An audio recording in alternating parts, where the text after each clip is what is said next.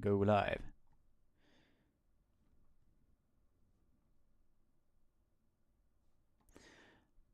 Okay, are we live now?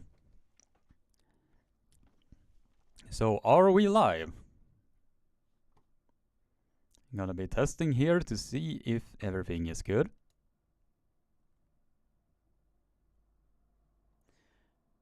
Okay, are we okay. So the audio quality is good and everything else is where it needs to be. So now we are 5 concurrent viewers and 5 likes. So if you're new to the live stream, welcome, welcome, welcome. Be sure to leave a like and subscribe. Ring the bell for notification. Now, East versus West number 4. This, ladies and gentlemen, is probably the biggest card that we have seen in a very, very long time.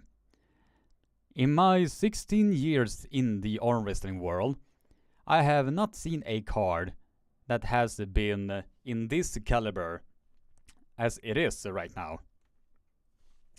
So I have a feeling that all of our jaws will be dropped to the very ground once all of these matches are gonna be live for all of us to see.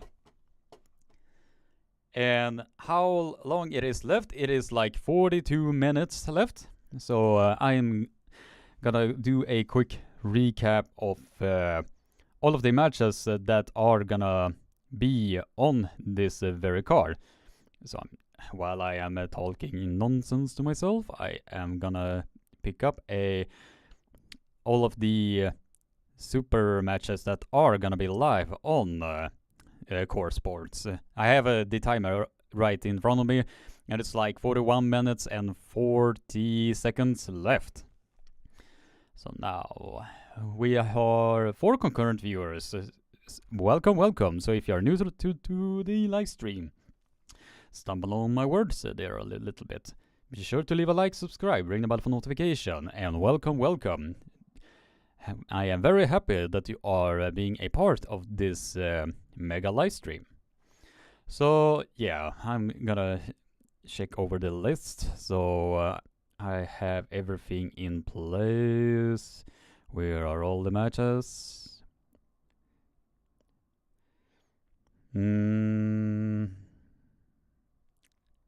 It's difficult to find all of these matches. Now let's see, I do believe that I did see something here. Now let's see. Ah, there we go. Ryan Bowen versus Coach Ray. Derek versus Revas. Lachlan versus Sandris. Chance Shaw versus Surab. Krasimir versus Irakli. Yusuf versus Yerdaulet, if I'm pronouncing that name correctly. Corey versus Daniel Prokopchuk. Chaffee versus Archon. Egle and Gabriella, left and right arm. Cody versus Archon. Bushidar versus David. Oleg versus Dadikian. Hutchings versus Evgeny. Jerry Cadoret versus Gennady Kvikvinia. And John the Goat Bersenk versus Kidr Gali Ungarbayev. All of these are gonna be amazing, amazing matches, but in my honest opinion, I do believe that Ryan Bowen and Coach Ray are gonna be the one that people are gonna tune in to see the most. Since they were, in my opinion, the most vocal in the entire press conference to be saying anything. Most of the arm wrestlers that were there were polite, were talking like they usually do, and just said good luck and see who is the better arm wrestlers. But Coach Ray and Ryan, they just went on full Devil Larratt mode. While I was watching the live stream, the spike of the viewership just suddenly increased a lot more as soon as these two were talking to each other. And it went like from 1200 to about 800 just like that. So that was very nice to see, indeed. Let's see what people are writing here in the chat. Gabriel Andersson. Hejsan svejsan. He is writing, what do you think who will personally will win? And is that person the same as you want to win? From all of the... While I am making the predictions, I am looking at the current data that is out there.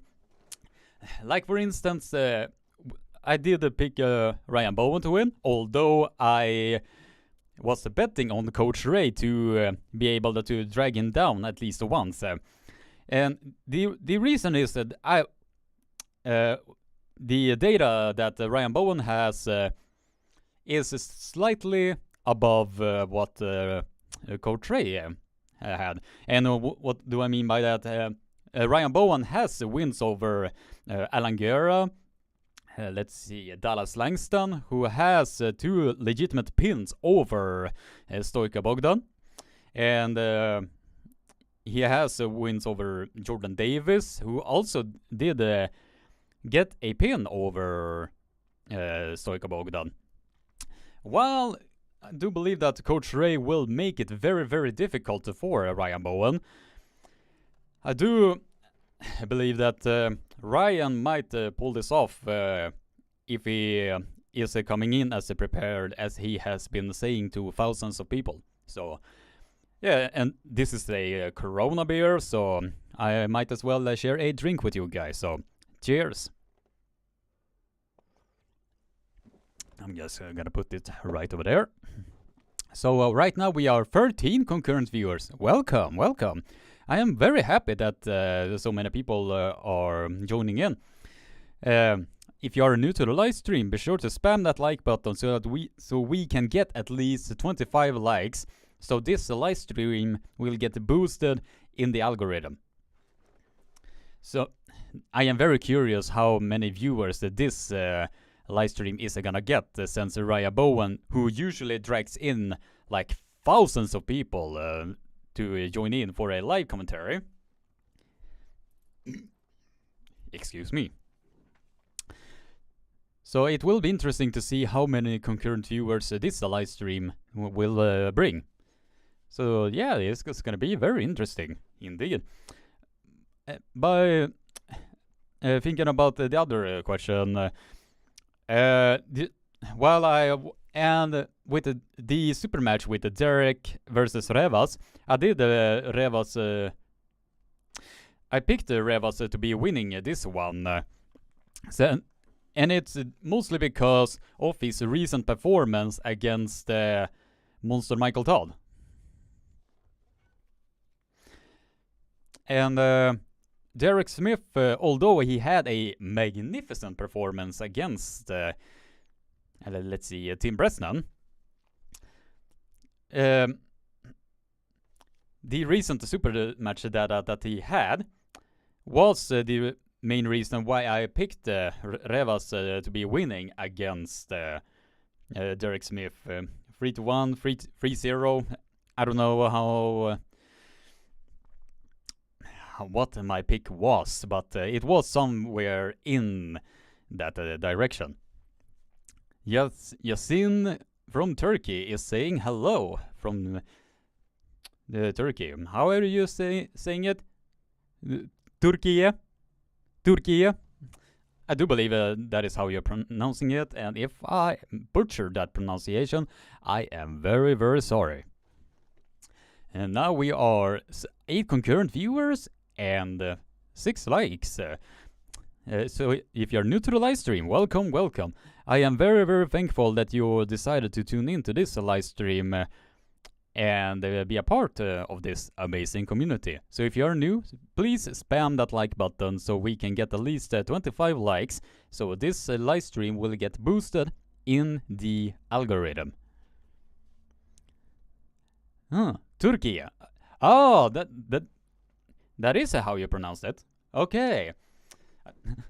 Why I was a bit uncertain, because whenever I went to WAF worlds and Europeans, I always hear a big crowd of Turkish athletes just going, Turkiye!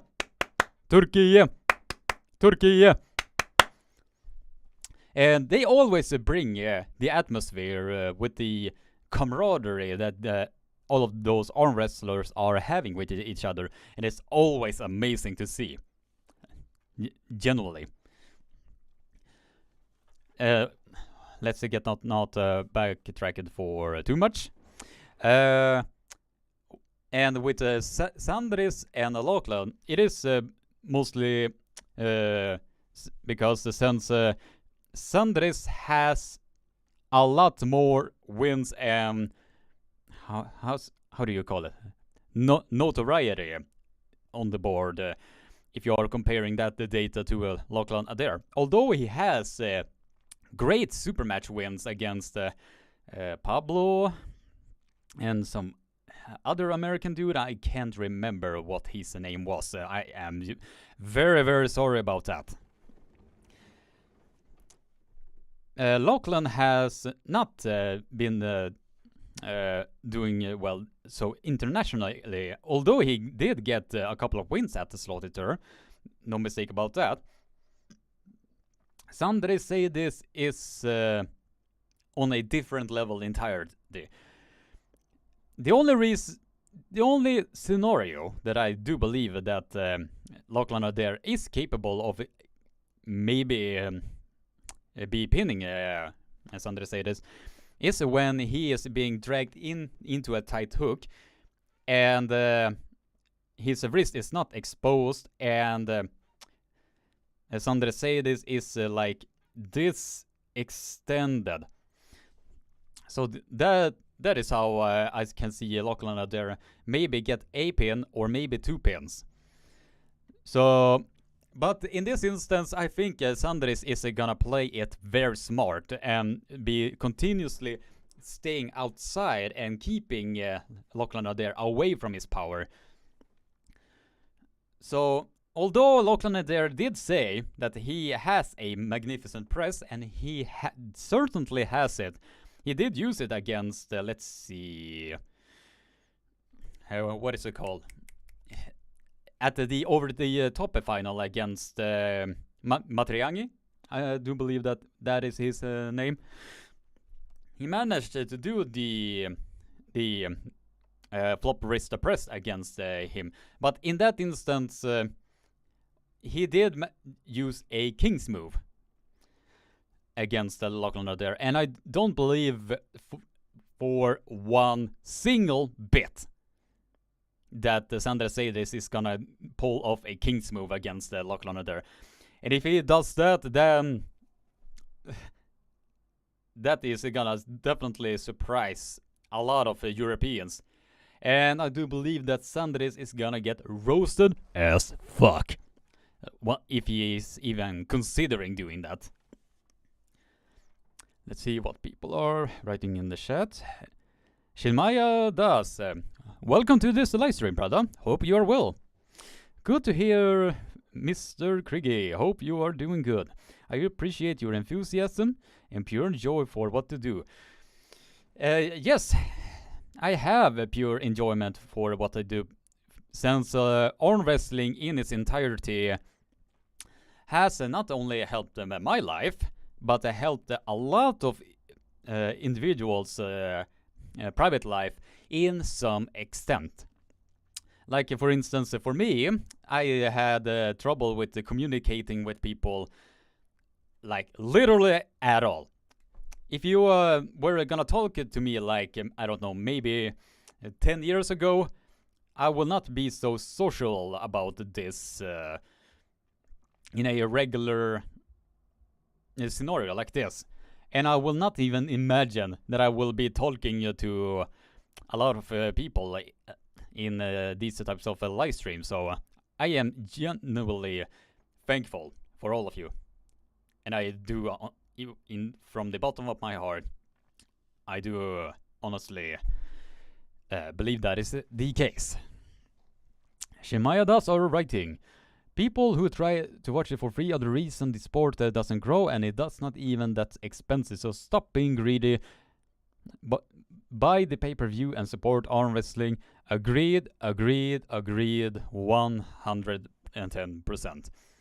Because people are trying always to see a live stream for free, because they don't want to spend some extra money on that. And in that instance, I have huge problem with that, since arm wrestling is not in the type of level like, for instance, UFC, MMA. So with the help of the viewers that are buying the pay-per-view, with their support, they can, for instance, help the promoters to how are you saying, to help them further with the productions, with the type of super matches that they are having. So if you are not buying the pay-per-view, I will quote you this: "You are a lazy motherfluffer," as in Mr. Neil Pickup. Definitely would have said that. Alright, let's see what people are writing in the chat. American Cycling France. That's an interesting username. Although it's not anything wrong with that. So if that is your username, then all good. I don't understand why almost no one is watching you. I watch every video you made for years. Thank you very much.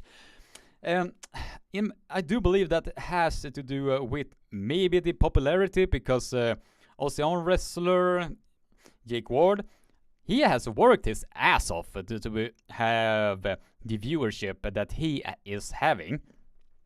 I mean, he is gathering almost like, I don't know, a couple of hundred people per live stream. And when I did see a live commentary that he did when what is it called, Halford Bjornsson and Eddie Hall, he had and I'm not kidding you, 3.6 thousand people watching him. That is fucking insane. So I am very happy for Jake that he has been gathering that amount of viewership, and he is not only doing a live commentary for arm wrestling, he's also doing for basketball, boxing matches, UFC matches. So in my opinion, that is a winning combination right there, because in that instance you are gathering viewers from basically all these different sports camps. So in my honest opinion, that is a very good job and a very good winning concept. Pradeep also has been gathering a lot of viewers. For instance, his previous live streams has been gathering hundreds of people almost every single time. In every live commentary, he has this amount of viewers. And I think some of it has to do, and I think he is gonna agree with me on this, that he certainly got a boost on viewership once his videos are continuously getting up on Devil Larrat's channel. And from there, he has been working, so now he has gathering a lot of more viewership since then. So that is also very amazing. And I do know that some of my viewers have contrasting opinions about Pradeep, but you cannot deny how hardworking he is. Definitely. By the way, American Cycling Friends, I am very appreciative by that comment. That is really heartwarming stuff. Indeed. Shimayadas is writing, hit the like button, everybody. We are literally 10 likes away for this live stream to get boosted in the algorithm. So if you are new to the live stream, welcome, welcome, welcome. Be sure to spam that like button so we get to over 25 likes. And if we reach 50 likes, I will give you guys a free Swedish lesson. I will definitely teach you guys some free Swedish lessons. And the words might help you a little bit with other languages as well. If you don't believe me, be sure to spam that like button and you will definitely find out. Alright, now we are getting back to the matches, since I wanted to get back to Gabriel's question there. And with Chance versus Surab, I did pick Surab to win 3-2. I do believe that was the case. And the reason is that Chance was pinning Rombath very comfortably in the first 2 rounds. And from there, he was basically the more dominant one. And I have a feeling that the style that he was pulling was not his traditional style at all. Since he usually is the one who is gaining hand control of the opponents that he is having. So I do believe that he is gonna be in trouble if the match even goes on a lot more longer than he wants it to be. So I do believe that Chance Shaw is gonna get some legitimate pins over Surab, since he was, by the way, very close to be pinning Sandre Seydes in the very first round. He went into the hook of, let's see, on Sandre Seydes and almost pinned him all the way down to the pin pad.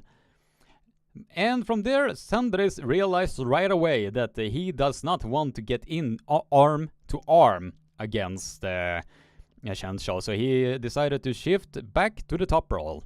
And he was the winning arm wrestler from there.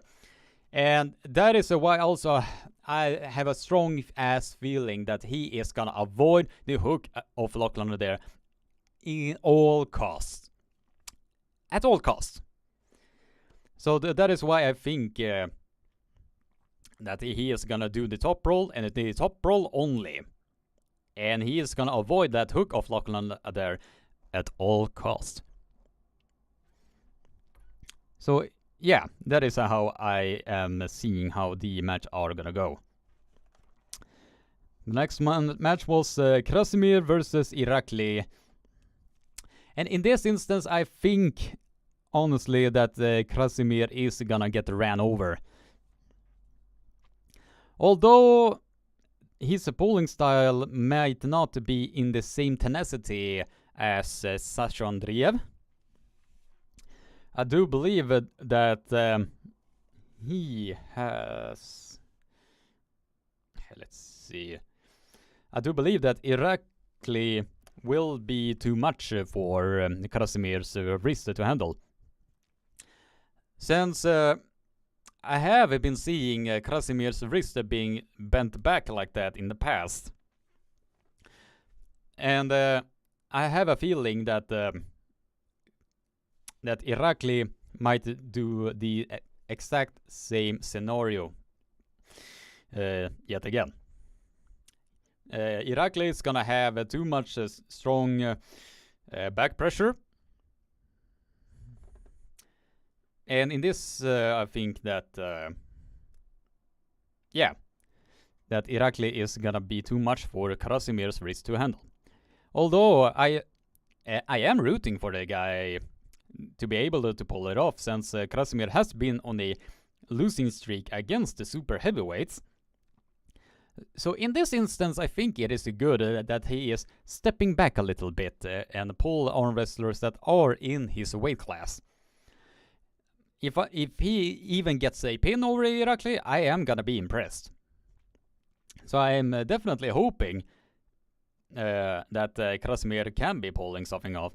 But in this instance, I am picking Irakli to be winning against Krasimir Kosanino very comfortably, as Pradeep likes to say. Alright, let's see what people are writing in the chat. Cheers, everybody. Shimaya does. Don't you think Bowen is unnecessarily trying to be serious and aggressive? Because ultimately he will lose to Ray. Since no, I don't think it is a how are you saying this?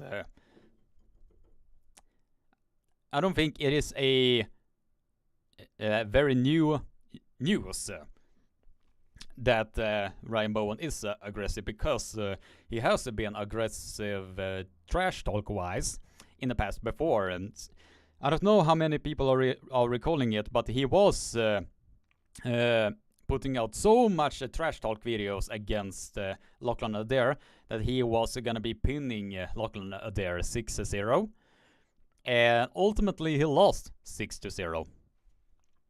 And that is because Lachlan Adair was very pissed off against him and wanted to make him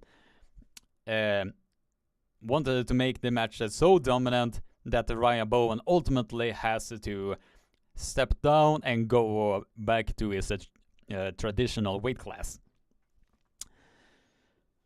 And I don't know with you guys, but it seemed to me that Ryan got a lot more agitated, frustrated, and it did sound like he was trying a lot more than what Coach Ray did in that press conference.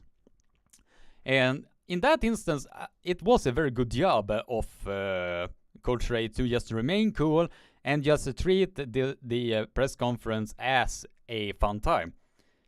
But the amount of effort that Ryan Bowen did to appear as the very strong and imitating guy, I think from the reactions that the reaction from the arm wrestling fans afterwards kind of backfire against him. I don't know. Let's see, we are 12 concurrent viewers and 21 likes.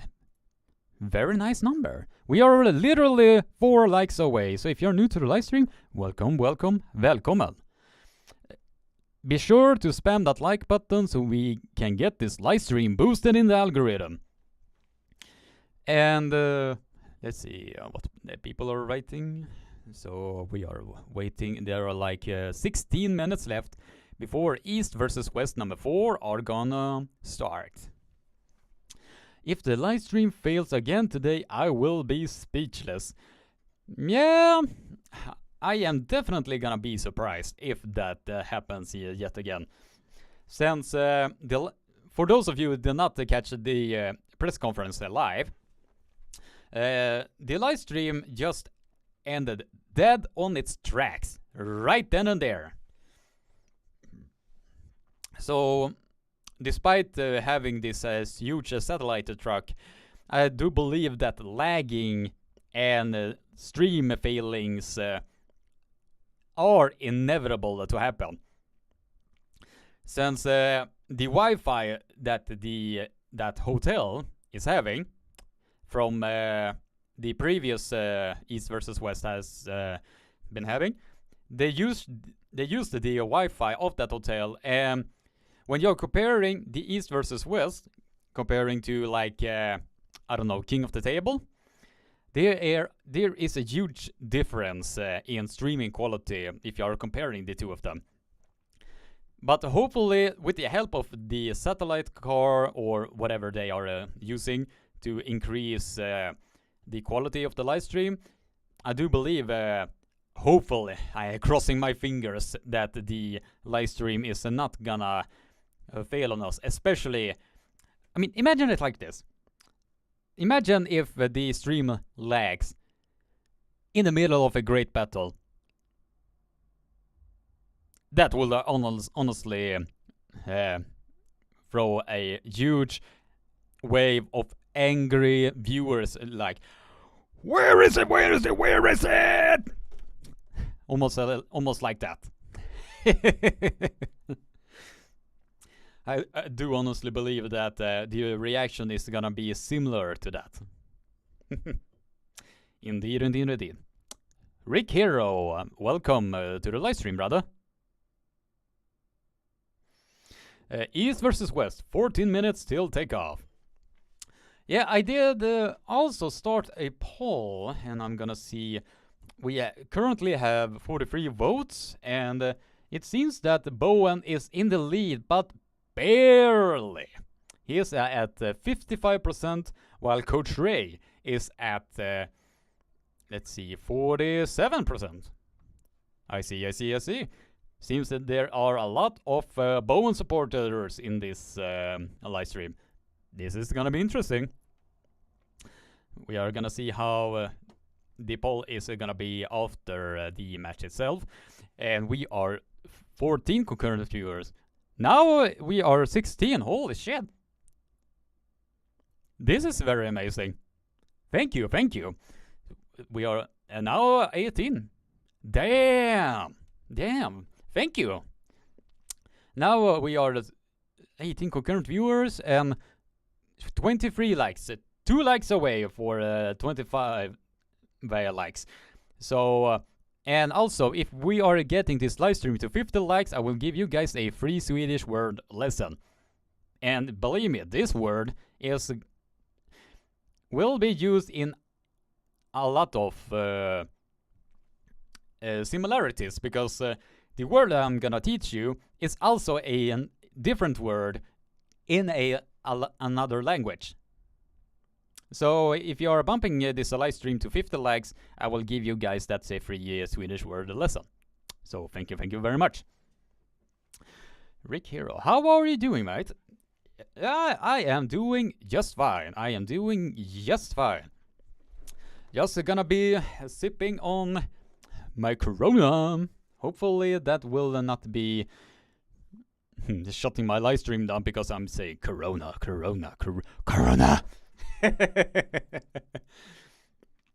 So yeah, I'm sitting here just gonna drink my beer and have a chat with you guys before East versus West number 4 are gonna be starting. Vitaly Remes, 24 likes. Let's see how you are saying 24 in Russian. Let's see.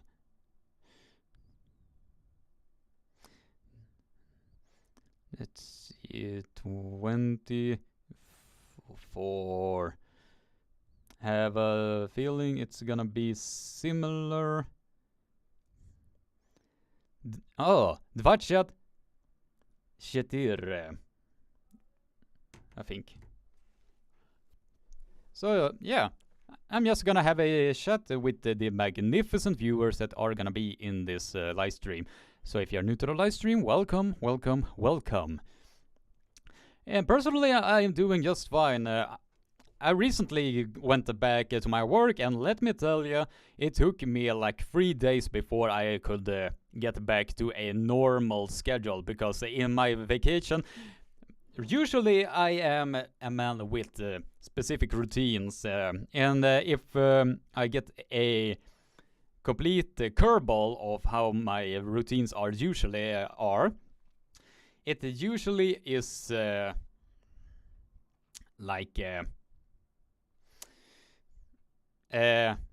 takes a long time for me to adjust to the sudden changes that are coming. So in this instance, I have to really dig deep and just steer myself in the right direction. So my let's see. So my routines are getting back to normal, if you know what I mean. I mean, living with unmedicated Asperger's has its privilege, and it definitely has its type of challenges, if you know what I mean. And I do have a tendency to repeat myself. So if you find that annoying, I am severely apologizing about that. I'm not. I'm just gonna be me.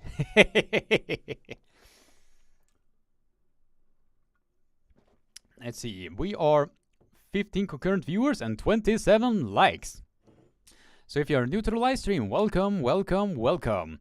So if you are new to the live stream, be sure to leave a like, subscribe, ring the bell for notification, and be sure to share this live stream around so a lot more people can tune in and be a part of this amazing community.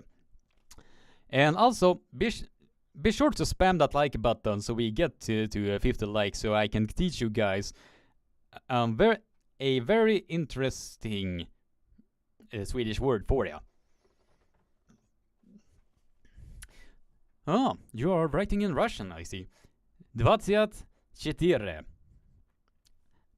My Russian and Ukrainian is a bit unpolished, but I do have better reading skills when it comes to the Ukrainian and the Russian language. And while I have been studying that for, I don't know, a few years at this point, so that has given me the opportunity to be reading a lot more in Russian and in Ukrainian. So let's see. Logan Schmick. Hopefully I did not butcher your pronunciation there, brother. Hello from down under. Hello from the northern parts of Sweden. Välkommen, välkommen, välkommen. Rick Hero, beer and snack for you? Yep, I am definitely gonna have some beers and snack because who doesn't want to have a beer and a snack while watching these world-class arm wrestlings? This is very amazing. And as for beer, I am drinking a Corona Extra. La cerveza más vina. I probably butchered that because I do not speak Mexican. And as for snacks, I am eating exotic snack Passion for Nature. And it's like banana chips. And if you have this in your country, I am definitely recommending this because these snacks are really, it tastes really, really delicious. And it is not by any means any product placement here. So let's see, we are 9 concurrent viewers and 27 likes. 23 likes away, and I accidentally spat on the viewing monitor that I am. If we reach to 50 likes, I will give you guys a free Swedish lesson. And you will, once you be hearing this, you will hear it in multiple languages. Trust me. Now let's see. Timbo Slice 013. När börjar matcherna? And what he is saying is when is the actual matches gonna start? The actual matches are gonna start in maybe 5 minutes from now.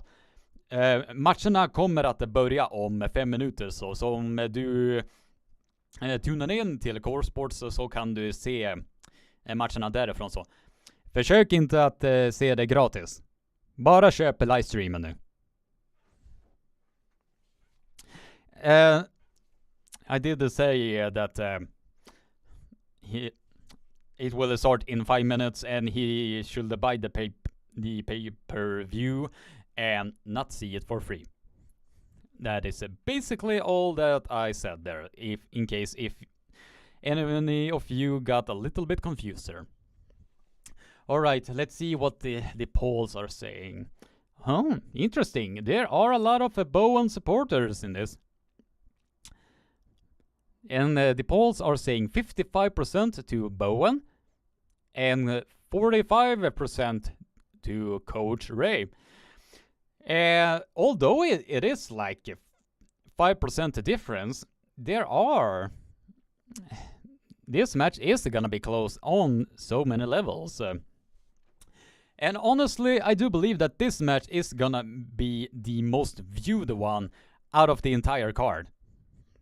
Since both of them have a huge internet personality. So whenever they are having a live stream with each other, it basically goes up like from like 50 to like maybe 600 to 700. And in one instance, like almost over 1,000 people just to see these guys banter with each other. So yeah, that is just my honest opinion on how I think who is gonna be the most viewed one. If you are counting out Brzenk and Ongarbaya. Now we have 16 concurrent viewers and 28 likes. We are only 22 likes away for the 50 like goal mark. So if you are new to the live stream, be sure to spam that like button so we can get this one to 50 likes. Come on, guys. Ladies and gentlemen, we can do this. We can do this! Excuse me. Logan Schmick. CTV, is there many Volvo 200 series on the road in northern Sweden? Brother, you have no idea.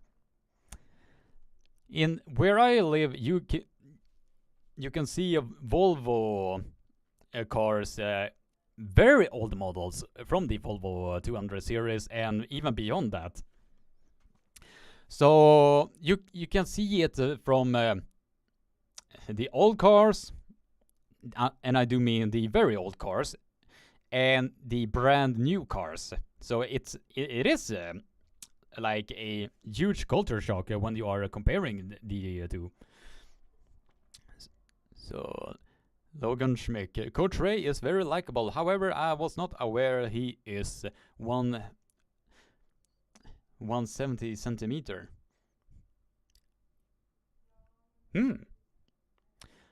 Then again, the more you know.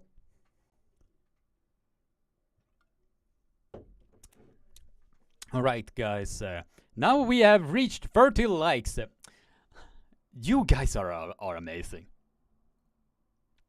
I mean, genuinely, this is very amazing. I don't believe that I have reached 30 likes even before a live stream. The live stream event is even starting. Not since let's see, when I was live commentating on let's see, what match was it? Hermes Gasparini versus Alex Kurdeka. That I had over 30 likes before that live stream even began. So I am very thankful to all of you. Genuinely. Thank you guys from the bottom of my heart. You certainly are making all of these live streams worthwhile. And I'm not saying that and I'm doing that for the viewership. I am doing this for the love of arm wrestling and for so many to tune in. I am very thankful of you. Alright, 25 seconds left. Alright, people in the chat, who are your pick? Are your pick Coach Ray or Mr. Blue Bowen? Write in the chat, who is your pick? Let's see what people are writing in the chat. Alright, 6, 5, 4, 3, 2, 1, come on. Alright. Try again. Home, come on. Start. Alright. Let's see. Rick Hero is writing, still taller than Paul Italia. Yeah. I was very surprised that Paul Italia was so short. Wow. Well, when I was seeing that, I was just like, you see that short? He looked way taller in some of the photos. I don't know, maybe I just need a pair of glasses because I'm getting a little bit older.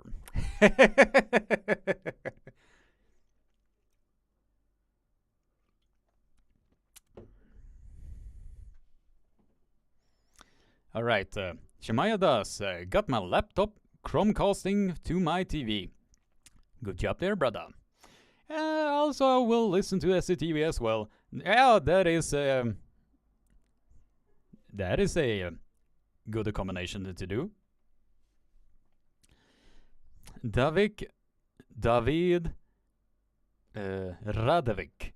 When is I think your question is when is the live stream gonna start? The live stream will start very soon. Now let's see. And we are 17 concurrent viewers and 34 likes. So if you're new to the live stream, welcome, welcome, welcome. Be sure to leave a like and subscribe, ring the bell for notification, and share this live stream around so this live stream can get a lot more attraction. And so we can get the likes up, so this will be boosted in the YouTube algorithm. So we are literally 16 likes away for reaching our next goal post, which is 50 likes. So if you're new to the live stream, be sure to spam that like button so we can get this one to 50 likes. Come on, guys. Don't be lazy. Come on, guys. Don't be lazy. Alright. Let's see if everything is starting. I have my monitor here. I'm gonna drag down the audio so the copyright bot is not picking this up. So yeah, let's see if Ryan Bowen is gonna get into the hook of Coach Ray, and if he is keeping his word to be able to go inside the hook. Guys, what do you think? Do you believe that Ryan Bowen is gonna stick with his word and get inside against the Coach Ray? Because I have a feeling that Ryan Bowen might not even do the inside polling against Coach Ray. But then again, we just have to wait and see. But in this instance, although I think that Ryan Bowen is gonna win this with a score of 3-1, because I just bet the $100 on Coach Ray, and I sincerely hope then he is gonna get one pin so I can get my money back. So Coach Ray, don't let me down, brother. Don't let me down.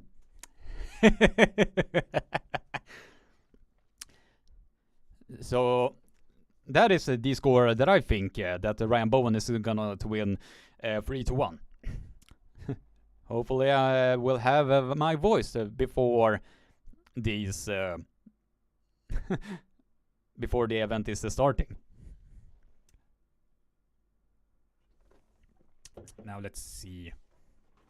When is it starting? Come on, I want to see some action here.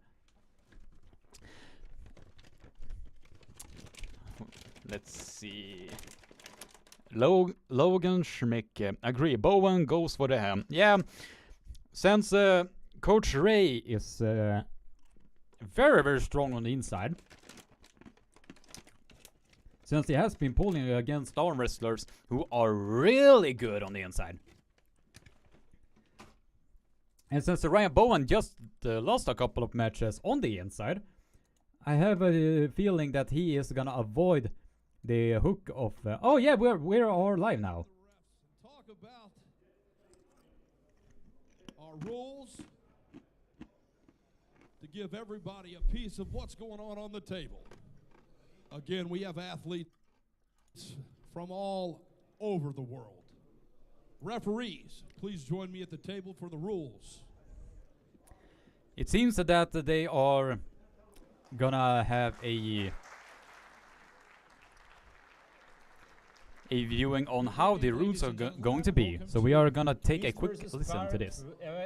Part 4. Tonight we will have 16 super matches, the best of 5 rounds, and we will have officially WAF rules. On every match, People we in will the have chat, two are you referees, listening top to and what the second guys are referees. saying? What we want to see before the starting match. We want straight shoulders, we want fair grip. We want see knuckles and fair grip. Command will be ready, short break and go. After Okay. that, we'll continue with match. Fast start will be warning, two warning, it's foul. Every jump of your elbow of that position or go out with your elbow, it's All foul. right. Two foul, losing the match. If competitors slips out with hand, we will give them strap match. We want to all good luck and let the strongest win. All right. From my interpretation of that, it seems that all the slips are going to the straps. And I think that they are gonna be loose a little bit with some of the intentional slips, slip and losing positions and all of that. So, yeah. Ladies and gentlemen, welcome to East versus West 4 here at the Green Park Hotel and Resort Or in beautiful Istanbul, Turkey. no.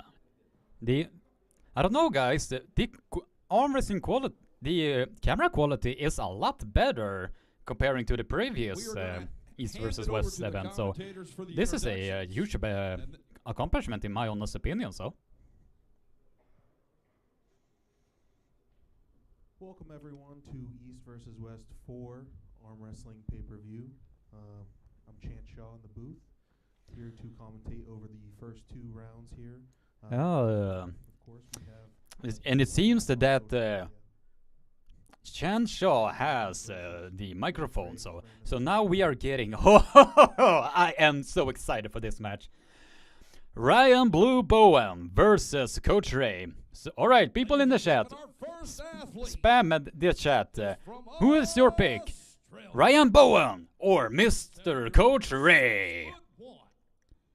90-kilogram athlete, ladies and gentlemen, put your All right, Ryan Blue Bowen from Australia, age 37, with a height of 186 centimeters, and I could not see the arm length. So, but here he comes, and let me tell you, he looks very, very ready. And we will see if that extra 44% strength is gonna be enough to be dealing with the Latvian power that is Coach Ray. Come on, Coach Ray, just win one match so I can get my money back. his opponent all the way from Latvia. Now they are introducing Mr. Coach Ray. 5'5" and 90 kilograms. Ladies and gentlemen. All right. His height is just 169. Wow. And it seems that the crowd are going crazy when Coach Ray is entering the arena. Ryan Bowen looks like he is about to punch someone. The aggression of that man is very, very big. And it seems that Ryan Bowen is gonna be ready for that kill.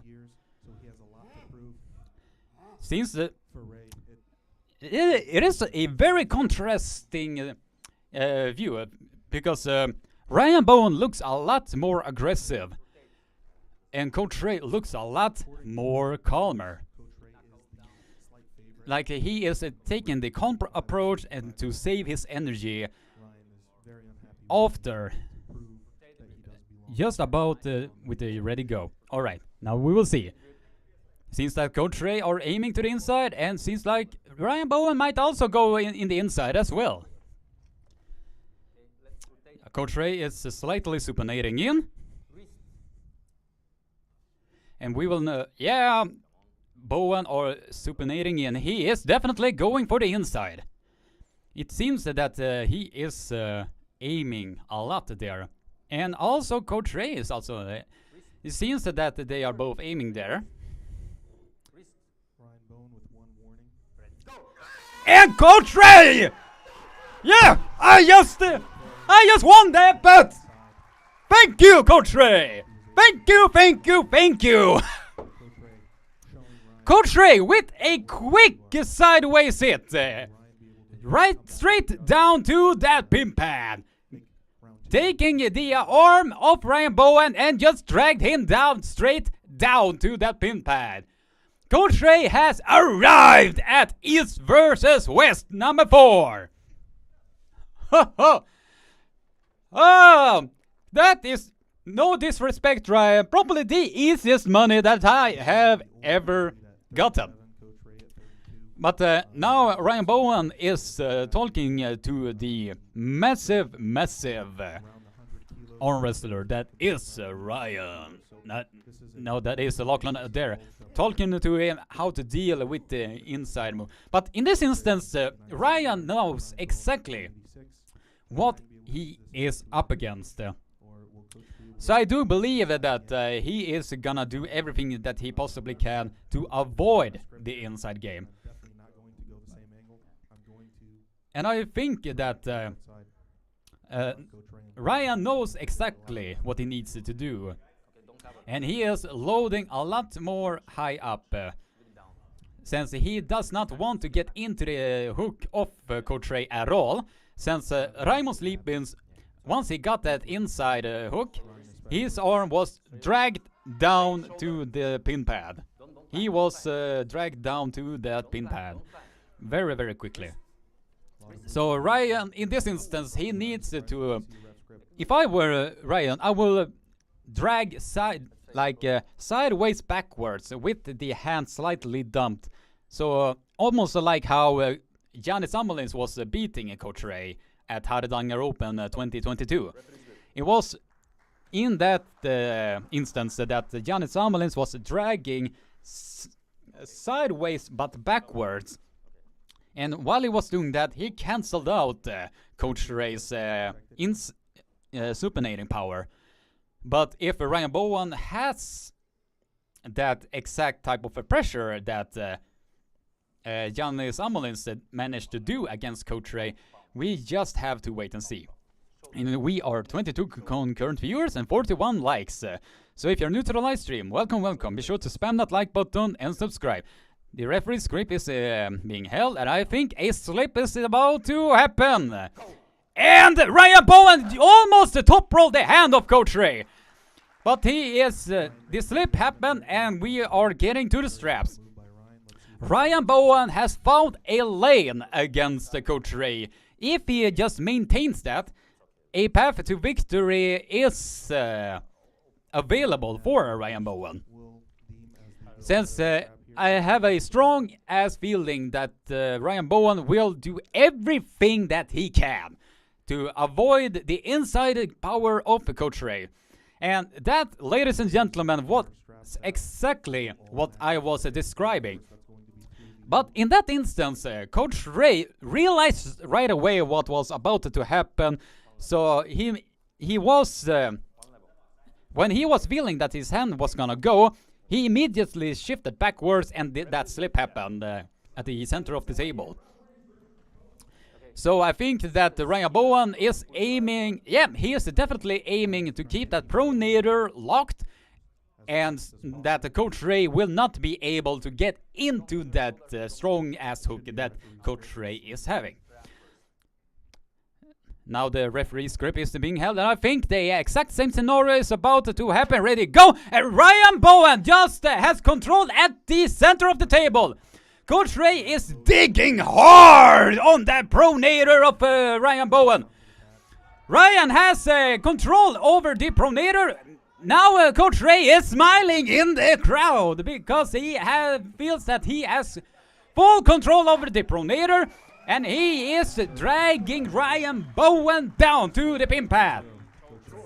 Although I did see a couple of fouls from Ryan Bowen, and I think that if that fall was being called, I think that it was it would have probably saved his ass right then and there. Although that I was picking Ryan Bowen to be the overall winner in this. In the first start, he has a path to victory there.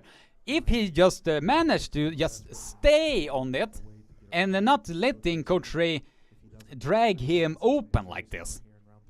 If he just stays right there and just keeps everything tight, there is a path to victory there.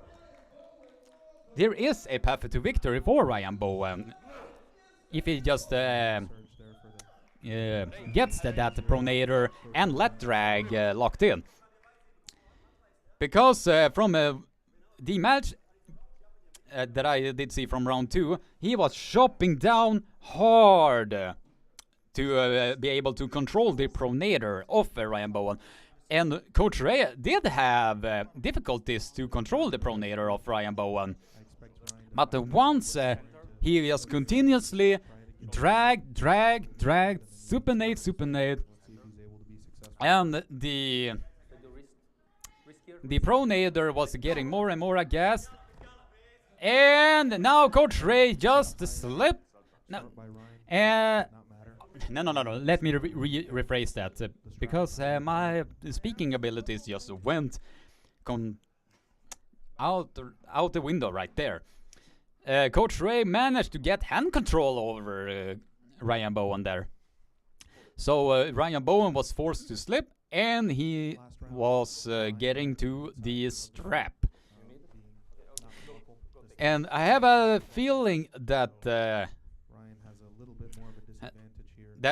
if Ryan Bowen is about to lose this 3-0, I have my gut feeling tells me that the amount of hate that is coming his way will be big.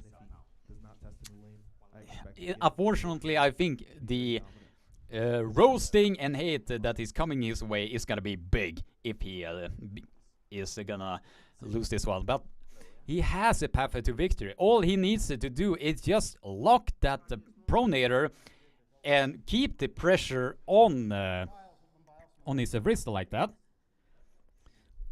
and make sure that he does not lose his pronator there. If he just stays there, then he has a path to victory. But he is up against a very hard-ass opponent that is Coach Ray. Since Coach Ray's supinating abilities and controlling of the pronator is very, very hard to deal with, especially in the straps, Ryan Bowen needs to control the pronator of Coach Ray in order to beat him. But in this instance, I think the pronator of Ryan Bowen is a little bit gassed at this point. So I think we might see a top roll. And it was just that. We have seen a top roll. Coach Ray has taken the full hand control over Ryan Bowen. And Coach Ray has just now won this with an overall score to 3-0. Raymond's Lipins has won with the overall score of 3-0. Man, I picked Ryan Bowen to win because I had a feeling that he wasn't gonna be able to control the pronator of Coach Ray. But in this instance, Coach Ray was the one that was controlling the pronator of Ryan Blue Bowen. Now we will see here. Now a quick word from Don Underwood. Now we will see in the instant replay. I think we'll see here that the pronator of Ryan Bowen was getting more gassed and more gassed. So Coach Ray was just basically toying with Ryan Bowen at this point. Not only is he better inside, but he does have that outside move that and is clearly I have a feeling that Coach Ray is a force to be reckoned with. And now we will see from Don Underwood that is gonna speak with Coach Ray very soon. Ladies and gentlemen, put your hands together for your winner, Coach Ray! Raymond, I gotta tell you. All right, now we will see what we will see here. You guys had some chatter back and forth, and he just thought you weren't the level of competition for him Tell me what's on your mind after this match and how it ended up. If you're new to the live It stream, be ended sure to leave a just like and I said subscribe. it's gonna end. I trained my ass off. I spent my summer preparing for this match. He didn't show up. I showed up.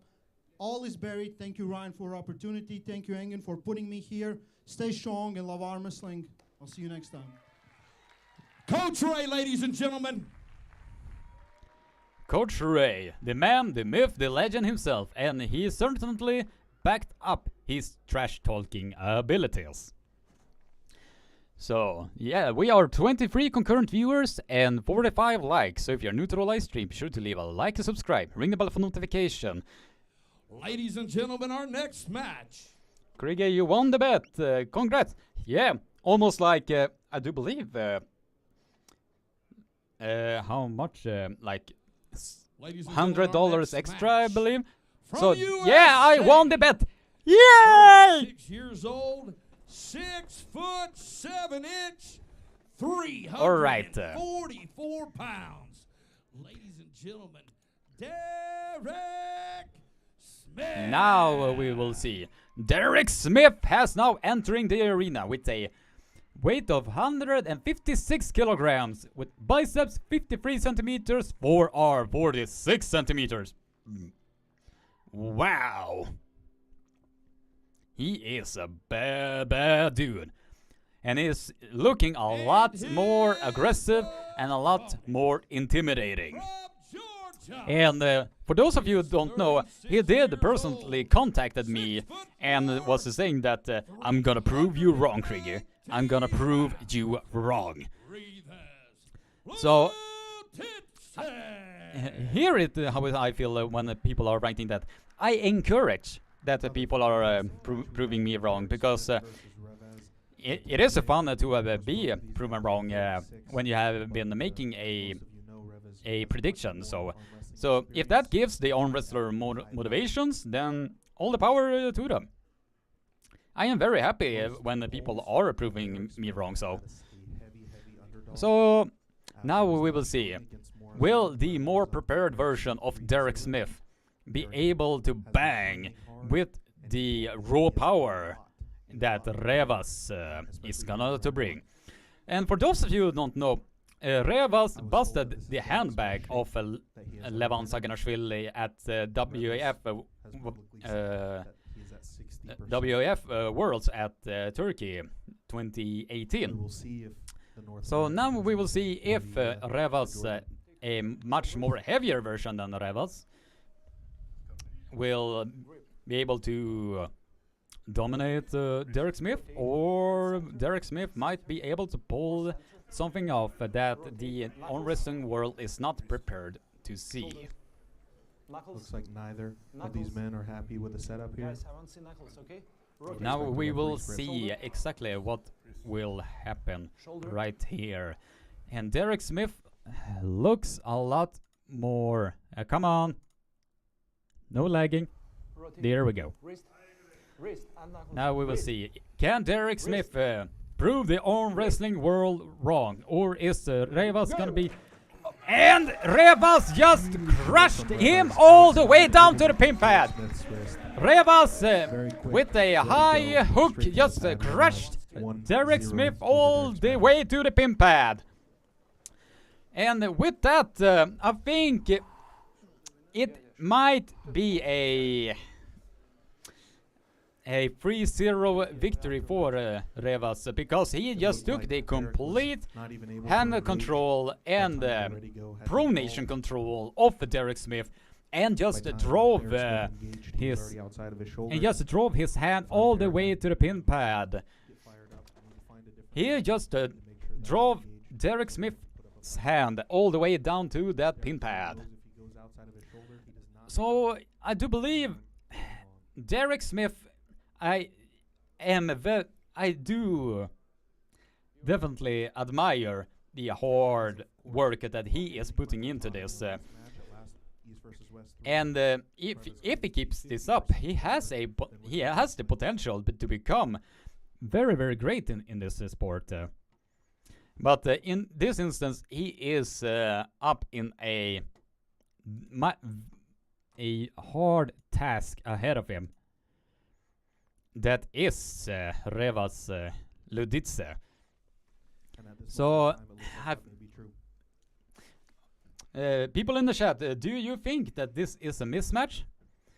Or is there any hope for Derek Smith to be able to pull Fine, off rather than doing the exactly impossible? same thing that I did in round one. No need for adjustment when you don't have any resistance. If I'm Alright, I'm gonna try to prepare twist another. and I try to load up a bit harder so I can be engaged. Now we when will I'm inside of my see shoulder and not when I'm outside of my shoulder. Derek Revas. Ask your community. There it is. Alright, now we will see. It is a bit laggy for me, and I don't know if it is the internet connection that I am having, but hopefully it will solve itself out. Derek Smith is aiming for the inside, and Revas Ludice is driving Serve from Revez. all the same style, and Derek Smith was trying to control Derek Smith. him with the inside power, but the raw power of Revas is a bit too much, and I think that this is gonna be a, Ryan Bowen as going I to predicted it, I think it's gonna be a whitewash for Revas, because while Derek Smith was trying very, very hard to get Revas inside of the hook, the amount of raw power that Revas is bringing is only a few arm wrestlers in the world can be able to deal with it. And once Revas is getting that, Yeah, that first round looked very, very tough. getting into that inside power, then yeah, I do believe that this is gonna be a whitewash for Revez first Revas Ludice. Derek did not look like he engaged. Because although I 10 really admire the hard work and passion that Derek Smith is bringing to the arm wrestling game, I do believe that he is a little bit back pressure and at least try to distract outclassed in this. But then again, miracles will happen at the further the matches is progressing. So we will see if Derek Smith can pull off what many people seems to be the impossible. It seems that Revas is loading up as he usually are doing, and Derek Smith seems to be loading, and he wants to carve in, and he slipped, and we are. It seems that the slip happened. It seems that Derek Smith was while he was slipping, the hand passed the lane of the pin pad. So Yep, match number yeah, in this instance, Revas was just a bit too much for Derek Troy Miller versus Daniel. for Derek Smith, and the overall score is 3-0. The overall score is 3-0 to Revas Ludice. And now for Coach Ray to be popping in with that sexy ass shirt, bringing the style to this. So there you can see the replay there as Revaz gets that third win quite close. Could have been a slip. All slips were going to Strath. That one, the win awarded. Now we will see what Revas has to say about the entire win. Revez really, really looking like he's too much for Derek right now. Revas Ludice, dominant performance, way easier than Michael's match. How do you felt on table?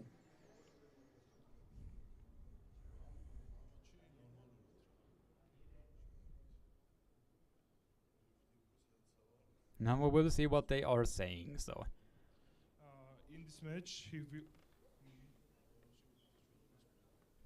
In this match, he feel well, and he know which level he's now, and he will absolutely progress, and he will progress in the next matches, prove that he can more and more.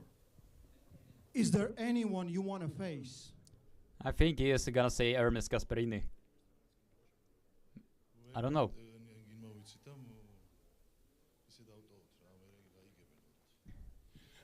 About this, he already had talk with Engin, and it will be happen.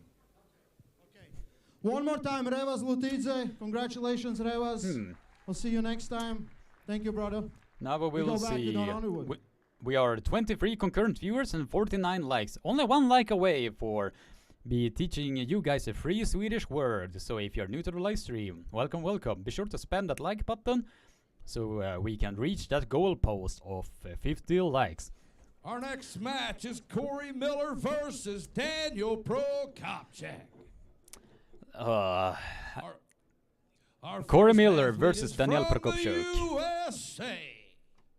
37 years old, 5 foot. In 6, my opinion, I think that 80 kilograms. this Ladies and will gentlemen, be a Corey big the mismatch. No disrespect Flash towards Corey Miller, Miller. but Daniel is a beast and is one of the greatest pound-for-pound arm wrestlers of all time. Daniel, I'm gonna be fixing a poll for you guys, And his opponent so from Moldova. is so you can 27 see, years old, so you can vote on who do you 5 think foot 6, is gonna win, 80 kilograms. Daniel Prokopchuk or Corey Miller. Daniel 25 concurrent viewers and 52 likes. When we are getting to the break, I will teach you guys that free Swedish word. But in this instance, we are now gonna tune back in to see what is what many people are thinking that this might be the biggest mismatch of the entire card. If Corey Miller even gets one pin over the guy, I will be definitely surprised. And we are 32 concurrent viewers. If you're new to the live stream, welcome, welcome. Be sure to spam that like button so we can get this live stream to over 100 likes. And if we get to 100 likes, I will teach you guys some more Swedish words. Let me tell you on that. Not the dragging style top roll that we might have seen from Mindaugas Tarasitis, but Okay, now we will see if Corey Miller can, what many people deem to be the impossible. Will he have the speed to be able to flash pin Prokopchuk all the way down to the pin pad? And it seems that he is loading much sideways. He is aiming to push his right arm all the way to the left side to keep Daniel Prokopchuk away from the inside power. And it seems that the Prokopchuk are aiming very high on Corey Miller's hand. So now we will see if Corey Miller will have the speed to take the hand of Daniel Prokopchuk, or if Daniel Prokopchuk is gonna have too much inside game to be able to shut him down. And we are slipping straight to the straps. Daniel Prokopchuk was basically loading and slipping in a very high position, so it will get easier to get inside of the straps. Now we will see if Corey Miller can somehow control the prone error of Daniel Prokopchuk, but in this instance I have a strong feeling that this is gonna benefit Prokopchuk a whole lot. Let me tell you.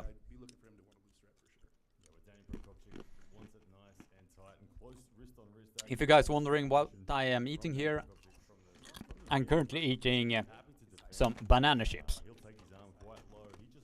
It's very delicious.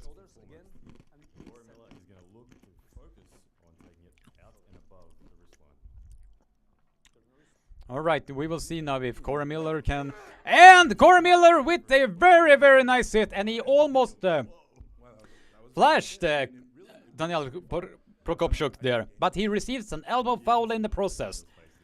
Now Prokopchuk knows exactly what he is up against.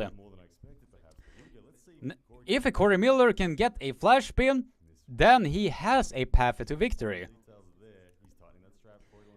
But if the match remotely stops, I have a strong feeling that Corey Miller is gonna get ran over. But in this instance, we just have to wait to see. And Corey Miller with a very nice hit, but now Prokopchuk is just holding on and holding on. And now he is just staring down on Corey Miller, and Corey Miller receives a second elbow foul. And Daniel Prokopchuk, I believe he did not want to win in that fashion at all, because I have a feeling that he wanted to outright dominate Corey Miller.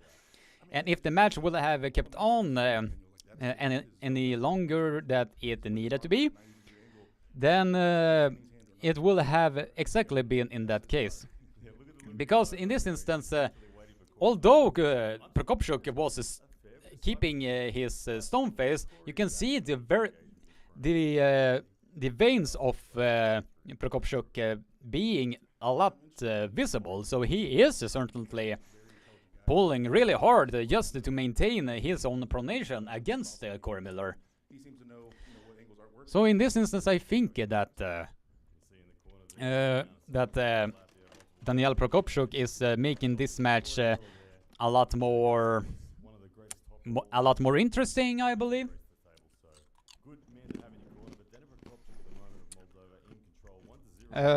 Ron is writing, who is winning? Yeah, the one who is leading right now is Daniel Prokopchuk with an overall score of 1-0. Alright, now we will see. I think that Daniel Prokopchuk is aiming very, very high on Corey Miller's hand, because I think he wants to protect his own, the height of his hand and his own pronation. And Corey Miller managed to get hand control over Daniel Prokopchuk, but Daniel was the one slipping there. So we are now getting to the straps. We are now getting to the straps.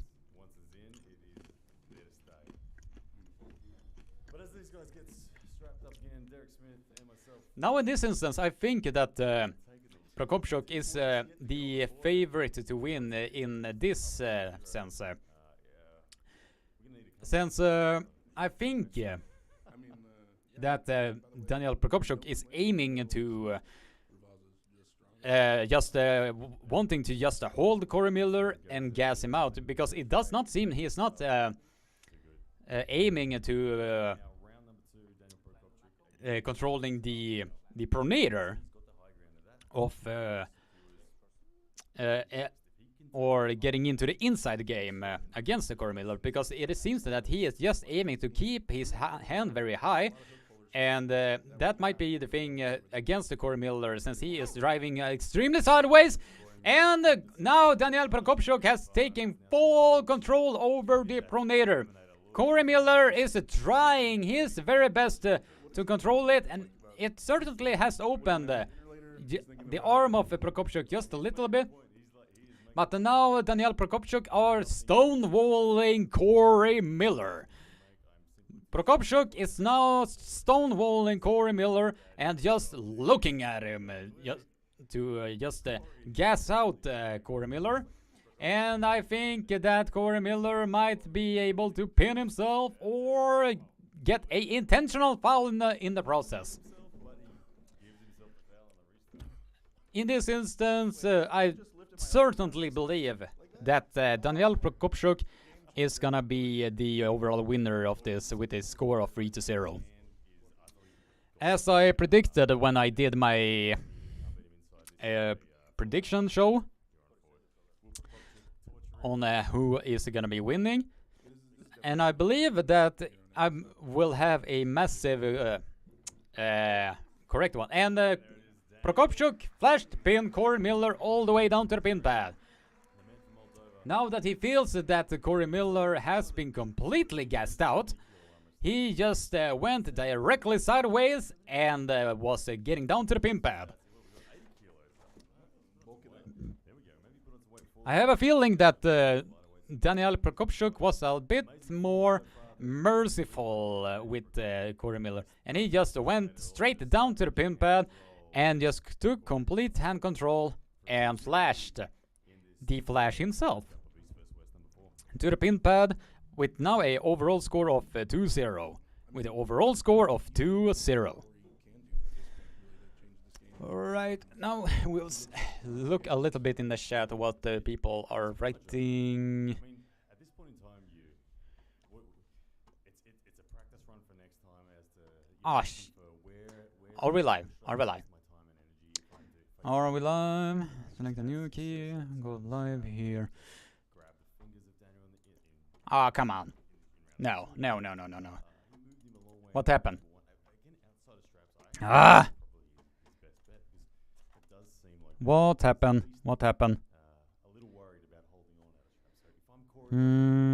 Are we still live? I can't see how the monitor is, but I think we are still live. Now's the time to talk, yeah, absolutely. Now's the time to talk. Yeah, what I was wondering, because I cannot see on the monitor right now if we are live or not, but luckily I have my phone here, so I accidentally pushed one of the buttons on my mouse here, and now I am viewing this completely blind, so I have no idea how, if any super chats or anything are coming in, so hopefully we are the slip happened, and we are getting to the straps. We are now getting to the straps. Alright, now I'm gonna be having the chat here because I cannot see it from my own monitor here. So if you are wondering why I was a bit panicking, because I had a feeling that everything was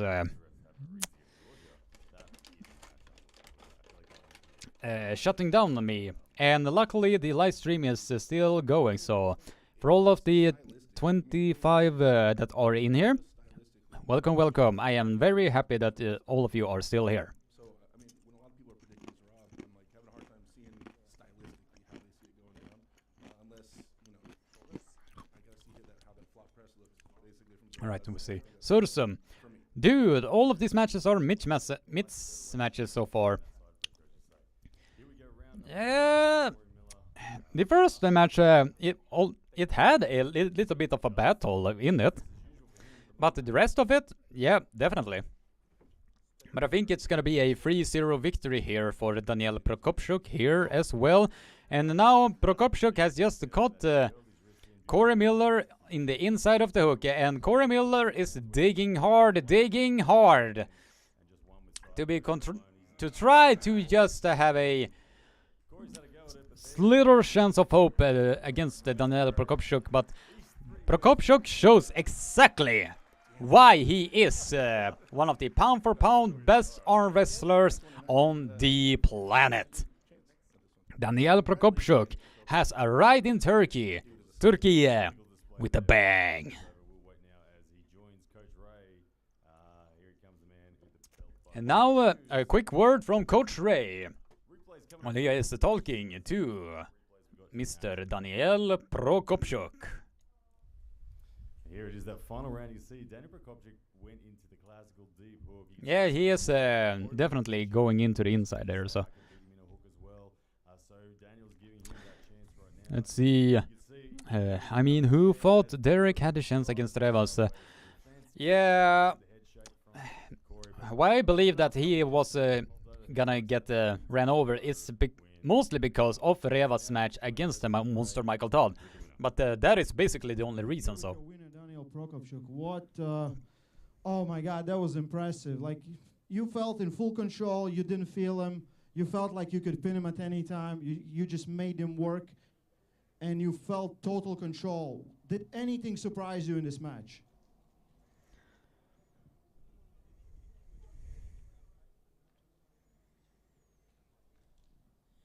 I was not surprised by anything. When Engin told me about the arm fight, I started to train exactly for this match.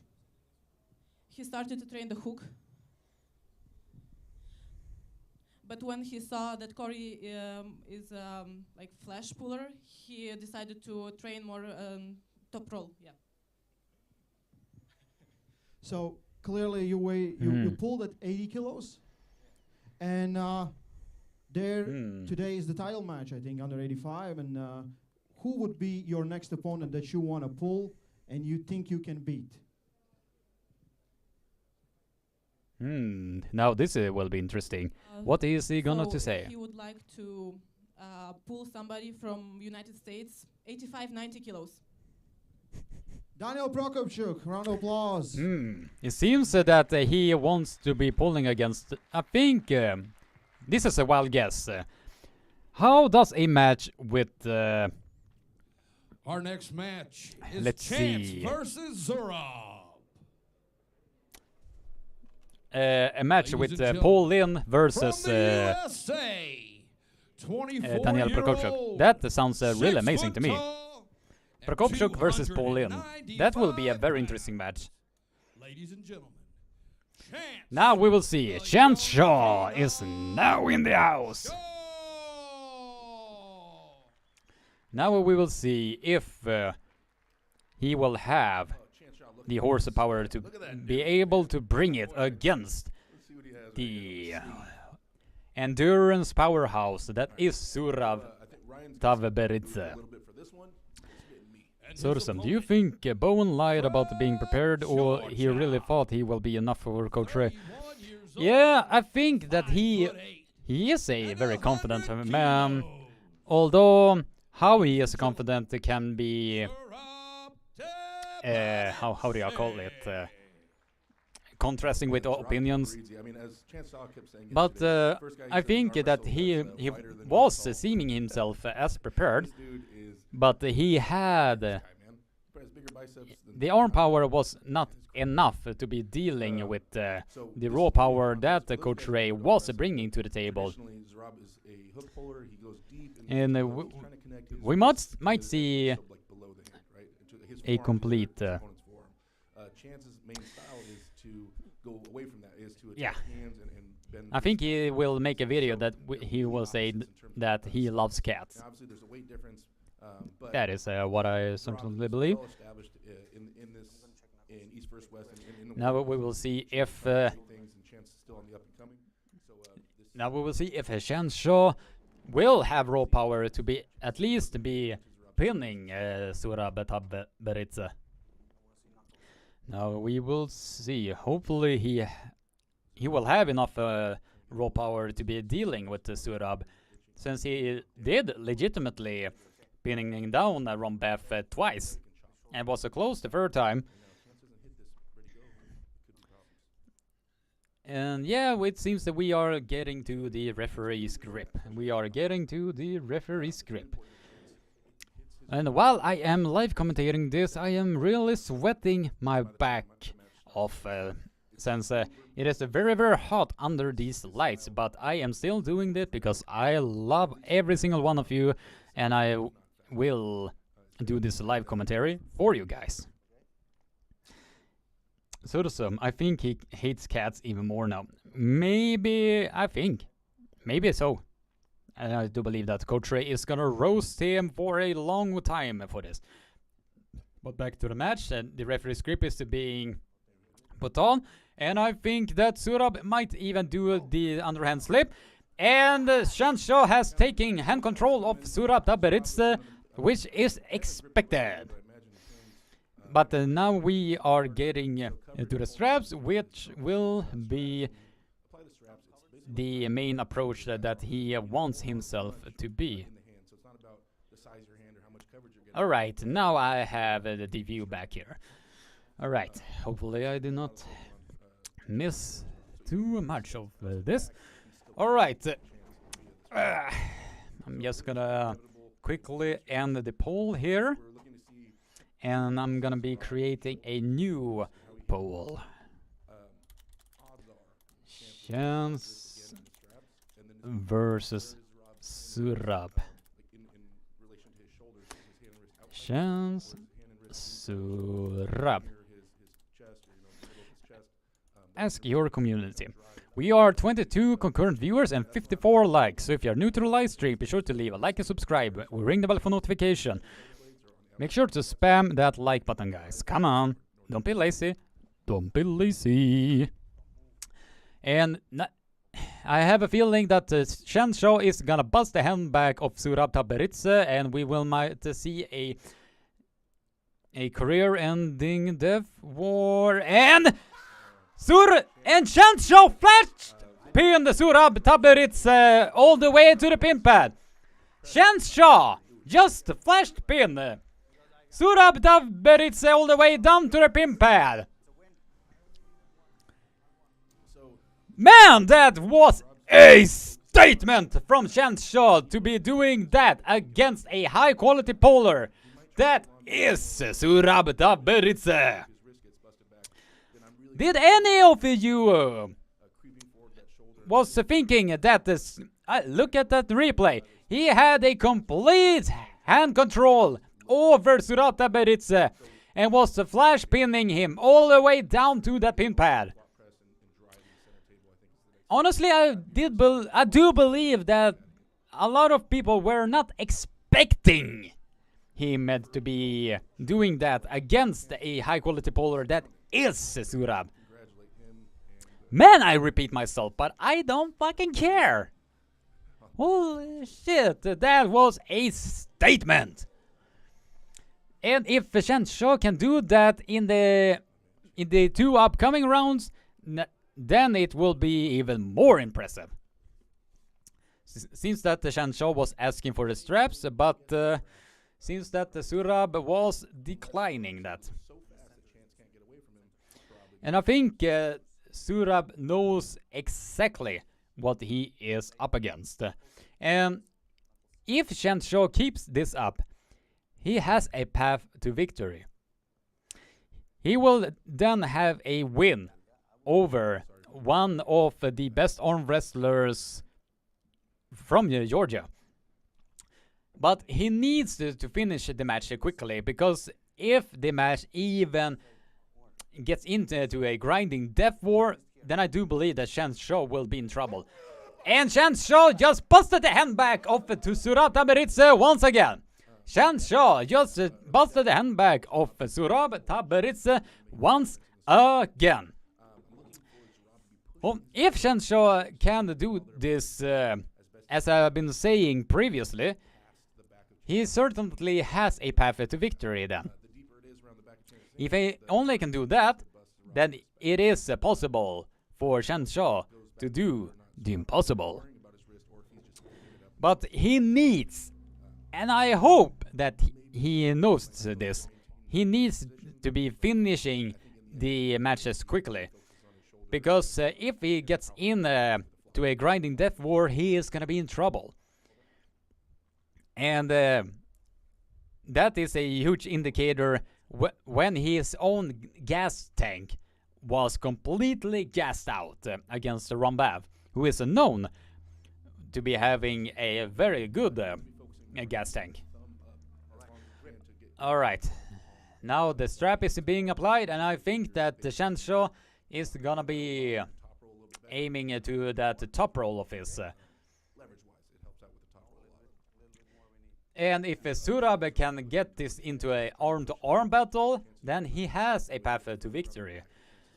But Shanshaw is gonna be too smart to be not letting Surab Taberitze to get into that power zone at all. And I think Shanshaw is very well aware of it, because he's stumping his wrist now a little bit to make sure that the pressure is on Surab's bottom fingers, and he is comfortably dragging Surab Taberitze all the way down to the pin pad. Although he had a couple of surges there,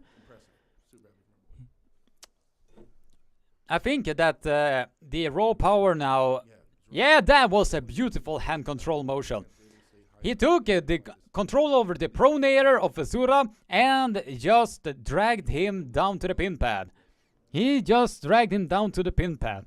And that, ladies and gentlemen, is one hell of a statement.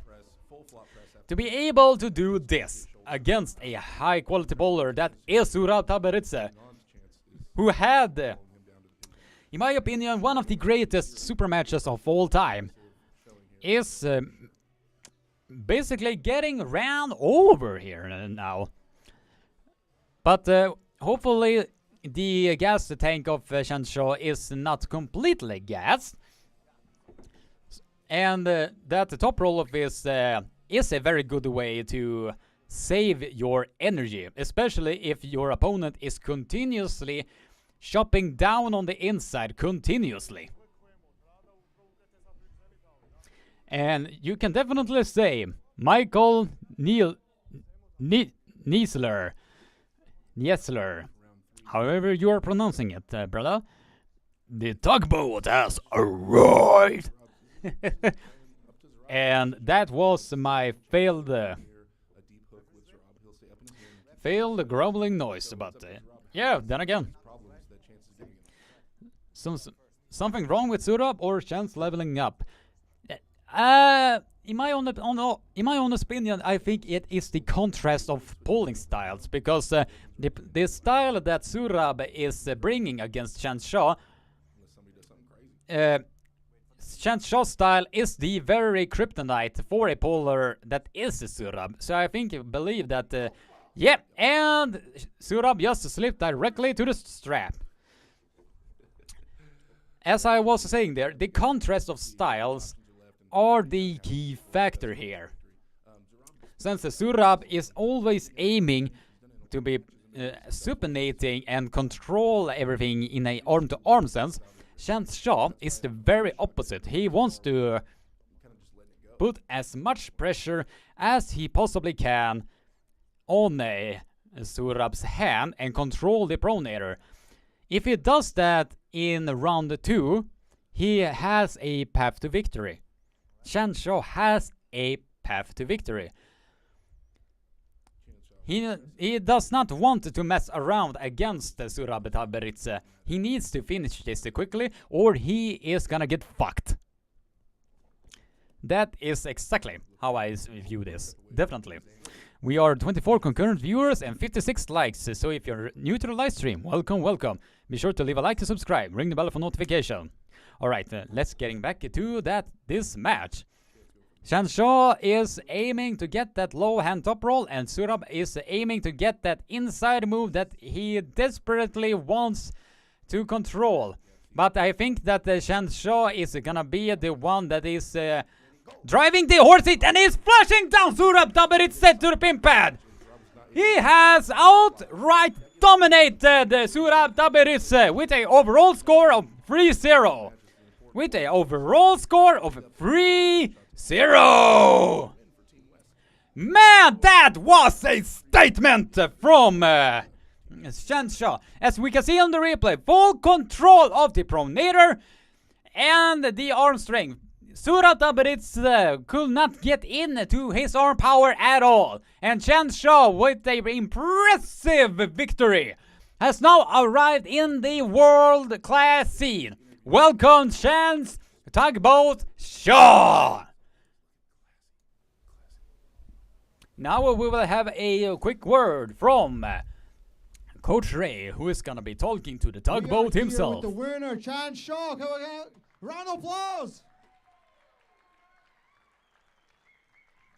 So many people looked at him as the underdog and total dominance. How do you feel?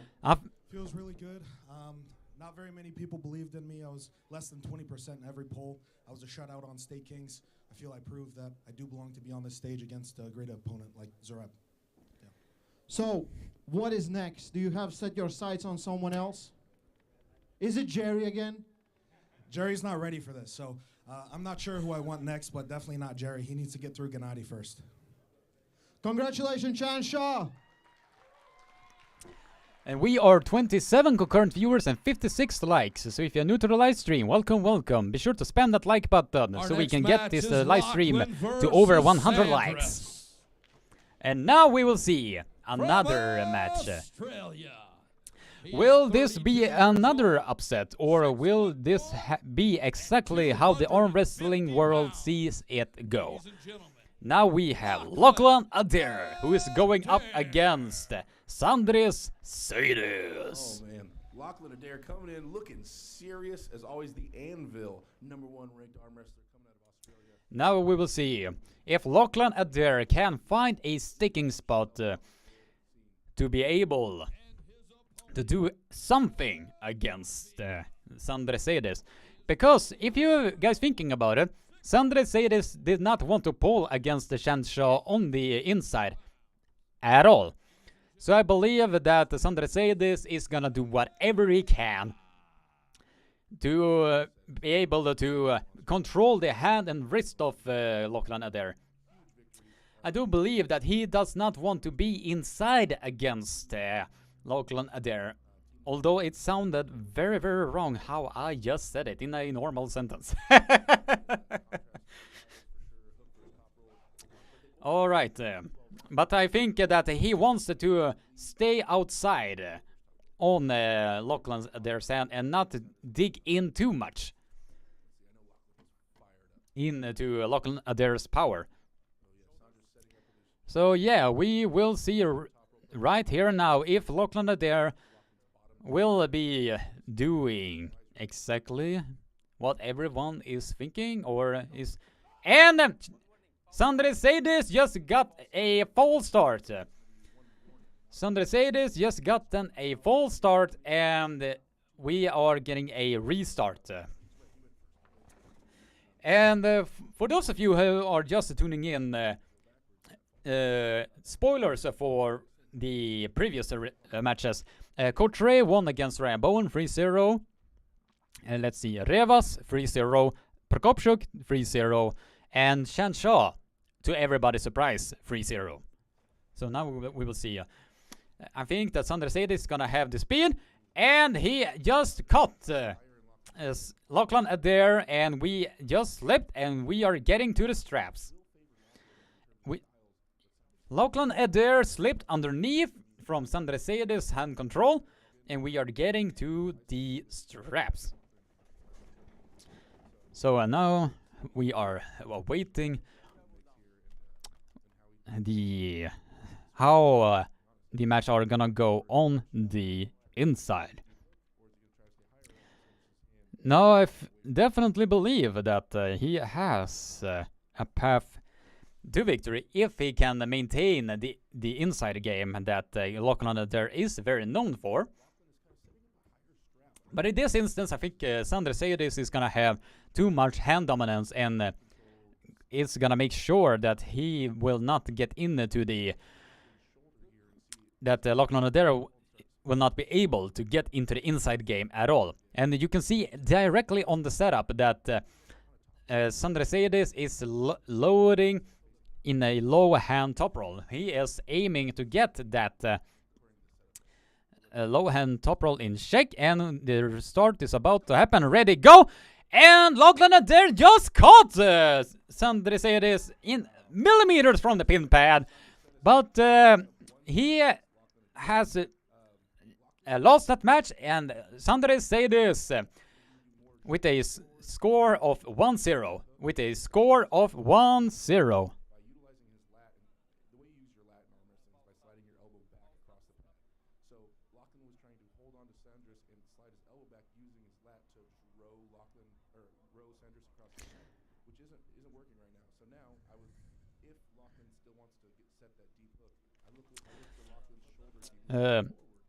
Yep, Surab just lost his super match against the Shanshaw. And Darko with another super chat. You are an amazing supporter. I am really thankful to have you on this show, brother. Hopefully to meet you in person someday. Too many mismatches so far. Hope we can see some good wars. And I think that you are referring to good arm wars. That is what the people wants to see. But even though that Lachlan Adair lost his round, he did manage to catch Sandre Sedes just millimeters from that pin pad. So if he just gets into his power zone, I think it is a path to victory if he can just lock his hook in and get on Sandre Sedes' pronation. But in this instance, he is a much more bigger man, and he has the troubles to be getting into this. Thank you, honey. She is just bringing me another beer here, so thank you. You're the best. Love you. All right, now we are getting into match number 2. And we are 23 concurrent viewers and 58 likes. That is impressive. Now we are... Yeah. If you're new to the live stream, welcome, welcome. Be sure to spam that like button so we can get this live stream to over 100 likes. Alright. It is very evident that Sandresidis is he's driving the lower hand backwards a little bit, so he can put a lot more pressure on Lachlan Dercel and making sure that he is not getting into the inside game of him at all. Yeah, in the setup you can see it is very evident that the Sandresidis is loading back very, very hard, and Lachlan Adair is aiming to get the inside of that hook, and you can see that I think it is gonna be a mismatch in this one as well. Sorry, Lachlan Adair, if you do not get him caught in the inside, and Sandresidis just drove Lachlan Adair all the way to the pin pad. Sandresidis just drove Lachlan Adair all the way down to that pin pad. I think if this keeps up, I think we have another mismatch on our hands. Since Sandresidis is aiming to keep Lachlan Adair away from that power zone, because if Lachlan Adair gets into his power zone, he has enough horsepower to be able to deal with a lot of great arm wrestlers. But in this instance, Sandresidis has come very, very prepared in this match against Lachlan Adair. And I do believe that is the biggest respect that Sandresidis can bring to Lachlan Adair. Since Lachlan is a very impressive arm wrestler. There is no question about that. But in this instance, I think that he is a little bit outmatched. Since Sandresidis has come into this match bigger and potentially is a lot stronger. That Lachlan Adair is being showcased, especially in this super match. We are 22 concurrent viewers and 58 likes, so if you're new to the live stream, welcome, welcome. And Lachlan Adair just received an elbow fall trying to slip to the straps. But Sandresidis is having none of it and not allowing Lachlan Adair to slip that easily. I think Sandresidis is here to make a statement that Lachlan Adair... Oh, now he is banged on the inside against Lachlan Adair. Now we will see if the inside power of Lachlan Adair is able to deal with Sandresidis. And it is a very nice match. A very, very nice match. Lachlan Adair is digging hard on that arm of Sandresidis. And he is able to deal with the arm power of Sandresidis. But now Sandresidis is getting into cruise control. And he is getting in, taking control of the pronator of Lachlan Adair. And getting the victory with an overall score of 3-0. Sandresidis with an impressive victory over Lachlan Adair. 3-0. I am definitely losing my voice doing this. Don't tell that I don't do anything for you guys.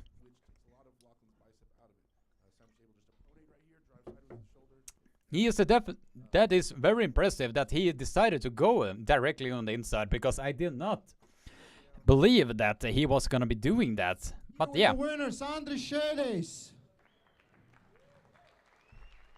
So we know the game plan was the top roll, but you also beat him in a hook. How does that feel?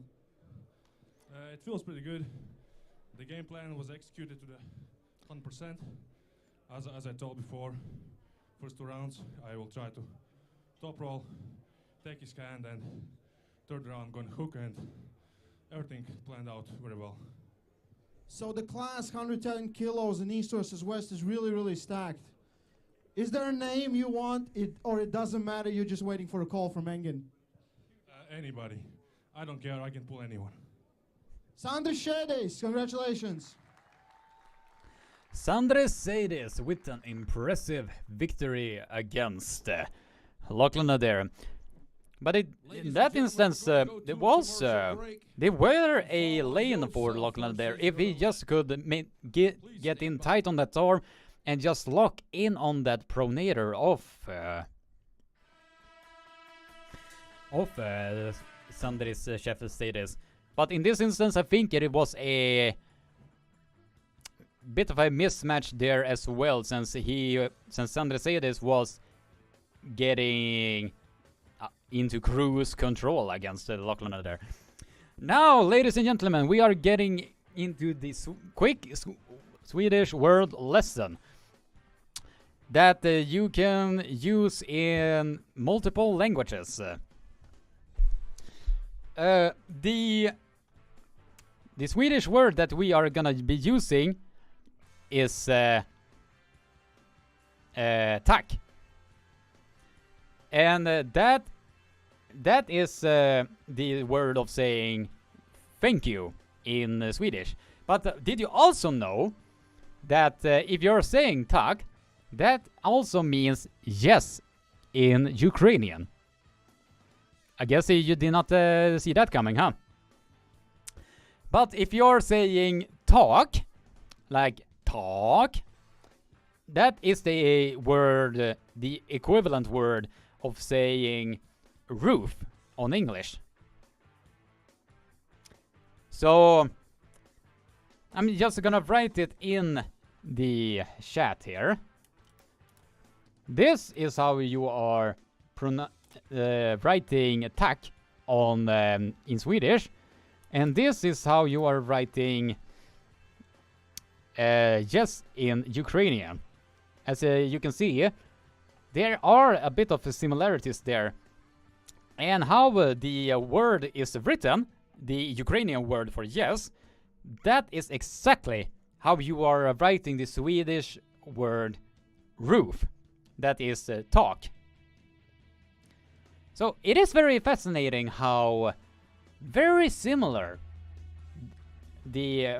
some of the languages are in terms of spelling and pronunciation. And as someone who has Asperger's, I find this very fascinating to how everything can be somewhat connected with each other. To me, that is very impressive to think about. So hopefully you did get a nice word there. And yeah, if we get to over 100 likes, we will get I will teach you guys some more Swedish words. Michael Nieser. Didn't Sandris also win the last European Championships or something similar this year? Yep, he outright dominated that class. And to me, that is impressive. Not to be only doing that once, but twice in a row. So for me, that is very, very impressive that Sandris Shades has become the super heavyweight star that has come out of Latvia. Now we just needed to wait and see if Sandris Shades will have a super match against Normunds Thompson, who has been the heavyweight king of Latvia. But now we are getting back to the next matches, I believe, and let's see what the next matches is. Josef versus Yoderlet. Our first athlete from Turkey. Oh, now the 2020 158 pounds.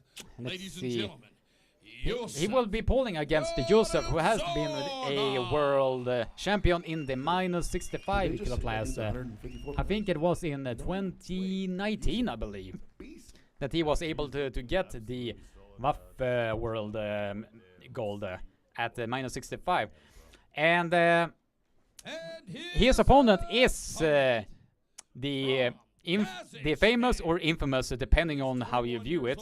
He was the one who birthed the Kazakh Smash, since he literally was trashing his head all over the arm wrestling table and got disqualified for poor sportsmanship and just screaming at the face of Katya, who was the referee. Now we are 30 concurrent viewers and 58 likes. So if you're new to the live stream, welcome, welcome. We have a new goalpost. If we can get this live stream to over 100 likes, I will teach you guys some more Swedish words. Let me mark my words on that.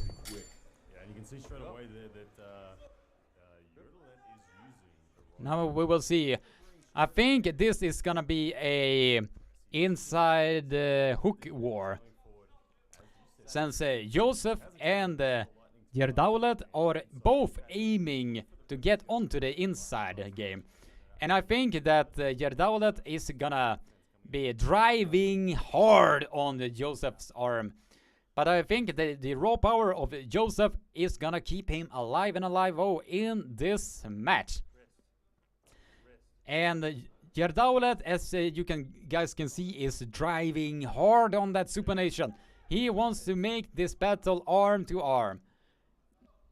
That is very, very obvious stance that he is going up against Joseph, that is known for having an incredible arm power, and he drove in on the inside, Joseph, but he gotten a false start in the process. So I believe that Gerdaulet is gonna be ditching his rotation to secure the center of the table, and Joseph is gonna be doing the dragging hook motion all the way down to that pin pad.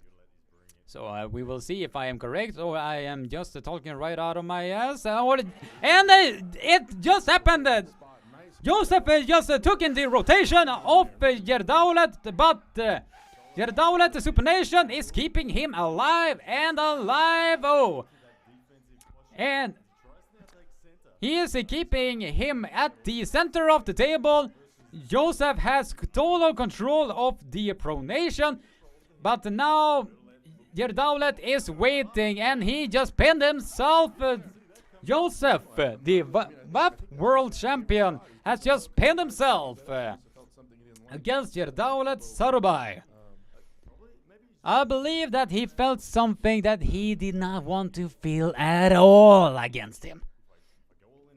Since Gerdaulet, I'm gonna be putting this away so I don't accidentally spill anything here. He is driving hard on that supination. So he wants to secure the center of the table and just outlast him. So I think that Joseph needs to, what he needs to do is to just, once he secured the pronation and the drag motion, he needs to stay on it.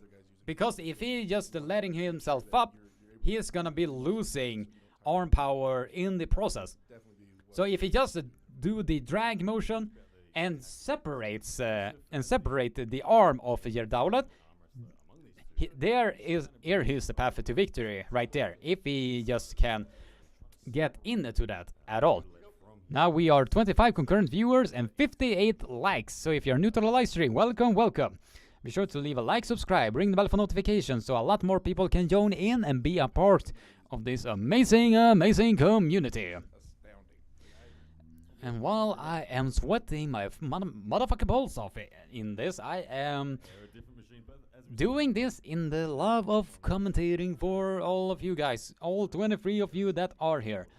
And I can only imagine how many that are on Pradeep's channel and Jake Ward's channel. But yeah, this is I am very grateful to all of the 23 people that still is here. Thank you very much. So right now it is 1-0 with Yodelet. Nikolai is asking, who is now? The pollers who are polling right now is Joseph from Turkey, or Turkiye, and against Yerdaulet Sarbay. And it seems that Joseph is aiming for a low hand top roll. Oh, and he secures the hand control against Yerdaulet.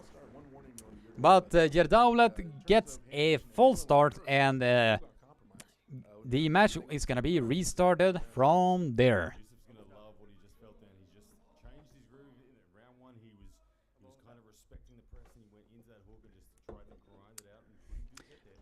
Now he's Alright, now we are 28 concurrent viewers and 58 likes.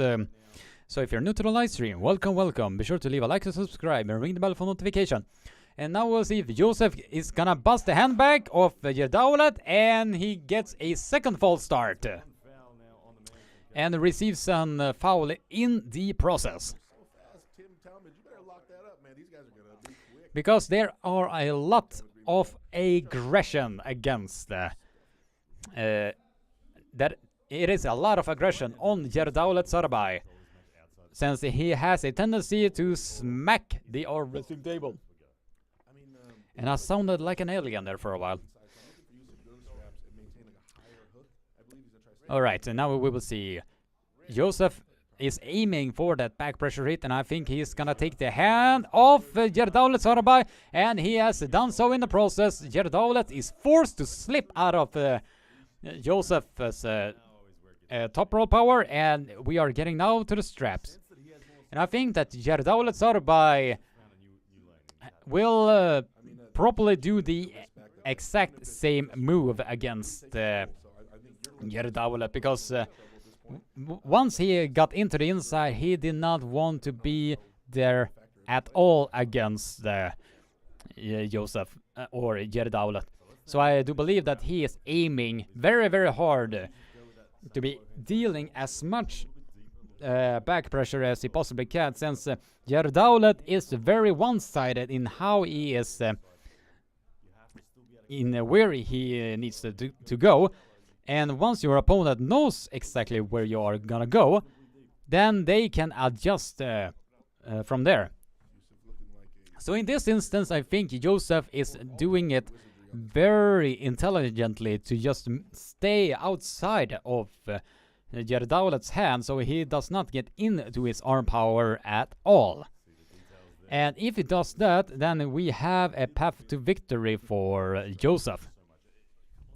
And I'm not gonna pronounce his name because my Turkish is not so great at all. But if the Ingen Terzi will teach me some Turkish words, then I will be more than happy to be learning. I mean, who doesn't want a world champion that is teaching you how you are pronouncing some of the words from their native country? So, yeah, that would have been very nice. Joseph is right now aiming very hard, as I previously described. He is doing that just to shut down the inside supinating game of Yerdaulet Sarbay. And I think in this instance he is aiming exactly in that description. So I think Joseph is gonna be staying outside, and once he does that, he can take the hand and wrist of Yerdaulet, but we will see if that is the case, or Yerdaulet is gonna have too much inside power once that strap is applied. But we will see right now in a few moments how that is gonna go. And we will now see, and a false start yet again on Yerdaulet. Man. He has some Kazakhstan trigger warning there. Like, or how you're saying it, trigger happy. he's very, very eager to get on the inside against Joseph. But Joseph knows exactly what he needs to do, and is doing so exactly as I think how he is going. And ready, go! And Gerdaulet has secured the inside game and is keeping everything on the pronation on Joseph. Joseph is trying everything to put as much pressure on the hand and wrist of Gerdaulet, but he is now going fully committed on the inside move, and he is pinning himself yet again. You're like going up 2-0. Yusuf, I mean, still playing the game? Yeah, I think that Joseph is pinning himself yet again. Or is he receiving an elbow foul? I don't know. We just have to wait to see what the scoreboard is showing to us. Yeah, he is receiving an foul in the process. One foul. Okay, so the score is currently still 1-0. So I think once the strap is being applied, it's gonna be a one-way traffic if he cannot deal with the inside game of Gerdaulet Sarbai. So now we just have to wait and see. I don't know how much matches there are left. I'm gonna tune in quickly to the page of Engin Terzi so I can screenshot the matches that are on that card. So I can cross them off my list so I know exactly where and when every match are gonna be playing out. Alright, now we have a save done. I'm gonna be tuning into the gallery. And it seems that Joseph has trouble to deal with the inside game that Gerdaulet is bringing against Joseph, because Joseph is known for having such amazing hook power, but in this instance it seems that he just pinned himself. I think that something is damaged on Joseph's arm, so that is why he is pinning himself. I think that Joseph has damaged something in his arm, and as soon as what was it, the name of the Kazakhstan guy? Gerdaulet. Once that is happening, he is in cruise control. I'm gonna be crossing those matches off. And we are currently on match number 5. So I think the next match is gonna be either Egle versus Gabriella or maybe Krasimir versus Irakli. So that is how I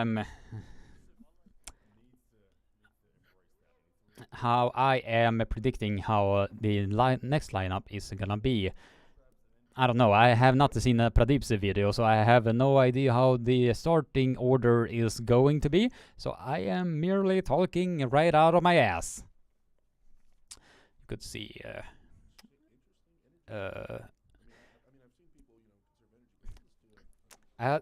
Adam from, you can see what was his name?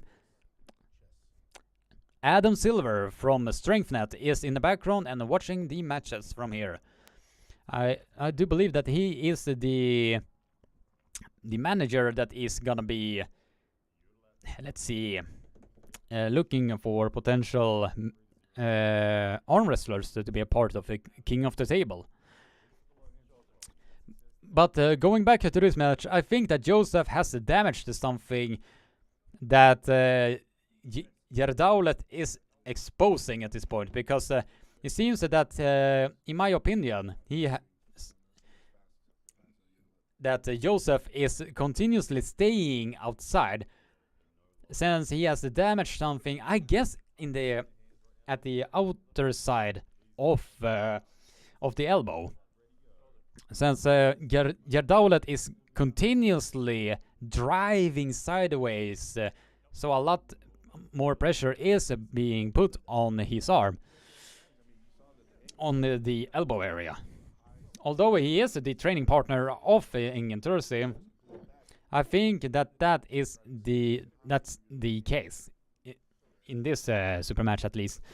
We are 21 concurrent viewers and 60 likes, so if you're new to the live stream, welcome, welcome. Be sure to leave a like, subscribe, ring the bell for notifications so we get a lot more people tuning in to this live stream. And please share it around so a lot more people can also join in and be a part of this amazing community.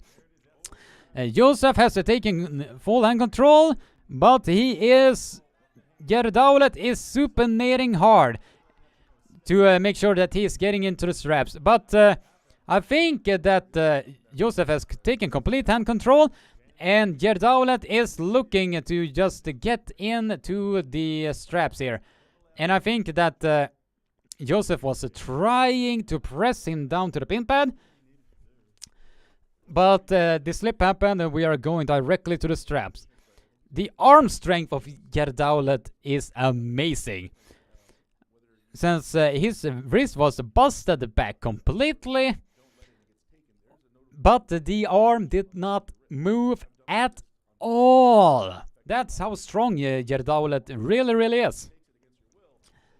And the arm strength of him is mind-boggling. And I think, correct me if I'm wrong, but I think that Gerdaulet Sarbai is from the... what was that club named? Shadar Arm Sport. The amount of quality that is from that club is really amazing. Really amazing.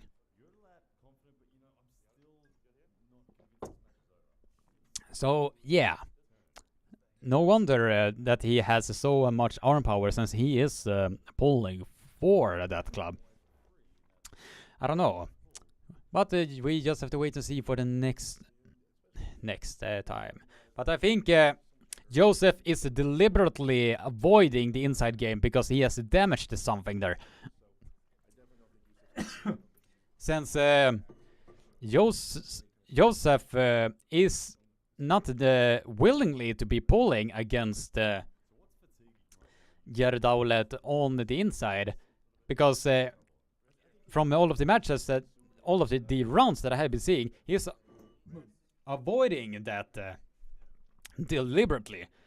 So now we will see if he can get into the top roll, and he is trying for that hand control, but the supinating power of Gerdaulet is keeping him alive and alive. Oh, and now Gerdaulet has secured his shoulder angle. Now his hand is a lot more closer to his body. So now he is digging in hard on Joseph's arm. And now he is just burning the pronator. And it seems that he is feeling his injury and he just pins himself yet again. He's feeling the injury that Gerdaulet is continuously putting pressure on, and he just pinned himself. Joseph, the 2019 world champion on the 65 kilo class, has pinned his own arm 3 times in a row. So in this instance, I think it is a clear indicator that something was damaged on his arm. Something was damaged on Joseph's arm. But all the cred, where the cred is due. Coach Ray with your winner. So now we will go into Coach Ray for a quick word with Gerdaulet for a quick speech of how his victory was.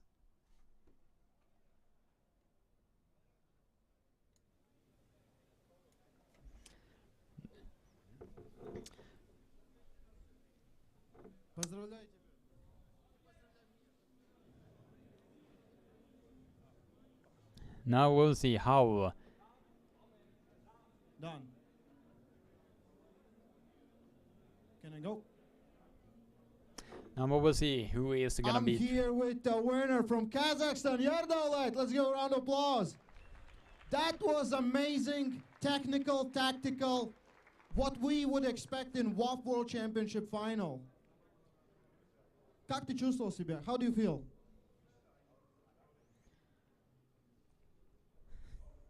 Now we will see.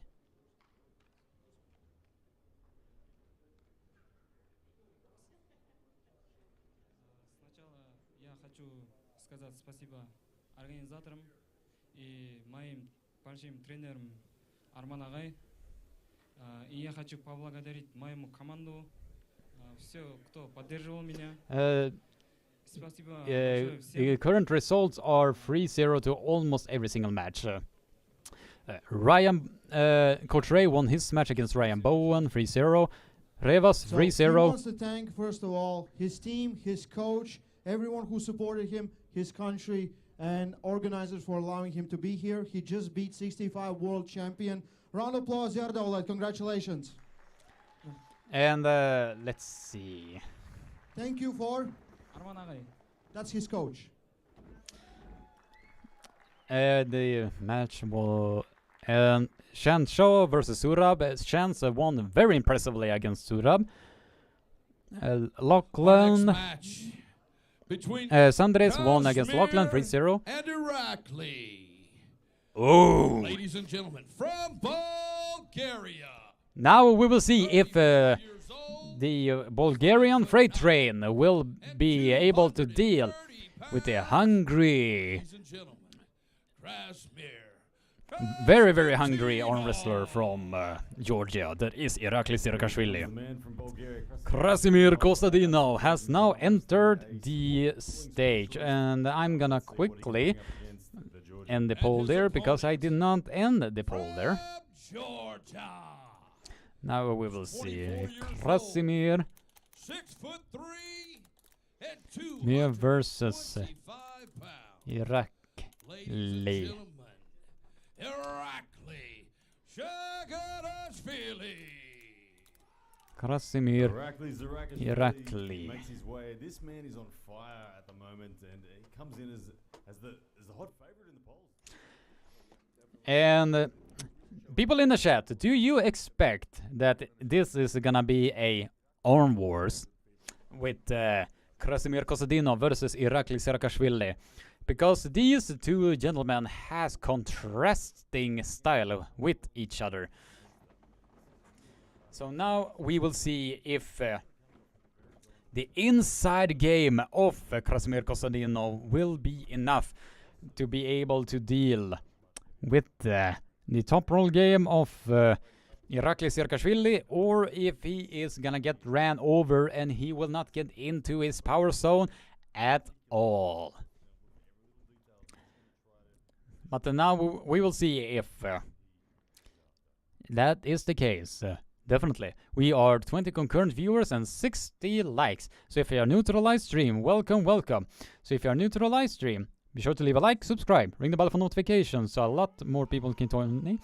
And Irakli just busted the handbag of Krasimir Kostadinov. Irakli busted the handbag of Krasimir, and we are getting to the straps. We are now getting directly to the straps.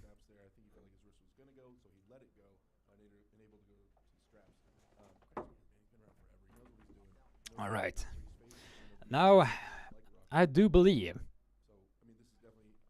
that Irakli might have a bit too much pronation for Krasimir to be dealing with, especially at this point. But there are a chance for Krasimir Kostadinov to dig in on that arm of his. But in this instance, I think that he is in huge trouble. But yeah, we will see if Krasimir Kostadinov can shut down the pronator of Irakli Sirakashvili, or the pronator of Irakli is gonna be too much for the Bulgarian freight trade to handle. And we will just see that in just a few moments. And Krasimir Kostadinov has caught Irakli. But the next surge of Irakli was enough for him to drag him down to the pin pad. Irakli, although he was stopped against Krasimir Kostadinov, just drove his arm straight down to that pin pad. Krasimir just found that stop. Let's look on the replay. He just found the stop on Irakli Sirkashvili, but the raw power of Irakli was keeping him alive and alive. Oh, tack så mycket älskling.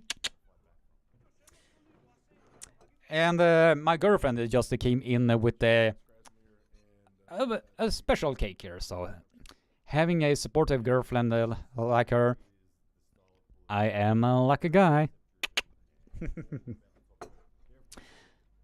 Alright, so now we will see if Krasimir knows he has a lane over Irakli. But he needs to get control over the pronation of Irakli. And just keeping himself at the center of the table. Because right now, Irakli is basically shutting down the arm power of Krasimir Kostadinov.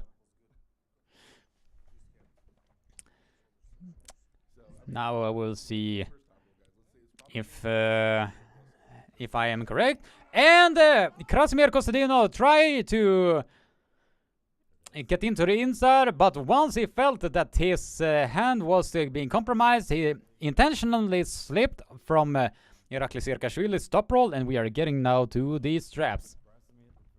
And yes, on Wrestling Fanatic, it is a Kladkaka, and she is mine.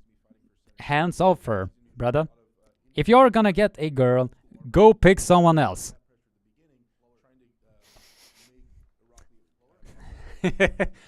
Alright, now we are getting back to the actual match. Alright, now we'll see if Irakli Sirkashvili can do exactly the same thing as he did in round 1, or if Krasimir Kostadinov will have a path to victory if he can lock down that supinating hook power, because he has, that is the path to victory against Irakli Sirkashvili, since Sashwat Andreev was doing that against him. Although it was a lighter version of Irakli, it is still a path to victory, so for Krasimir. And I do believe we might see a similar scenario, or if Krasimir Kostadinov is gonna prove everybody of us are wrong, and Krasimir just dug into that hook and was able to slow down Irakli, but the raw power of the young Georgian is on fire. So he has huge trouble. As you can see on the replay, Irakli just stares Krasimir down, and as he was surging, it took like 3 surges, and Krasimir, with a frustrated look on his face, was accepted that defeat, and he is now down on with 2 pins to 0. He is down 2-0 against the hungry, strong Georgian Irakli Sirkashvili.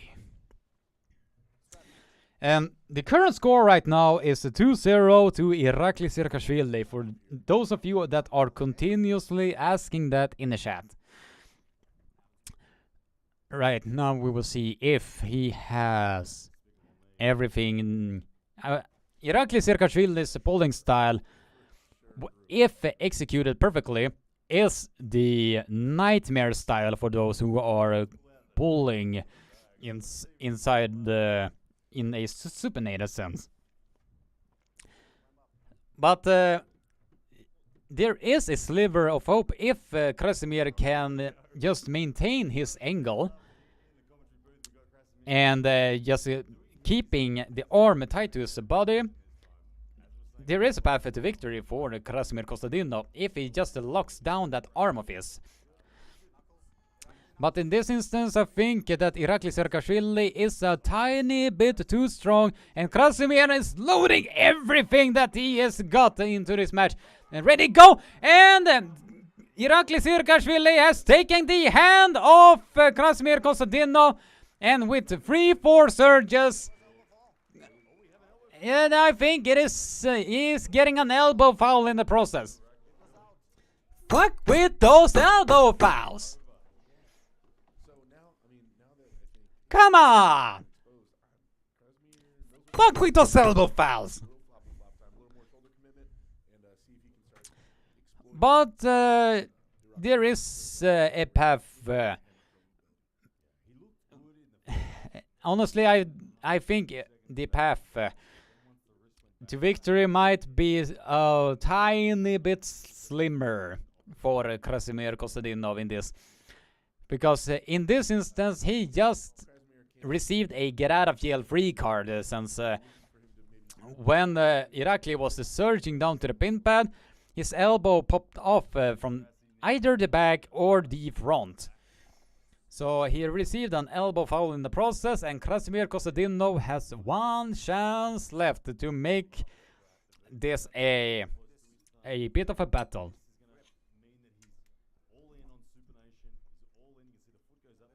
Kladdkaka is so amazing. Alright, so now we are getting in.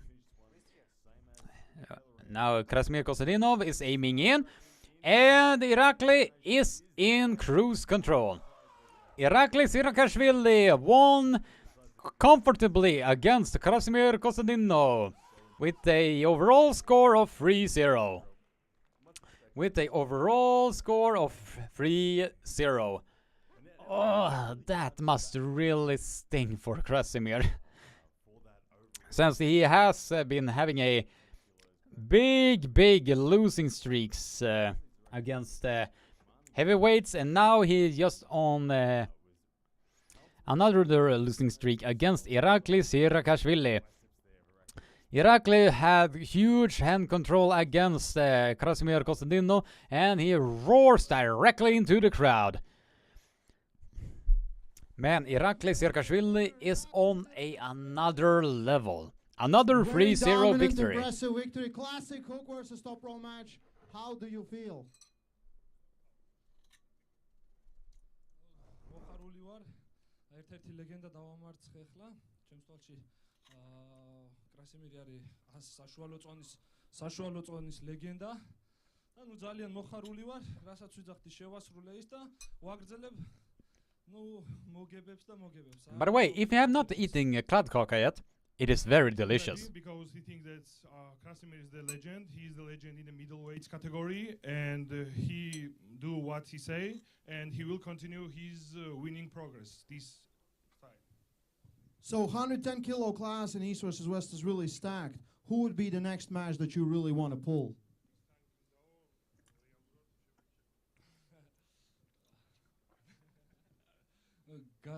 გადავწყვეტ მაგას და ანუ ენგის ვეტყვი თავის YouTube ჩართვაში. He didn't know about it. He will planning, and after that he will talk with Engin, his next opponent. Congratulations, Irakli. Since he is waiting for whoever is next, but I think whoever is next for Irakli Serkashvili, it's gonna be a hard task ahead of them. Next match is Dave versus Archon from the USA. Now Chaffee versus Archon. Now this is gonna be interesting. 275 pounds. Ladies and gentlemen. Now we will see if Dave Chaffee will have enough horsepower to be dragging down Archon Morozov, or will Archon Morozov's claims that Chaffee is a tiny bit rusty at this point will be correct. So if you're new to the live stream, be sure to spam that like button, because we are merely 13 likes away to get into a new like goalpost. So if you're new to the live stream, be sure to spam that like button so we can get this live stream to 75 likes. And if we get to 100 likes, I will teach you guys some more Swedish words. Let me tell you on that. Now we will see how will the next match gonna go. I think I did pick Dave Chaffee to be winning this since I think that the injury might be a factor in this match. But yeah, once again we just have to wait and see. But if the match is going into the straps, it might be a one-way traffic for Dave Chaffee, since he ran over Alex Kordeka not too long ago at King of the Table 3. So it seems that Dave Chaffee is aiming to get into the referee's grip because he does not want to waste any further energy, which in my honest opinion I think that was the biggest mistake that he did against Gennady Kvikvinia, because if you're thinking about it, in round 1 and 2 he continuously went into the referee's grip to save his energy, but once he was just holding on and just squeezing and squeezing and squeezing, he eventually gassed out, so he had no further energy left from that. So I think what Dave Chaffee needs to do is to continuously stay in the referee's grip and not waste too much energy. And that is how I think he needs to do. But if he does it or not, we just have to wait and see. But yeah, it seems that he is aiming at the referee's grip at this point, while I am talking nonsense to myself. Now we will see. It seems that he is going directly into the referee's grip. And now they are closing their hands. I think this is gonna benefit Dave Chaffee a whole lot. And the slip happened, and we are going to the straps. The slip happened at the center of the table, and we are going directly to the straps. Now, this is exactly what the Dave Chaffee needs to do in his upcoming super matches, because as I stated previously, if he just tries to hold on to somebody, he's gonna gas out a lot more quicker. So if he just stays in the referee's grip, he does not need to waste a whole lot more energy as he is when he is trying to take a grip. So if he just does that, then, as I said, there is a path to victory for him. Definitely. So yeah, that is what I honestly believe. Since Dave Chaffee is a different animal entirely once the strap is being applied. And I think in this instance it will be a huge indicator of where the strength lies in Dave Chaffee. But Archon Morozov is not someone that should be counted out at all. If he gets into this power zone, then he is very, very strong. But in this instance, we just have to wait to see if Archon Morozov's strength is gonna be on par with Dave Chaffee, or Dave Chaffee is gonna have too much and he is gonna get bust. And Dave Chaffee won really, really comfortably against Archon Morozov. Dave Chaffee won comfortably against Archon Morozov with a score of 1-0. Now this, ladies and gentlemen, is the very indicator what Dave Chaffee needs to do.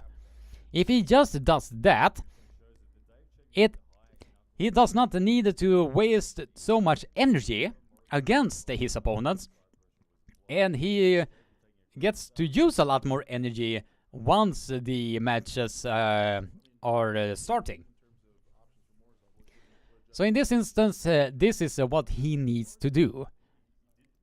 Then Archon Morozov basically just got ran over at that point. So we just have to wait and see if Dave Chaffee will have enough horsepower against him, or the gas tank is gonna get gassed out.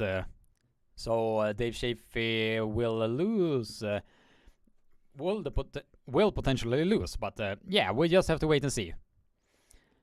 Now Dave Chaffee is saving his energy, and I think he is aiming to get into the referee's grip yet again, because as I said previously, that is the go-to move of Dave Chaffee. Since yeah, he is very, very strong once he gets into that point. And I think they are maybe getting into the referee's grip yet again. Or maybe... and Dave Chaffee has... Yeah, Archon Morozov has now cut Dave Chaffee just millimeters from the pin pad. And now we are in a war on this at just millimeters from that pin pad. And Archon and Dave Chaffee just did get that win. And Archon Morozov just felt something there. Archon Morozov felt something there. But if he can... if Dave Chaffee just continuously... Yes, you can see there, once Dave Chaffee dragged that a little bit millimeter, he did get a pin on Archon Morozov, and Morozov could just only smile, because once he felt something that he had a bite in this match, I think that Morozov felt something that he can bang on the inside with Dave Chaffee once he gets in there. But I think that Dave Chaffee made a little bit of a mistake against Morozov, because it did seem that Dave Chaffee was just going directly on the inside with a little bit with no care on his arm. But yeah, if I were his coach, I would have said to him, just stay in the referee's grip. Don't waste too much energy. That is what I would said to Dave Chaffee at this point.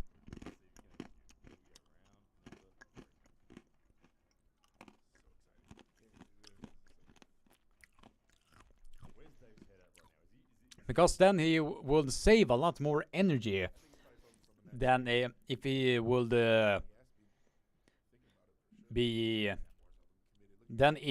be just gripping on and just pull from there.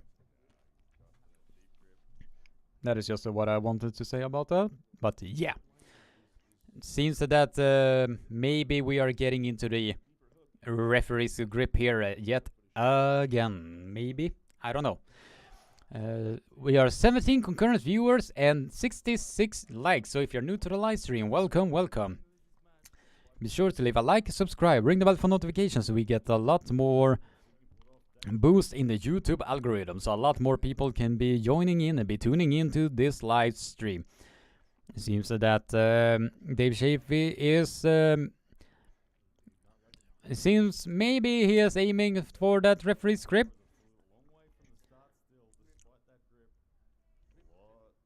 It seems that Dave Chaffee is aiming to get in to the referee's grip.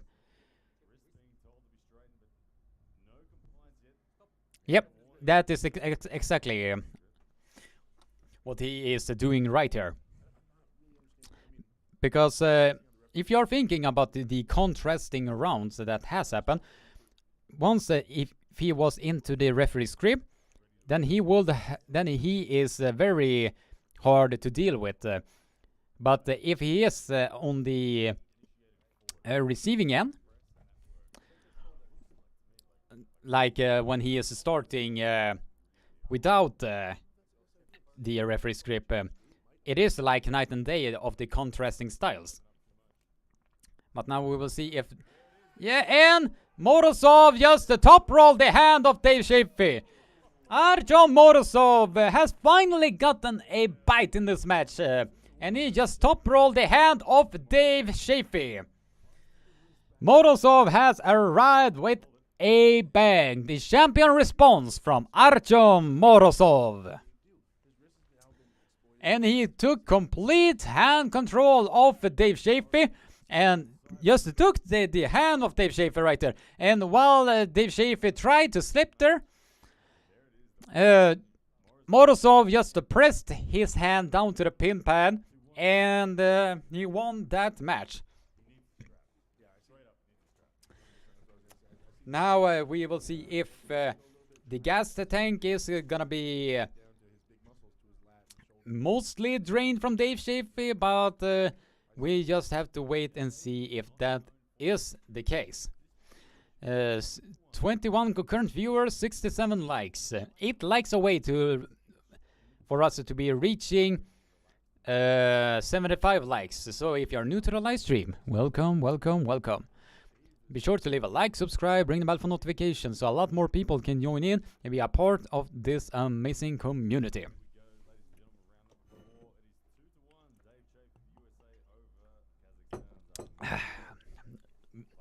Although I am beginning to lose my voice in the process, I am very...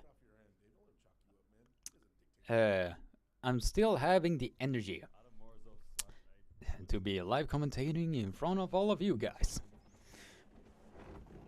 Alright, now we will see if Dave Chaffee can get into the strap or if Archon Morozov is gonna shut him down entirely, because as you could see, Archon Morozov busted the hand back of Dave Chaffee and was not allowing Dave Chaffee to slip at all. So and now we are seeing that Dave Chaffee is beginning to save energy against Archon Morozov, but now we will see if Archon Morozov is gonna bust the hand back, and he has just gotten that.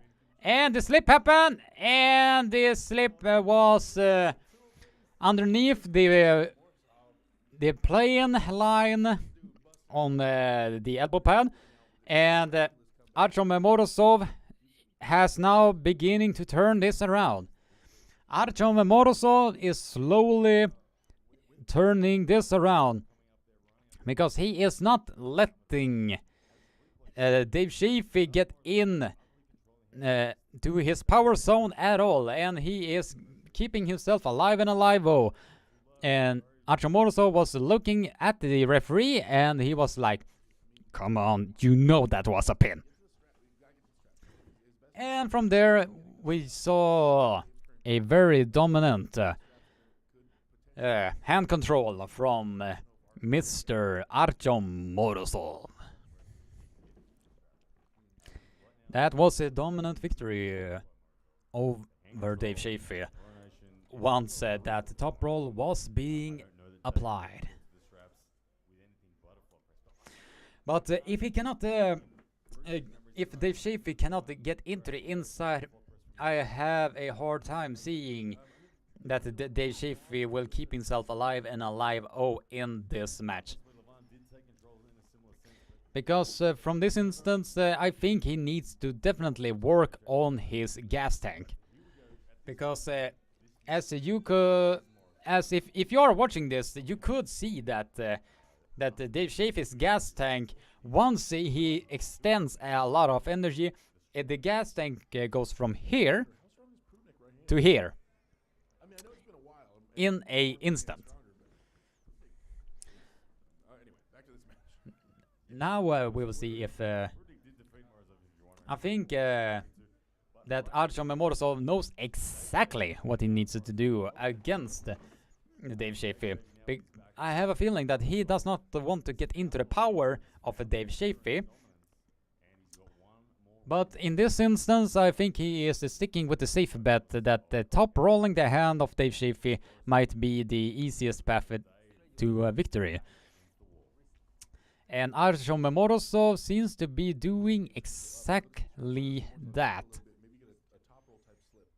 And I think, yeah, he is definitely aiming to get the hand of Dave Chaffee.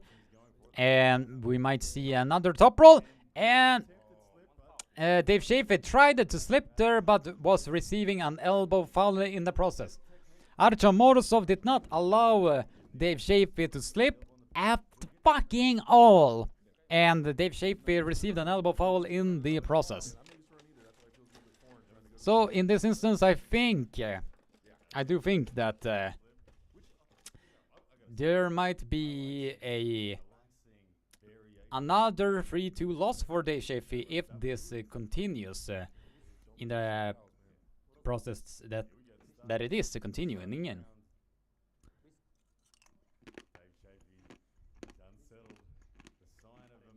Alright, and Archon Morozov shot on the inside, and Dave Chaffee tried to press there with a dead wrist press, and we are now getting to the straps. Archon Morozov shot on the inside and just took the hand and wrist of Dave Chaffee, and Dave Chaffee went in with a dead wrist press, which is not very common of Dave Chaffee to do. That in on itself is really new, to say the least. At least from Dave Chaffee's part.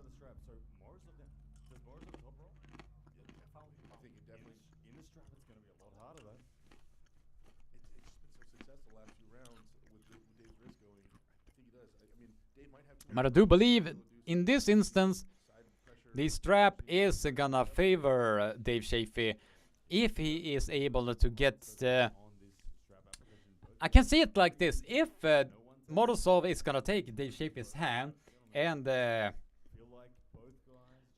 Chaffee is gonna be able to get a stop, I think he is gonna be able to get behind his shoulder and do the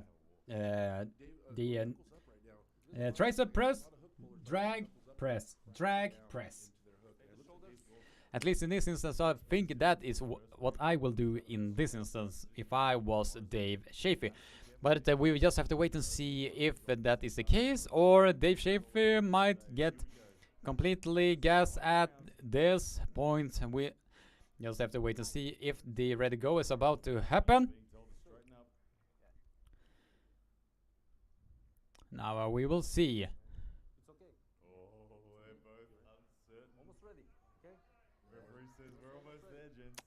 Some nervous energy coming on off from Dave Chaffee and Archon Morozov. Now we will see if Dave Chaffee can get his power zone, and Dave Chaffee just got into his power zone. He is just millimeters from getting into the victory. Now Archon Morozov is working to get onto the pronation of Dave Chaffee. Morozov just digging into that pronation and just gotten the victory against Dave Chaffee. He has gotten the victory against Dave Chaffee in this match with an overall score of 3-2. Archon Morozov managed to dig himself up from the depths of the losing streak. And he managed to win this match with an overall score of 3-2. He managed to turn the match around from a losing streak to a winning streak. Now Archon Morozov has arrived in the international scene on the right arm. Man, that was an impressive victory from Archon Morsov to be pulling off probably the best match of the entire card. That's it. That is what I think. That was that. Come on, guys.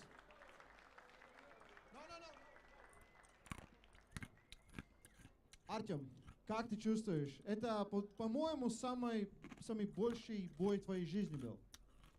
Да, это был самый тяжелый бой в моей жизни, конечно. Не в чьей-то же. Коди, этот успокоительное пей, пока. He said that was the biggest match in my life for sure. And Cody, you just wait. We're going to see you on stage very soon. That was super impressive. Congratulations one more time to Terminator, Archon Morsov.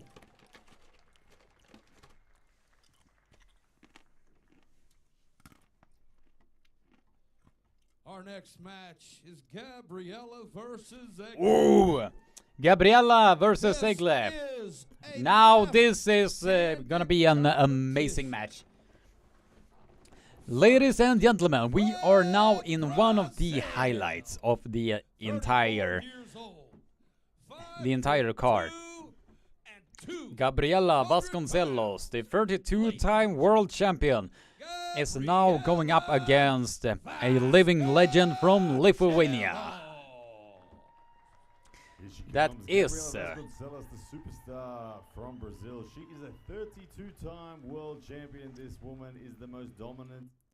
She is truly amazing.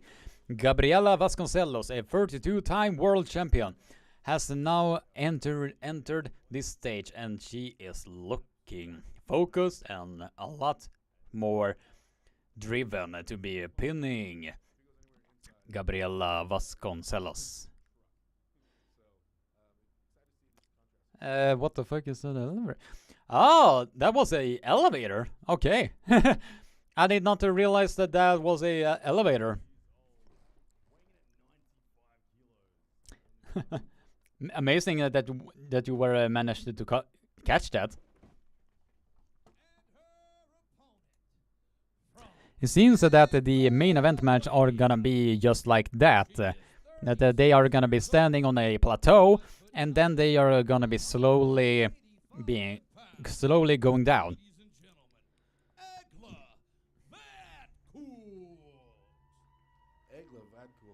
Multiple world champion, always giving Gabby run for money, beating her the last, what, 4 So Every time. I was I don't believe that using these elevators will be very impactful. I don't know. Can you please start not slurp into the microphone? What, like this? Yeah, I will try my best. So if you give me another like, then maybe I will not do so. Alright, now we are getting back into this match. Now we are getting into this match. I think, honestly guys, I do believe that that Gabriella Vasconcelos will have enough horsepower to be not how am I gonna say this? She is having enough horsepower to be dragging Egle all the way down to the pin pad. But Egle in this instance is she is gonna have the much more dominant hand against a high quality bowler against Gabriella Vasconcelos. Now we will see if Gabriella will be flashing Egle Vaikute as she did previously at Slotty Tour 2017, or if she is gonna be having her hand tested as she did previously in the Slotty Tour final of 2017. And it seems that Egle Vaikute is fighting to get as much height as possible against Gabriella Vasconcelos, because I honestly believe that she does not want to be inside inside of the hook at all against Covering back your hand too much. So smart move by Igle. against Gabriela Vasconcelos. Now we will see. Such a big moment here. The two best female arm wrestlers in the world. Definitely one of the Gabriella. two best arm wrestler. Early start And from Egler. the start happened, and what happened? Now, so in that move, I see Igle leave her riser up, right, kill her knuckles up, and try to I think that Egle Vaikute received a foul in the process since it was in the referee's grip. efficient hook pullers can sink it. So now we will see if the match Gabby might be able to sink this in. will get into Gabriela Vasconcelos' favor, and Good start. Egle Vaikute is taking the hand control of Gabriela Vasconcelos and is driving that arm to the pin pad. And it was the perfectly timed Egle Vaikute had a very good timing with that hand and are taking complete hand control of Gabriela Vasconcelos. Gabriela needs to get into these straps against Egle Vaikute, since that will allow her to get into her power. If Gabriela does not get into her power, she is continuing at the moment. It is so far. no, 2 world titles. it might be a Never beaten Egler. whitewash for Egle Vaikute. And Egler, you know, But now we just have to wait and see. Egle Vaikute is looking very fired up, 15 years old. She won a world title for the first time at 15. and we will now see how I'm 36 and can't seem to get a win on a big stage. everything is going to go. Alright, so Gabriella right now. As I see it, if First round. Egle can make sure that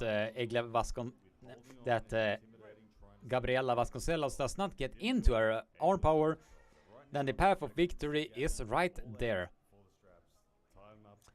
But if Gabriela can get into a power zone, then Egle will be in trouble. Egle will definitely be in trouble. Ooh, Gabby looking for a top. Yeah, Gabby wanting that strap. I think she can see she's edgy. Going early. There, oh, but edgy. And now, Again, this time they were off. Gabriella made a simultaneous Gabriela Vasconcelos has a path to victory here. Since you could see there on the replay, although Egle Vaikute managed to get the hand control, once Gabriela Vasconcelos' arm was locked in, Egle had trouble pinning Gabriela Vasconcelos from that direction. If she can just be, if I were Gabriela, I will use this strap and just drag through the thumb. Even if my wrist is getting lost in the process, I will just try to drag through the thumb and on to Egle Vaikute's arm. Since now we will see if the arm power of Gabriela Vasconcelos is gonna save her in this match, or if Egle Vaikute is gonna have too much speed for Gabriela Vasconcelos to handle. And now we will see if the match is gonna happen in that instance. Gabriela Vasconcelos seems to be not so comfortable with the inside. Now ready go, and Gabriela Vasconcelos has taken full hand control of Egle Vaikute. Gabriela Vasconcelos has taken full hand control of Egle Vaikute and just dragged that arm down to the pin pad. Contrasting styles of these two girls.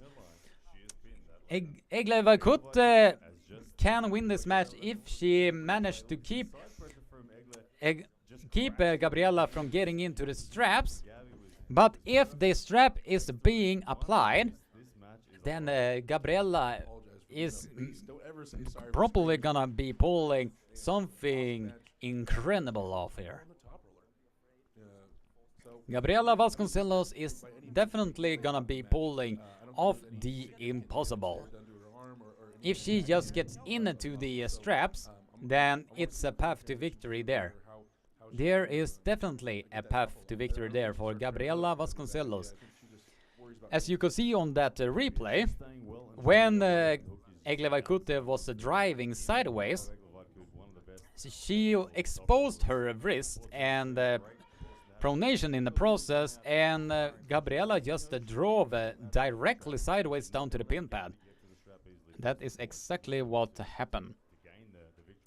Todd Hutchings versus Prudnik has not fully started just yet, but it probably will be one of the last matches of this card. So, and we are 18 concurrent viewers and 70 likes. So if you're new to the live stream, welcome, welcome. Be sure to leave a like, subscribe, ring the bell for notifications so a lot more people can tune in and be a part of this amazing community. Finger flexion from Gabriella up against the back pressure pronation from Egla. I think Egla's going to hold on and not slip and try to pin her. Gabriella knows exactly where she needs to be against Egle Vaikute. And Egle Vaikute knows exactly where she does not want to be against Gabriella. So now we will see if it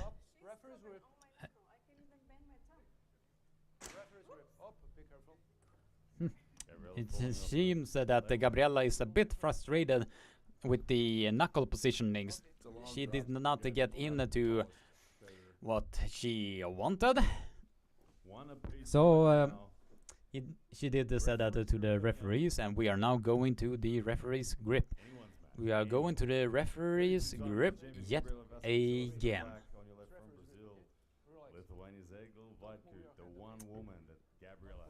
Now we will see.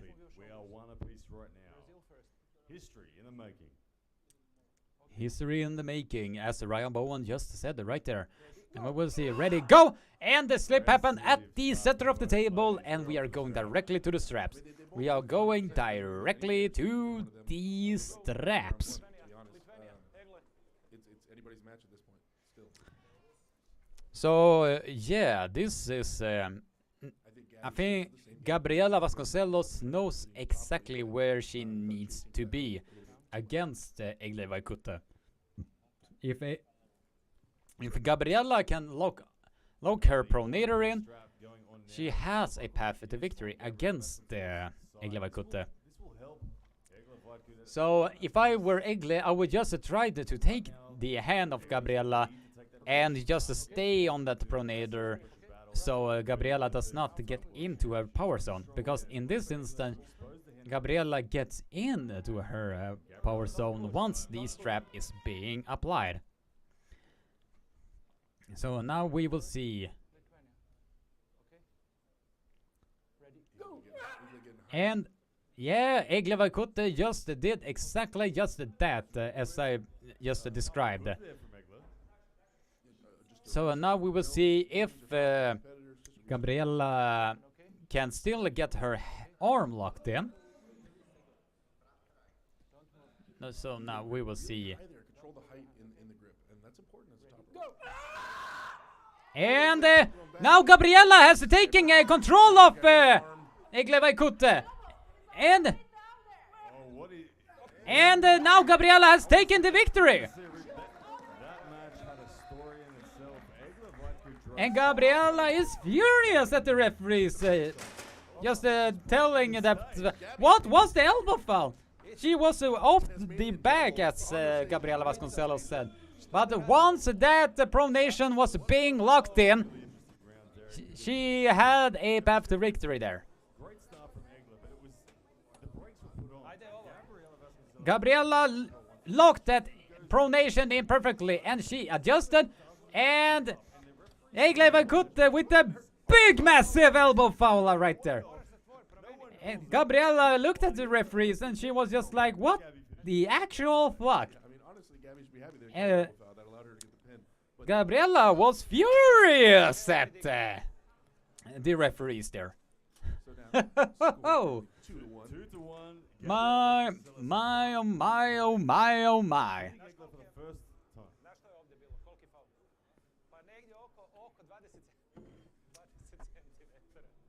It seems definitely that Yeah, this for her is it's the completion of the story. She's done it. if Gabriela Vasconcelos continuously doing this, then she has a path to victory. Most definitely. She just needs to remain calm, and once Egle has doing her hit, she just needs to remain her composure and just lock that pronator in. Then she can pull off something incredible. If she just is being calm about it. All right. Now we will see. And my neck pillow just fell off from this chair. I need to buy another chair. All right. Now. Come on, Gabriela. Vamos. Right now it is 2-1. Gabriela is... we are getting now back to the referee script. Gabriela Vasconcelos knows exactly where she needs to be. And as I said, Egle Vaikute knows exactly where she does not want to be. So in this, if it gets into the strap, Gabriela is gonna be pulling the impossible off. But now we will see the grip is being applied here. The mess with Gabby. Yeah, definitely. And ready, go! And we are going directly to the straps yet again. And the smirk of Gabriela Vasconcelos is getting a lot more and more visible. Once she knows that the strap is getting applied, she knows exactly that the path to victory is just a few centimeters away. Gabriela Vasconcelos knows that if she can lock her pronator in, the path to victory is just a few centimeters away. Just a few centimeters away. And Egle Vaikute knows if she cannot get the pronator and hand and wrist at the same time against Gabriela, she is gonna be, unfortunately, in a lot of trouble. So, I did pick Gabriela Vasconcelos to win. Now we will see if that is gonna be the case. We will see now if that is gonna be the case against Gabriela versus Egle. Now the grip is being applied. And Gabriela has taken full hand control now. And just passed the hand back of Egle Vaikute, as she has now gotten the victory against Egle Vaikute with the overall score of 3-1. The overall score is 3-1, and Gabriela Vasconcelos has pulled off the impossible. Gabriela Vasconcelos has pulled off the impossible. Gabriela Vasconcelos, as you can watch here on the replay, she has taken full hand control, although it's a little bit off with the elbow there. I don't really know there. She was impressive. Gabriela Vasconcelos has just proved that the impossible is possible. Now with a quick word with Coach Ray with Gabriela Vasconcelos on stage. One more time!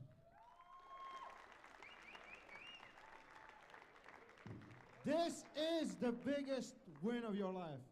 Definitely, no doubt about it. I'm super happy. Not only you won the match with the left arm, but you also, East versus West, Women's Open Left Arm Champion. And you're going to be presented an award.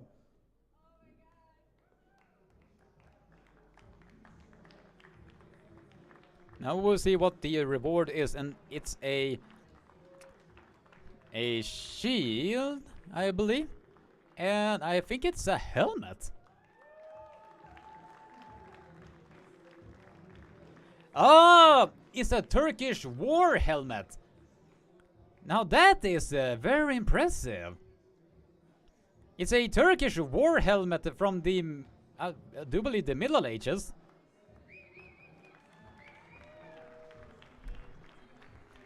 Definitely one of the best matches of the entire card, so.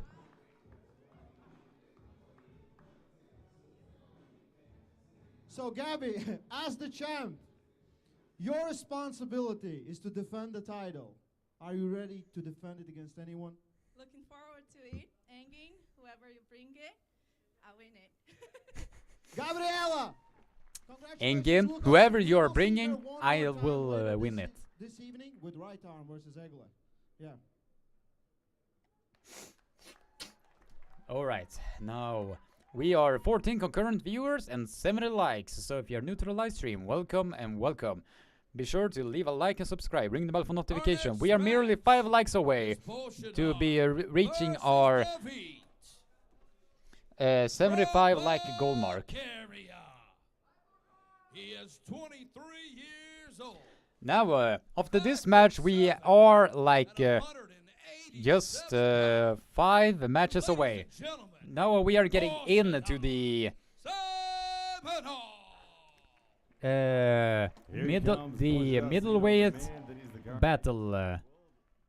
We will now see if Bushidar Seminoff will have enough horsepower to be bringing it against David Samushia. 5'8" and 191 pounds. And David Samushia, for those of you who doesn't know, just recently lost against let's see, I lost my trail of thought there. Paul Lynn. Although it was a bit of a battle, he did lost against Paul Lynn with a score of a 3-2. So now we will see if that the loss of his was a motivator to get his ass back on the training table.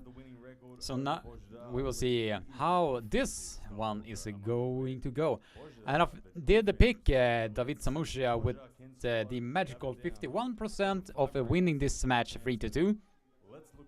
So I believe that this is gonna be the hook war of the century. Since they previously met at the WF Worlds at the 2019, so David Samushia was the world champion at that time, and Bushidar was the champion the 2 years after that.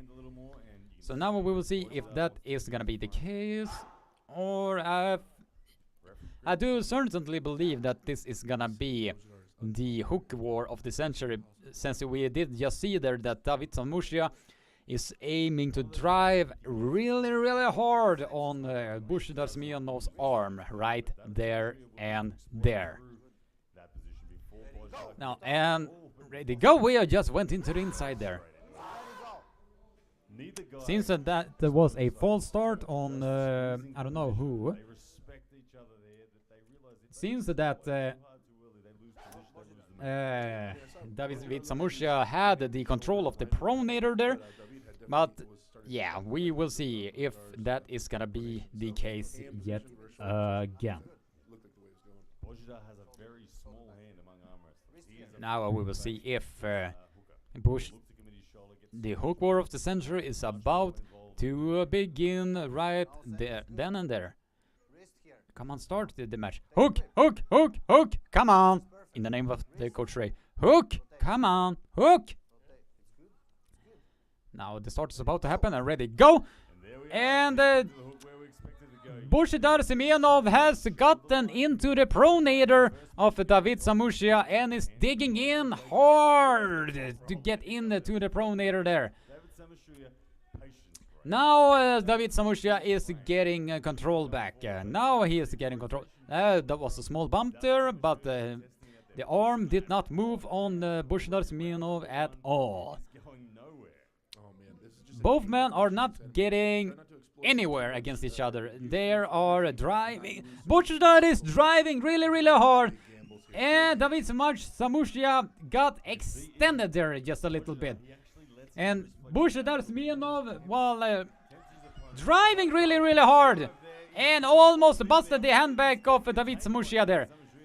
And David, what? Oh, that looks so close to a pin. That looks so close to a pin. And Bushidar top rolled the hand of David Samushia at the very end. And Bushidar got the win against David Samushia. He has gotten a win against David Samushia. And I think that David Samushia looked very gassed at this point.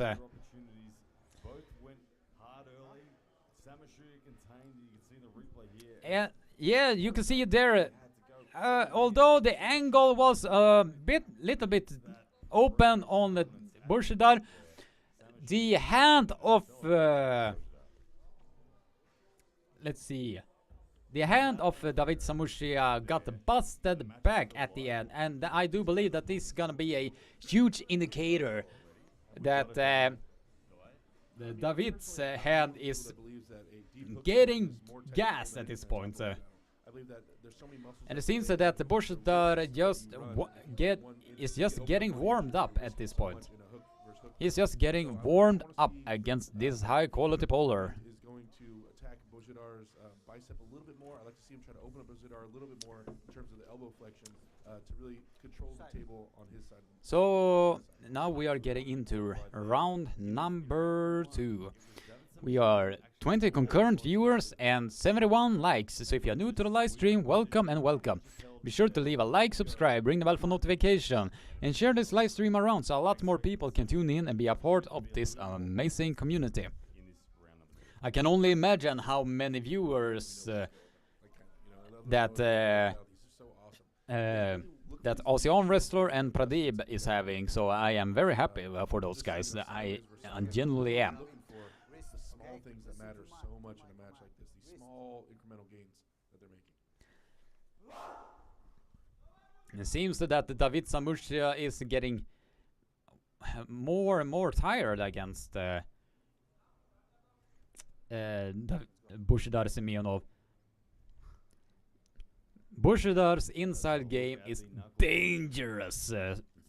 Even though he has a really small hand, the arm strength of Bushidar is very, very, very remarkable. And once Bushidar is getting into the... And Bushidar just went directly into the inside, and David Samushia is on the defensive. David Samushia is holding on with his defensive lock at the center of the table. Bushidar is currently locked in there and just waiting. And he is driving hard, just dragging it a little bit. And he almost received an elbow foul in the process. And David Samushia is gaining ground at this point. And yeah, Bushidar Seminoff is driving hard. He is driving so hard on the arm of David Samushia. And David is just waiting and waiting, very calculating his path to victory. And he is just, he almost got in the hand of Bushidar Seminoff right there. Now we will see who will go the distance. Who will go the distance against these? Yeah, and Bushidar just opened the hand of it, just trying to slip and get to the strap. And David Samushia just gotten down to the pin pad. David Samushia he timed that one perfectly. While Bushidar was trying to slip, let's see here on the replay. From the looks of it, Bushidar was trying to open up his hand, and David Samushia just drove sideways, so his arm was on top of. Let's see. I mean, I think Bushidar was so active there and really just burning more and more energy. With patience was key in that one, and it paid off in the end. I don't see. Let's see, but it did certainly look like that he was driving very hard on. the hand of Bushidar, so he could not slip at all. Try refresh.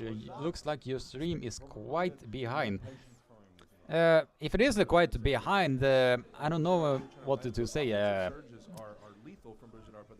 don't know if it is the actual stream. I don't know, but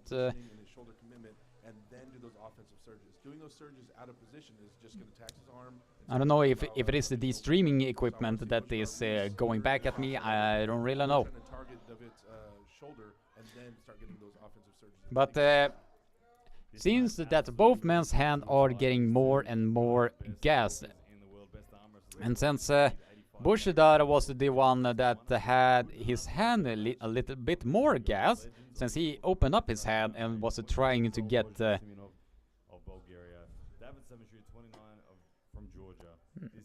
let's see, I'm gonna be refreshing to see if everything is getting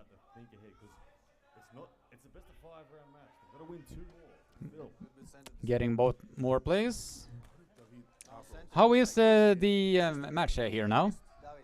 Is the stream quality okay? I just refreshed the page, so hopefully we are getting back into full gears yet again. And ready, go!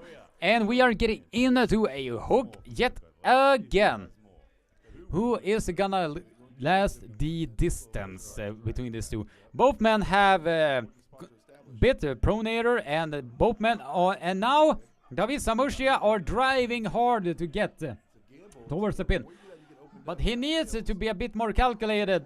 The arm of Bushidar is getting more and more tired, and David Samushia might be getting the victory, but it seems that he is gonna get a elbow foul in the process. Yeah, David Samushia just received an elbow foul in the process, I think. He was trying to time that hit. He was trying to. So sometimes in a hook battle, when one guy starts surging, you wait for him to scan. Yeah, David Samushia just gotten that victory. So people in the chat, is the stream where it needs to be? Because I have been seeing in the comments that the stream is a bit behind, but if it is a bit behind, there is not a whole lot that I can do about it. Because I'm viewing all of this in real time, so. Alright, and now we'll see if everything is a bit more better here. Up top slip, like a top rolling type slip. I don't think he can dive underneath David's hand. And of course, the risk if he goes for the top roll and gets turned in. Looking back at the stream, I can see that I am a way behind. Does not like top. I don't know if he knows how. Does not like That is super weird. 2-1, David Samushia of Georgia leading at the moment 1. But now David Samushia is leading this match with the overall score of 2 pins to 1. But in this instance, if Bushidar's arm is getting more and more gassed at this point, I have a feeling that Bushidar's Seminov's hook power might be completely gone, because Bushidar is now shifting.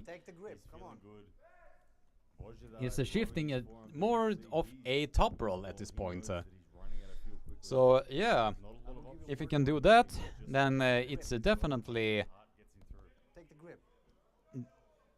From that instance, I think that Bushidar's hook is gas at this point, so he's trying to load up on the hand of David Samushia to hopefully bust the handbang. But we will see if that is the case. And Bushidar tried his everything to get in or outside of David Samushia, but David just caught him inside of the hook and just is waiting. David Samushia searching there, searching, trying to open up the arm of Bushidar Semionov, but he is in a whole lot of trouble. Bushidar is trying everything to separate the hand from outside of the shoulder of David Samushia, David tried to top roll Bushidar there, but to no avail. And David Samushia got down to that pin against Bushidar Seminoff. And it's a probably the match of the entire card. That match was simply amazing. Well done to both gentlemen, because that match, holy whack-a-mole. David Samushia's endurance are incredible. Even though his hand was a bit gassed, it's almost gassed, but he had enough in the tank to be pulling down Bushidar Seminoff all the way down to the pin pad and go the distance with him. Man, what an impressive arm wrestler both men is. Well done. Well done. We are here with the winner, David Samushia. What a war! Everyone loves a good hook war, and we got one. How do you feel now? And SG Records is in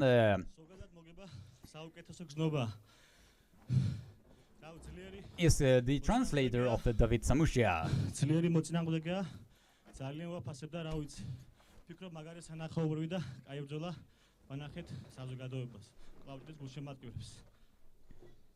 So victory is the sweetest overall. So he's very happy right now that won such an important and meaningful match in his life. And he also said that it's like very, very honorable for each or every part and member of this community. And he congratulated to them and to arm wrestling to be happy to witness such a match that we just witnessed. SG Records needs to be the full-time translator for the Georgian team. You are East versus West 80 kilo world champion. And you're going to receive an award from our VIP sponsors. Come here and please give a round of applause, David Samushia. Now those was a classic shield and a helmet. As a champion, he needs to defend it, and I think he will be ready to defend it against anyone on the planet.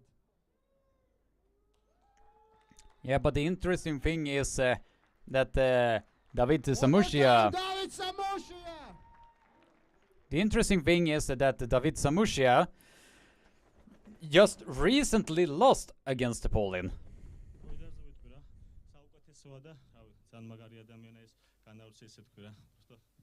So, yeah, David made sure that I would translate it for everybody else, and he specifically right now talked about his opponent, one of the greatest in this category. So, Božidar Seminoff, you are a legend, and you will always be, no matter if it's a lose or win, and he is very grateful that you were accepted as his opponent today, and he told me to specifically say that he is very honored to be at the level that we just witnessed. So he also is very thankful to you, Božidar. Oh, we were honored to witness this. David Samushia. SG Records definitely needs to be the full-time translator for the Georgian team. The government definitely needs to sponsor that guy. What do you think?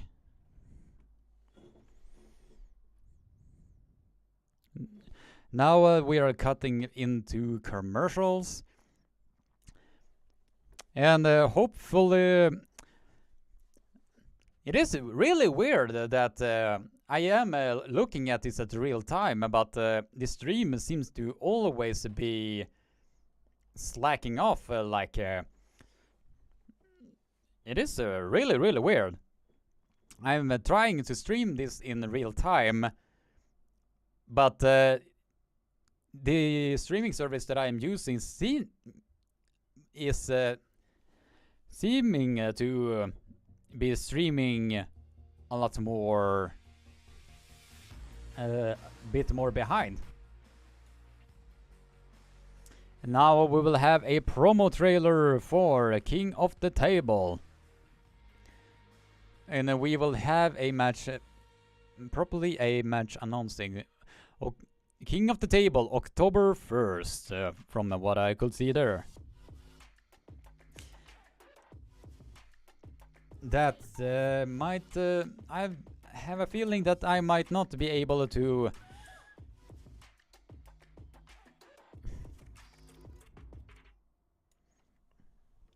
be able to live commentate on that, because the IFA Worlds is at that date, so I have a feeling that I might not be able to live commentate it, but I will see if I can do that. So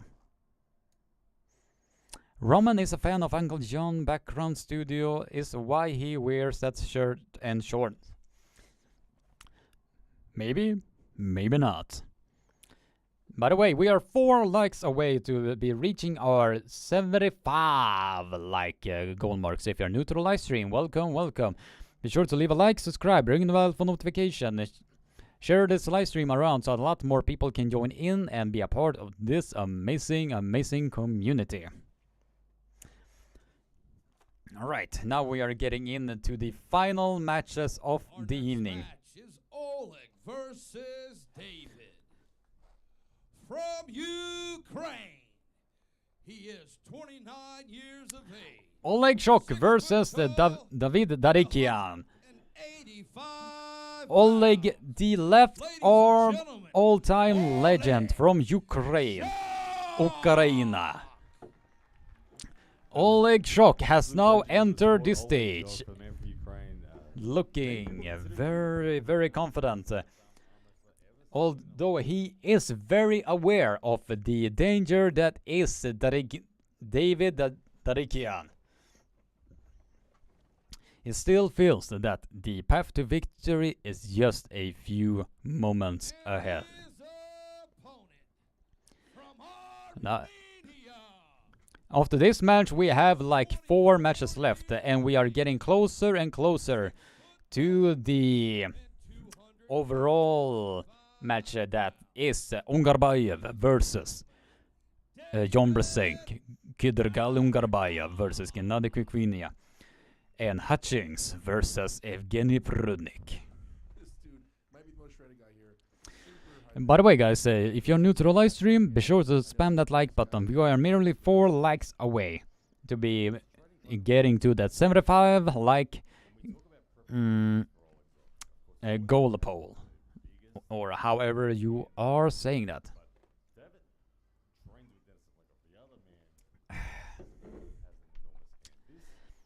I am losing my voice a lot more, but I am keeping my focus as much as humanly possible. Because it is hard as hell under these lights. But I am still doing this for all of you guys. Now, we will now see. I think that David Darikian will have the speed and explosiveness on his hand, so we just have to wait and see. If Oleg Shok is back in the state of when he was pulling down these many big guys that he was used to be pulling against. So we just have to wait and see. I think he is... it seems that Darikian was a bit frustrated with that, so they are continuously fighting against in the grip, so I think it's gonna be a referee's grip. Yeah, and that is definitely the case.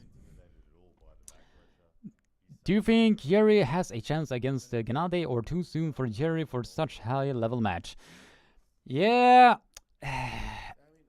if I were Jerry Caderet, I probably wanted to pull in a few tournaments before jumping into the deep end. That is Gennady Kvikvinia.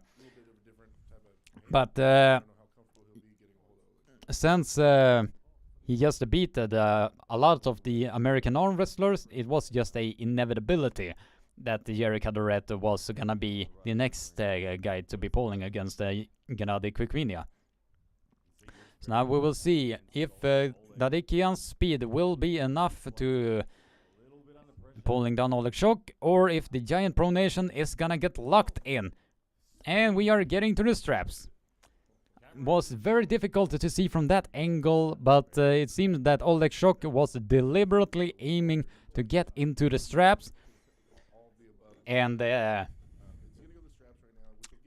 will be getting into the power zone, because it did seem like that Oleg Shock was deliberately aiming to get into the referee's grip against David Darikian. Since I think that he does not want to fight a unnecessary battle in the grip up, so I think he is aiming to get into the referee's grip to save his energy and to make sure that his hand, enormous hand, is locked in and tied together against David Darikian. So in this, we just have to see, wait to see if the pronator and massive hand of Oleg Shock is gonna help him against a high caliber puller that is David Darikia, or if that is gonna be loosely not in his favor. Now, oh, it seems that Oleg Shock is aiming for the low hand top roll in this one. Seems that now the thumbs is gonna be put in.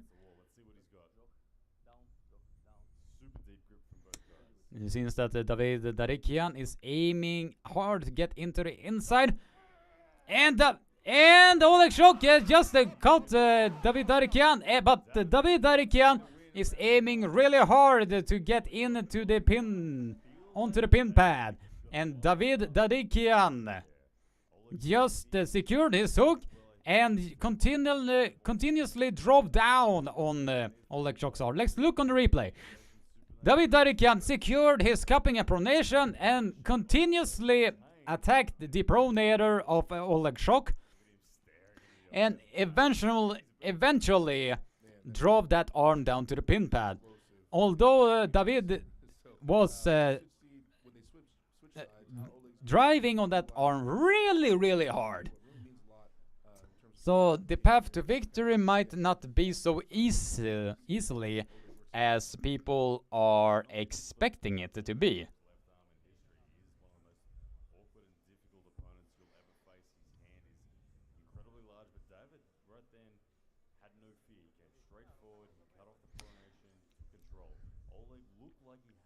So now we'll be seeing.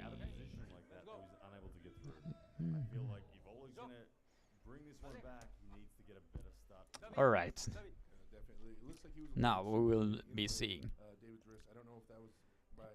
if he can get into the inside game. That then David Darikian will be too much for Oleg Shock. Although that Darikian was struggling really hard and attacking furiously on the pronator of Oleg Shock, it still is a path to victory for David Darikian if he gets his hook fully set in and not letting Oleg Shock to get close to his full hand controlled top roll. So for David Darikian to do this against Oleg Shock, it's impressive in on itself. Because there are people in the world that are thinking that David Darikian might be in the top 10 in the world currently. And I have a strong feeling that David Darikian is here to prove a point. That he is in the top 10 arm wrestlers in the world, and he is gonna do so aggressively against the living legend Oleg Shock.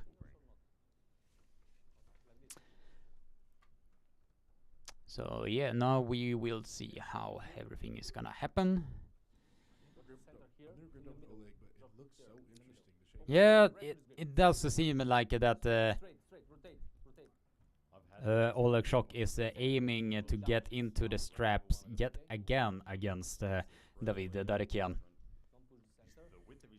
Since it is really rarely that we see Oleg Shock pull outside of the straps unless he is truly confident against somebody. Now we will see. Oleg Shock did. Oleg Shock was climbing up on David Darekian's hand as it was visible for all of us to see. Seems Oleg Shock was a little bit too trigger happy against David Darekian. A bit more trigger happy than David Darekian himself.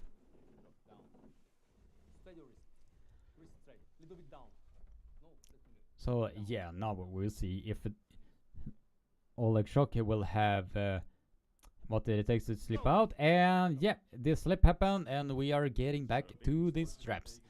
By the way, guys, we are 4 legs away to be so close to our 75 like goal mark. So if you are new to the live stream, welcome. Be sure to leave a like and subscribe. Ring the bell for notifications so a lot more people can join in and be a part of this amazing community. Although I might not have the exact streaming numbers that Aussie Arm Wrestler and let's see, Pradeep from Armwrestling News is continuously are getting. I am very thankful for all of you that are choosing to still watch me at this point. And for people that are saying in the chat, well, if the match of Ongarbayev and Bresenk has started, it has not started yet because they are like 3 matches before, so we just have to wait and see. 18 concurrent viewers and 71 likes. So if you're new to the live stream, welcome. Be sure to leave a like, subscribe, ring the bell for notifications so a lot more people can join in and be a part of this amazing community.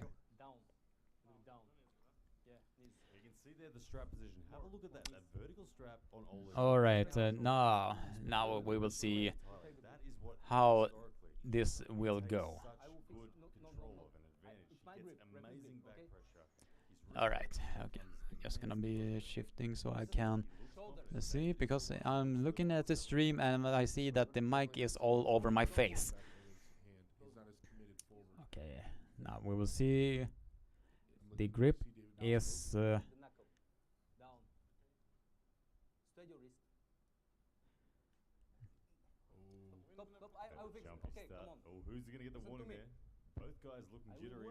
both guys seems to be very trigger happy at this point.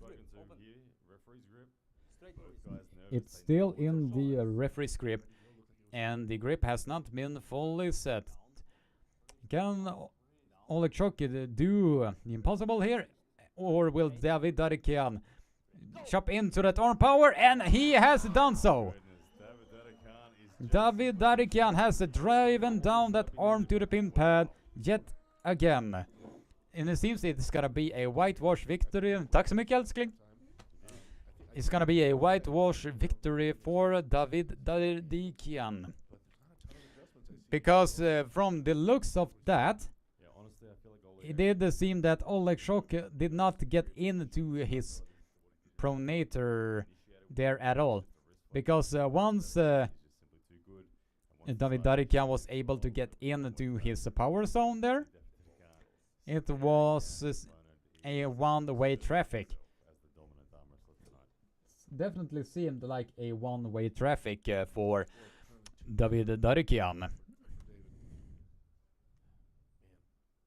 Still excited to see Oleg here on the stage. Oh, it's amazing seeing him come back. As we said, he's considered the greatest pound-for-pound left-arm arm wrestler of all time. At only 85 kilos, he has beaten people in the past, like Andrei Pushka. He's beaten all bar Denis Sablenkov, I think, on the left arm. He's got pinned on Devin Laird. If you are wondering what I just did, I just spoke with Jake, the Aussie arm wrestler. So I just told him that he is doing a very great job, because he is genuinely doing a very great job. So, but in this instance, I think that David Darekian is a tiny bit too much for Oleg Chok to handle, especially if it gets caught inside of that hook of his. That is what I believe at this point. You can see the back is up against the wall here for Oleg. Crazy wild stuff. I don't know what there is available. There's certainly not a hook available. David Dadekan is in control of that line. He's going to have to find a way to get the wrist back, but we haven't seen the wrist go back. All right. Now we will see. Despite the top rope prowess that Oleg Zok possesses, unable to force it. David Dadekan's wrist flexion, his commitment to side pressure has just been too In this round, I think that he is definitely aiming to get into the referee's grip and the straps yet again. But in this instance, I think it's a tiny bit too much right now for Oleg Chok to handle. Since although he was able to get the WAF gold in last year in the 80 kilo category, I think in this instance he is a tiny bit outclassed. No, it's okay. Center is okay. Yeah.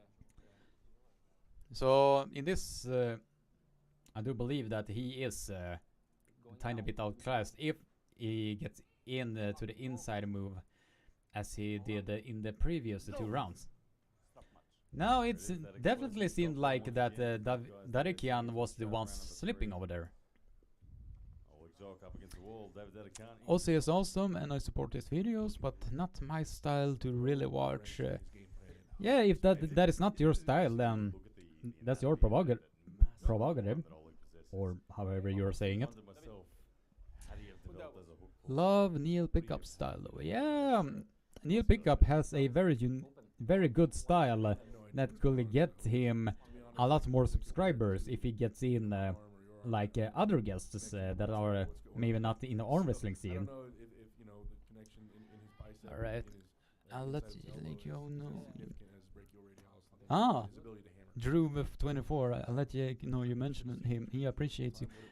Oh, thank you very much, Jake. You are awesome. Genuinely.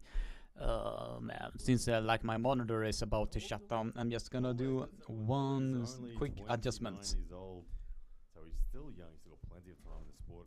Of course, he's been all the way to the top, essentially. He's on the way back. Alright, now we are back. 18 concurrent viewers and 72 likes. So if you're new to the live stream, welcome, welcome, and welcome. Be sure to spam that like button. We are merely 3 likes away to get into the 75 like goal poll. Center here, and this center here. Alright, now we are getting in to round number 3. How will the match go?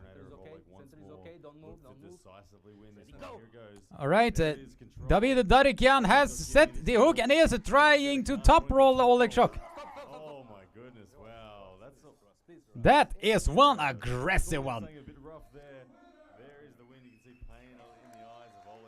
And Oleg Chok seems to be in a lot of pain in that arm. Ooh, nasty stuff there to finish that. Ooh. Bit of venom, bit of venom. That looked nasty. Seems that Oleg Chok received an injury, and it seems that David Dadekian was told by the referees to like, bro, chill. You can see the aggression. Watch here. David tried to make a point. He tried to top roll Oleg towards the end, and he actually, Oleg concedes, as you'll see. David gets control, and then after the pin, he pins him again. Oh, it seems that Oleg Chok managed to get an injury at this at this point. Hopefully it's not something too serious. Let's cross. Now to Coach Ray. Arm Wars like the video. Yeah, brother, you are amazing. Krieger, how are you doing, buddy? Yeah, I'm doing all right. Just been sitting on my sweaty ass here for almost 4 hours with a light that is shining upon me. So, yeah, it is. I'm doing very great. Thank you for asking. And spam that like button, guys. Come on, guys, spam that like button. We are just 1 like away. Come on. Don't be lazy here now. That was really impressive. We have never seen anything like that to be done versus Oleg Zhak. Round of applause. Как ты себя чувствовал? How do you feel? Хорошо, все отлично. Готовился нормально. Нечего добавить. Просто хорошая была форма. Желаю Олегу удачи. Он хороший спортсмен. Ничего личного. Просто спорт без обид. He said he trained really hard for this match. He want to thank Oleg for the match. He believes he's a great athlete. Nothing personal. It was just him being in this moment. What would be the next opponent that you really want to pull? Какой соперник ты хотел сам? То, что я не буду гонять вес, это точно. Спуститься до 100. Либо это будет 110, либо 110 плюс. Готов бороться со всеми, да хоть с Алексом Курдечем, хоть с Гаспарини. Любым, кто скажет Энгин. С теми поборемся. Главное, я готов со всеми побороться. Главное, чтобы они были готовы. So he said most likely he will not cut weight no more to 100 kilos. But today we congratulate him as the 100 kilo left arm East versus West champion. One more round of applause. And he said he is ready to fight any 110 kilo plus. Doesn't matter if it's Kurdecha or Gasparini or anyone. One more time, David Adikian. Seems that David Darikian seems to have indirectly called out Alex Kurdeka and Aramis Gasparini. Our next match. Very, very confident man with the big words right there.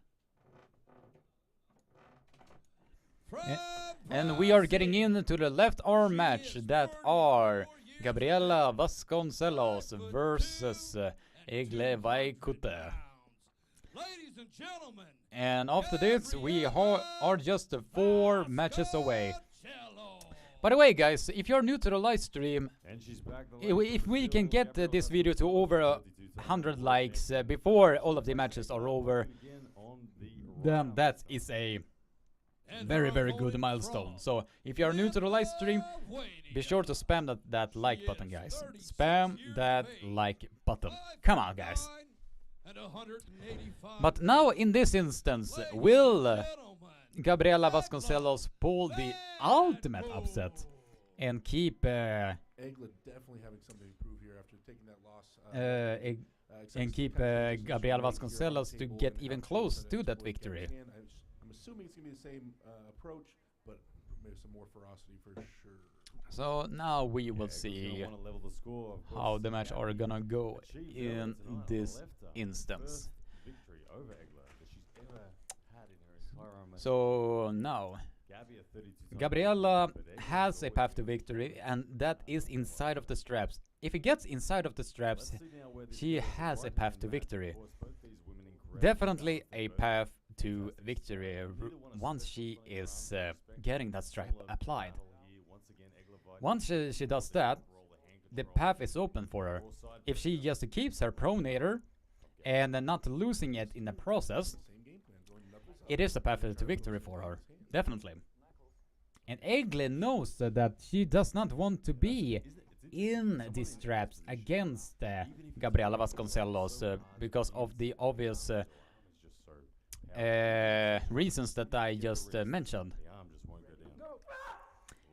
Now it looked like Gabriela has had the hand control over Gabriela Vasconcelos. No, that Gabriela had control over Egle. And the match slipped, and we are now getting into the straps yet again. And I have a strong feeling that this is gonna heavily favor Gabriela Vasconcelos in this match. And it is a strong indicator that Gabriella might be the overall winner in this. If Egle was the one that was slipping against Gabriella and not the other way around. That is how I personally were viewing that. But if the arm strength of Gabriella is being locked in, then Egle is in trouble. Egle Vaikuti will be in trouble, and she is climbing very, very high against Gabriella there. Like, her knuckle is very over Gabriella's hand, and she is looking to get as much height as she possibly can against Gabriella. But the thing is that she is gonna get herself in trouble in the process if that is what she is continuously are doing. Really, I guess, help Gabby. It gets her closer, secures her power. Now the grip is being set and ready, go! And Gabriella is taking full hand control over Egle Vaikuti. Vasconcelos has taken complete hand control over Egle Vaikuti, and she just drove that arm to the pin pad. That is literally the first win on the right arm that Gabriella Vasconcelos has ever had. Let's see on the replay, and Gabriella has just taken full hand control over Egle Vaikuti on the very arm that she has not been able to get a pin for over 10 years. That in on itself is very, very impressive. That is very, very impressive. I see that Vitaly Remes is talking about the Darikian match. I can only see the words friend and opponent. The rest is I need to learn a little bit more about them. But I think he is talking about the match with Dadikian.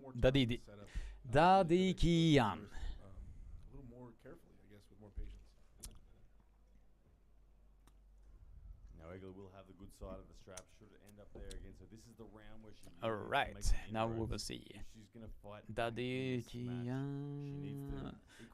no. Let's see if Gabriella will properly shoot for the top roll yet again.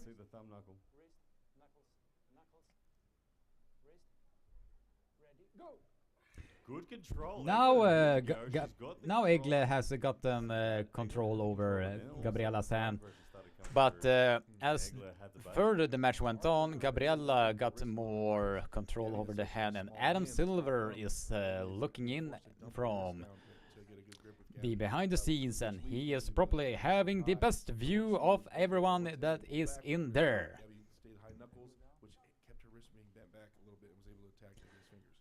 Now we are getting to the final 5 matches. And we are starting that off with Gabriella versus Egle on the right arm. And honestly, I think that David... why am I saying David Darikian over and over again? If Gabriella is locking her pronator as she did in the previous round, then Gabriella has a path to victory yet again. And if she does just that, then that might be the most dominant victory over Egle Vaikuti that someone has had. And Egle did catch the hand, and Gabriella just drove her arm all the way down to the pin pad. Put her power down. My goodness. It seems that Egle Vaikuti looks a tiny bit frustrated at this point, but as we can see a bit here on the replay, Egle with a good hit, but as soon as Gabriella locked her pronator in and just drove sideways, the arm of Gabriela Vasconcelos kept her alive and alive in this match, as well as the pronator. And she opened up the arm of Egle Vaikute, and she just drove that wall all the way down to the pin pad. Gabriela Vasconcelos has certainly arrived in the arm wrestling scene, especially in this. The options certainly are running out for Egler now. Let's see what she can come up with in this third round, but it's Gabby only one win away from taking the match and the East vs West title on the right arm. Alright, but I think in this instance, Gabriela Vasconcelos is gonna be... honestly, guys, I think she is gonna be winning this round as well, because now Egle Vaikute has taken full hand control, and intelligently of Gabriela Vasconcelos, he just get out of dodge from there and slipped away, and we are getting now back to the straps, where Gabriela Vasconcelos feels that she needs to be against Egle Vaikute. Egle have the stronger hand out of the two, but Gabriela has the stronger arm that is keeping her alive and alive in this arm wrestling match. That is very impressive by her to be even doing so. Okay, round number 3 here. Gabriela Vasconcelos looking to finish. Gabriela is having her hand completely where she needs it to be. And Egle looks a little bit unsettled. And Gabriela Vasconcelos has taken hand control. And Gabriela just drives that arm completely down to the pin pad. And Egle could just shake on his head and just congratulate Gabriela Vasconcelos on a impressive victory here. And she just said to Gabriela that, or to the arm wrestling world, that this girl is #1. And rightfully so. Congratulations, Gabriela Vasconcelos, on a epic victory. Mark my words, I am definitely gonna get an interview with Gabriela Vasconcelos as soon as she is available for one. Mark my words on that. Perfect performance there from Gabriela Vasconcelos. So we are looking here on the replay. Egle could get the hand, but once the arm power of Gabriela was locked in, the mere horsepower was absolutely amazing. You are witnessing maybe the greatest female arm wrestler of all time right here. She's not finished yet, so let's not get ahead of ourselves, but also might be the true side pressure king. Where's that Zilla? So how does that feel? Todd's approval? Yes, she is. How do you feel? I feel great. I'm super happy because I really do respect her a lot. And I always felt that she was better than me, but I trained really hard for it. And I'm super happy that I could make it. And I felt good all the way through the matches. And I'm very thankful for my coach for preparing me for this. And I'm sorry. That is very, very amazing. East versus West women's right arm open. World champion Gabriela Vasconcelos from Brazil. That is amazing. And I think that is Malin Kleinschmidt that is handing out the award. And that is Malin Kleinschmidt. Amazing. Gabriela Vasconcelos, I am definitely getting an interview with you later on. Just enjoy your victory, and yeah, that is very amazing. Congratulations, Gabriela Vasconcelos. that was epic.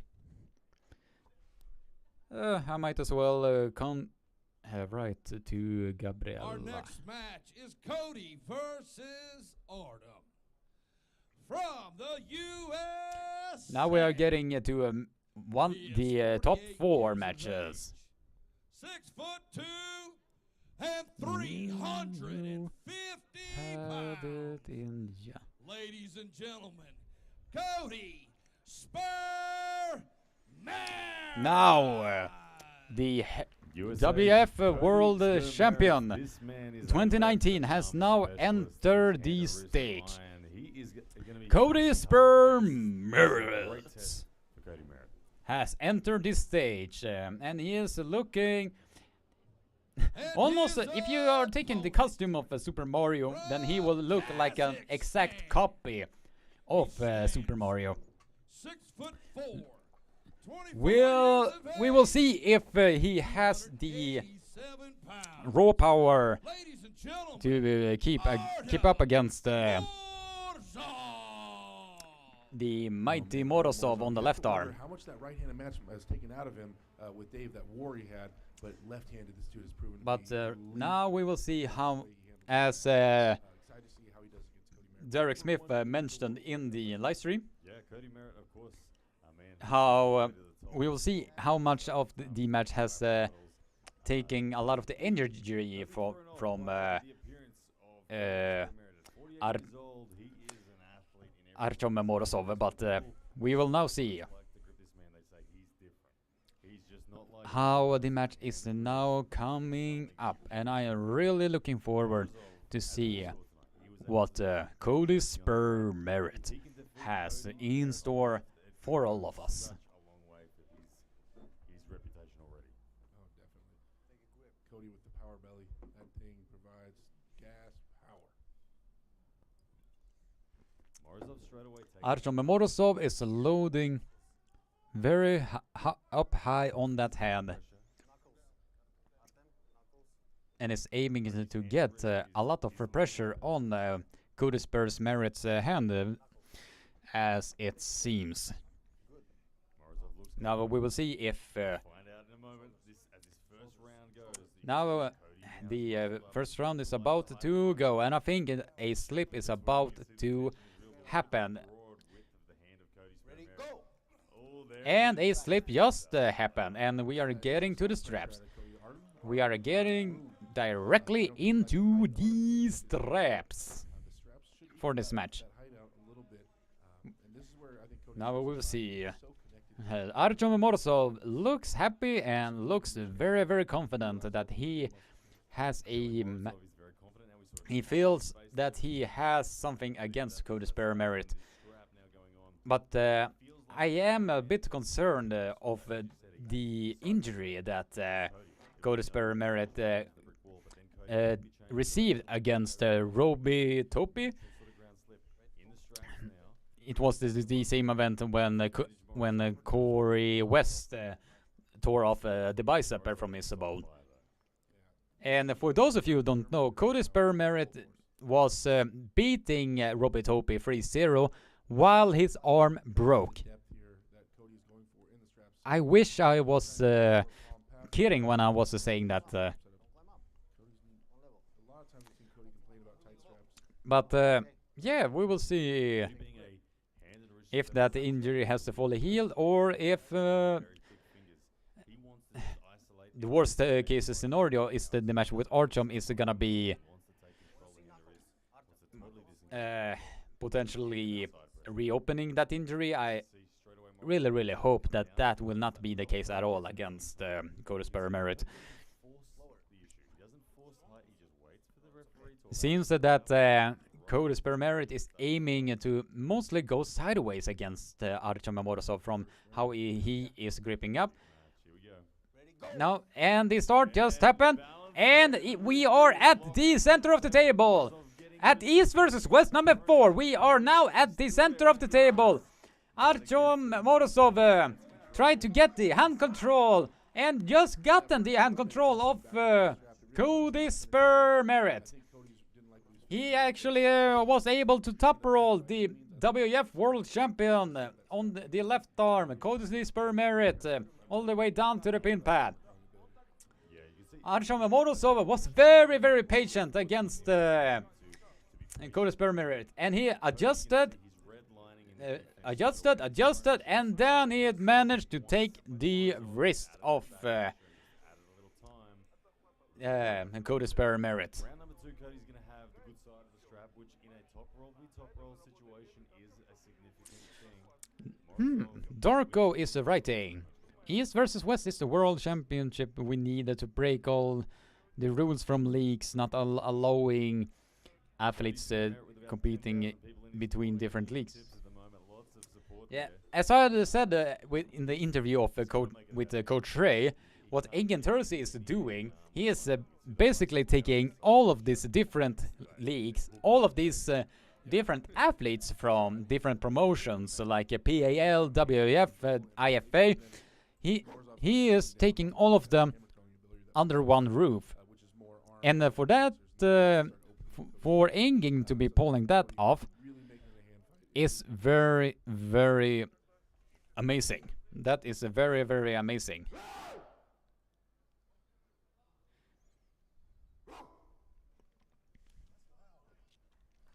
So East versus West is definitely a tournament to continuously go back to. Let's see if you can get that into the hand and wrist and expose that on Morozov, or is it a one-way traffic?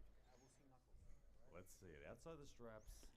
Now we are now getting into match number 2, and I think the same incident is gonna be happening here yet again.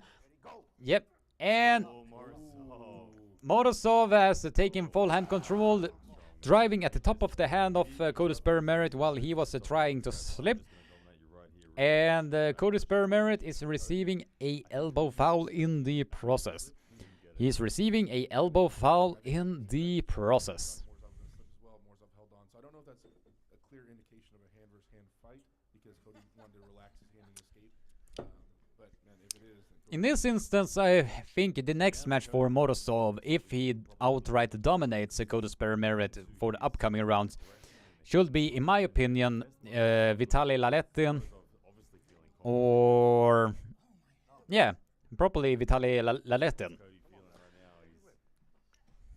So that is what I honestly think. Morozov's clamping down really hard, making Cody feel uncomfortable. Yeah, look in Morozov's eyes. He's just saying. Okay. He's trusting his hand outside the strap. No. Looking for the kill. He wants to be dominant. Okay, now we will see. And Morozov has just taken complete hand control over Cody Spur Merit, and he is driving the American all the way down to the pin pad with a full hand control against him. Holding on top, rolling, taking the wrist. Superior everywhere. I don't see now And yeah, Morozov is just, if you're looking on the replay, that was a total hand control against the former WAF World Champion Cody Spur Merit. And the current score right now is 2-0 to Morozov. This current score right now is 2-0 Morozov. Who do you give next to Morozov? What do you do with this dude? And for him to be able to do this against Cody Spur Merit is impressive in on itself. And the score is 2-0 Morozov. For guys who are continuously are asking that in the chat, why are you asking the score in the chat and not checking out the live stream? If you're the pay-per-view, I mean. So I'm just trying to think off the top of my head, top lefties right now. I'm gonna blink.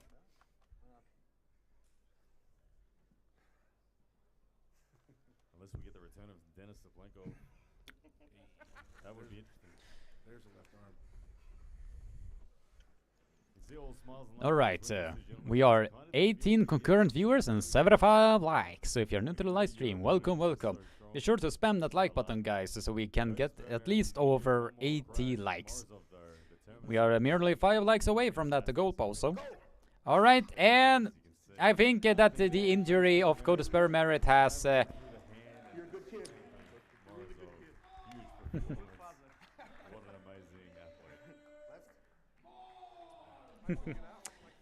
And it seems that Archon Morozov just said to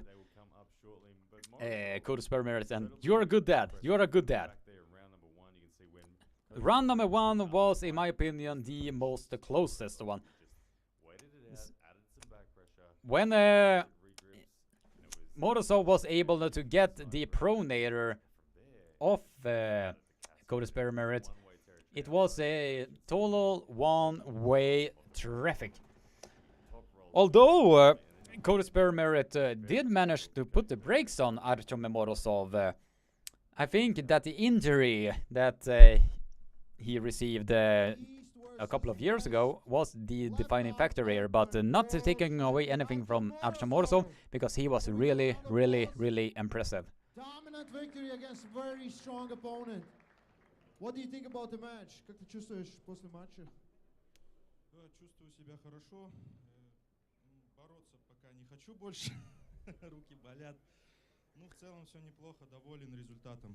Немножко неожиданно было и со стороны Дэйва. And Napoli Italia rocking that head and those massive arms. Оказалось, оба хорошие, короче. So he said most likely he doesn't want to arm wrestle anymore today. His arms hurt. He had some surprises. He wasn't expecting both of them to be that strong. So he's happy that he won the matches. Paul Italia gonna award you your world titles. Archon Morozov comes to East versus West every time, and like I say, he's been sent from the future to defeat everyone in arm wrestling. He's the Terminator. Archon Morozov has officially earned the nickname the Terminator. A conqueror, Archon Morozov.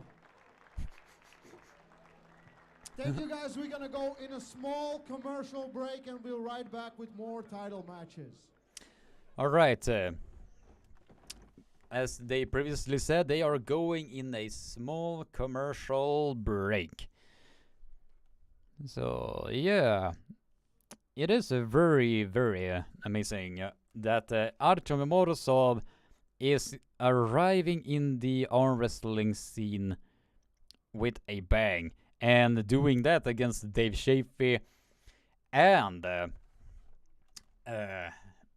Cody Spermerit in the same day. That is really impressive. It's not a lot of arm wrestlers in the world that can do that on the same day, beating high-level competitors back to back like that. But as they said, he is basically the Terminator of arm wrestling. He was able to do that against Dave Chaffee and Cody Spermerit back to back. In my honest opinion, I think that is really, really impressive. That is really, really impressive. What happened to Sporong? He should be getting matches. Had a really good... Yeah, definitely. Since Sporong was able to get a pin over Archon Morozov in their super match. And now he had a win over Prunik on the left arm. So maybe Cody Spermerit versus Tobias Sporong. That will be an interesting match.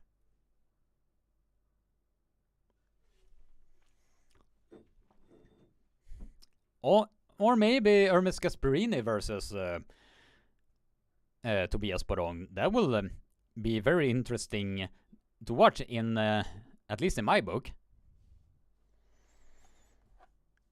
So that is what I think. Boom, boom, boom. Just gonna take away all of these notifications. And we are back. It's Todd versus Evgeny from the USA. He is 55 years of age, 5'9" and 220 pounds. Ladies and gentlemen, you know him as Todd Zilla. Todd Hachi. And we are 17 concurrent viewers and 75 likes. So if you're new to the live stream, welcome, welcome. Be sure to leave a like, subscribe, ring the bell for notifications so you get notified every single time. A lot more individuals can be joining in this awesome community. Now, one of my favorite matches that are gonna be in this card. Will this be a mismatch? Only time will tell. I think, Dorko, I think I can make you a moderator. So, Dorko, you have now become a moderator for Sweden Arm Wrestling Television. So, now we will see. I think that, as I predicted, that the speed of Evgeny Prudnik will be the deciding factor. Because Todd Hutchings has been having trouble, huge trouble against arm wrestlers that are continuously going really fast on the wrist and the pronation at the same time.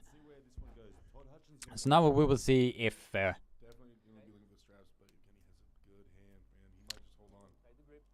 if he can be able to do that against Todd Hutchings, but the most likely scenario that will be happening.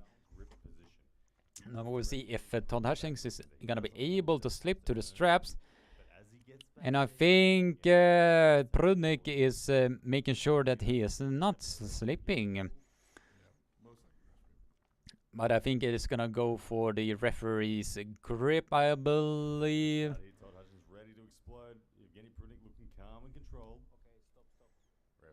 Yeah, and the referee's grip is going back in place. And the referee's grip is now going back in place right then and there.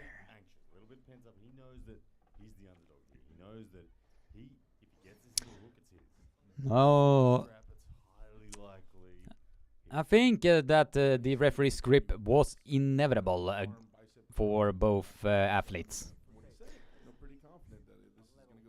And now we'll see. Will Todd Hutchings be able to get into his power zone, or will Evgeny Prudnik keep him out of there? And from the looks of it, it seems to be exactly the case. And Evgeny Prudnik was flashing him down to the pin pad, but receives a false start and receives a foul in the process.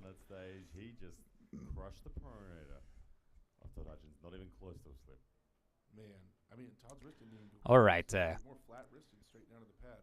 Evgeny Prudnik received a foul for doing a false start in the referee's grip.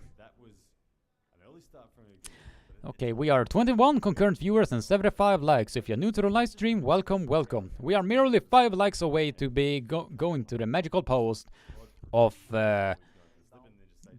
80 likes. So, if you are new to the live stream, spam that like button, guys. Spam that like button. Come on, do it. Do it now. Alright. Prudnik is going. Yeah, and here we go. And now Todd Hutchings is receiving the foul for seemingly carving in at the exact moment. Todd Hutchings knows exactly what he needs to do against Evgeny Prudnik.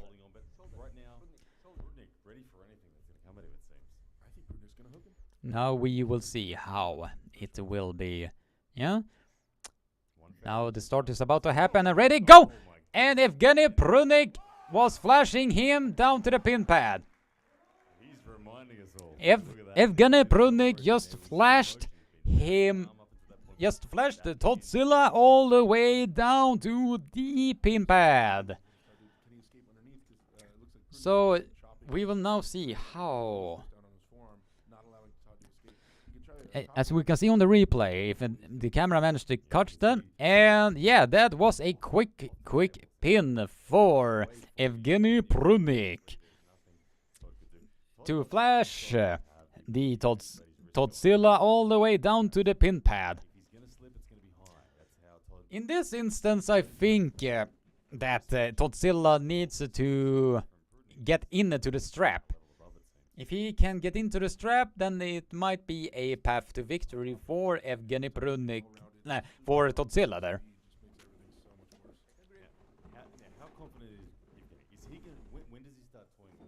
But in this instance, I think it does not look good at all for Todzilla. If he cannot get into his power zone, then he is in trouble. He's gonna be in huge trouble. Since Evgeny Prunik knows that he cannot allow Todd Hutchings to get into his power zone at all. And Todzilla is loading very hard. And it seems that Todd Hutchings are loading a lot high on the setup. And it seems, yeah, Evgeny Prunik is feeling that right away. And that is intelligent of Evgeny Prunik to making sure that Todd Hutchings is not getting in, getting exactly what he wants. Because from the looks of it, Evgeny Prunik felt that Todd Hutchings was continuously loading in the setup, and he was just letting up until we got into the referee's grip. So I think that Evgeny Prunik is gonna do a quick pin, and Todd Hutchings seemingly gotten a bite in this match. Todd Hutchings seemingly has gotten a bite in this match, and he was able to put the brakes on Evgeny Prunik right there. Although he was extended almost like the neck of a giraffe, Todd Hutchings was able to put the brakes on Evgeny Prunik, but receives an elbow foul in the process. Todd Hutchings has smelled blood in the water, and Todd Hutchings are feeling like he has something in this match. He is feeling that something is there for him to take. And that was a quick pin for Evgeny Prunik.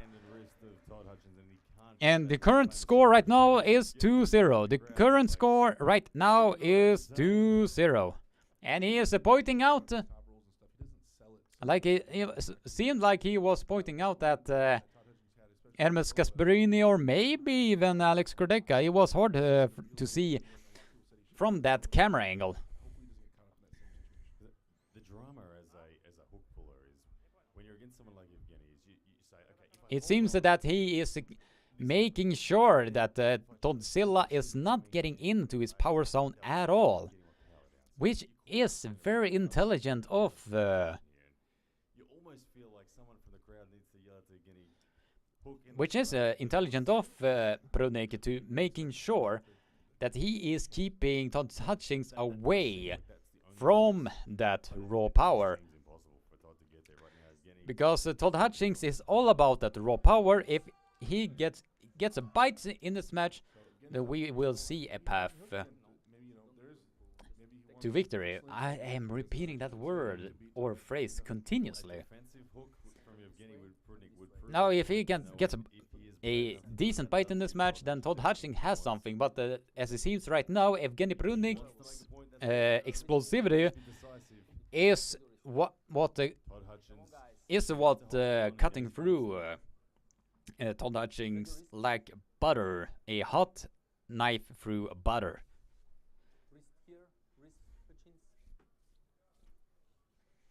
Now we will see. And we are now getting into the straps. A donation somewhat there from Evgeny allowing the slip to happen. He didn't hold on. Yeah, it definitely looked like that Evgeny Prudnik was allowing this slip to happen. So I have a feeling that he might test the power of Todd Hutchings. But I don't know if that is gonna be not so smart of him to do so, but yeah, we will just have to wait and see if that is the case, or maybe not one at all. So yeah, we just have to wait and see. Dominance in the hand control department. He avoids Todd Hutchins' side pressure by simply removing him from that tower. We just have to wait and see if the power of Todd Hutchins is gonna be applied here, or if he is just gonna get ran over then again. But we just have to wait and see for anything to be happening at all against this. A very amazing arm wrestlers that are Todd Hutchins and Prudnik. But Prudnik is intelligent that he does not want to let Todd Hutchins get into his power zone, or maybe he just wants to test the frame of Todd Hutchins to see if he can dig right out of that raw power of Todd Hutchins, because in my opinion that would be a very, very good statement of Evgeny Prudnik if he can go right into the power zone of Todd Hutchins and still pin him from there. That will be the ultimate statement.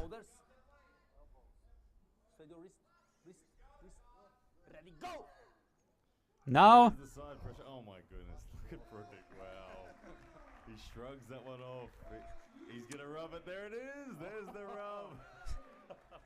The head rub, the signature Toddzilla move done back to him by Evgeny Prudnik, but all smiles there, both amazing performances there. But and it seemed like Prudnik took a complete hand control there and was driving that arm straight down to the pin pad.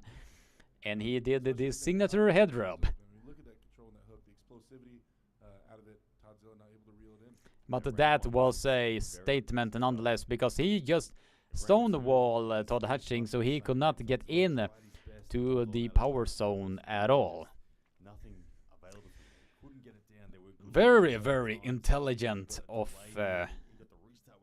Evgeny Prudnik to be keeping Todd Hutchins away from his power.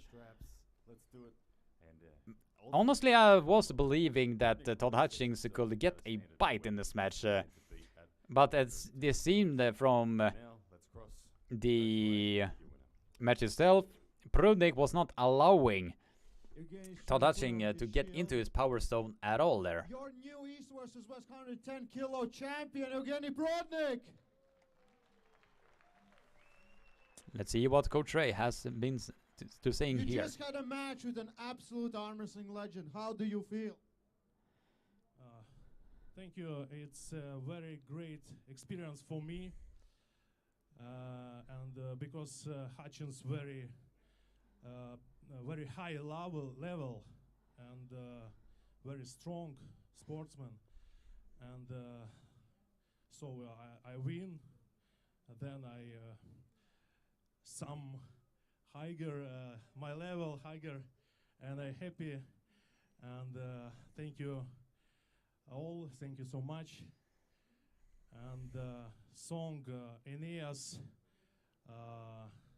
from opera Didona Aeneas. Evgeny,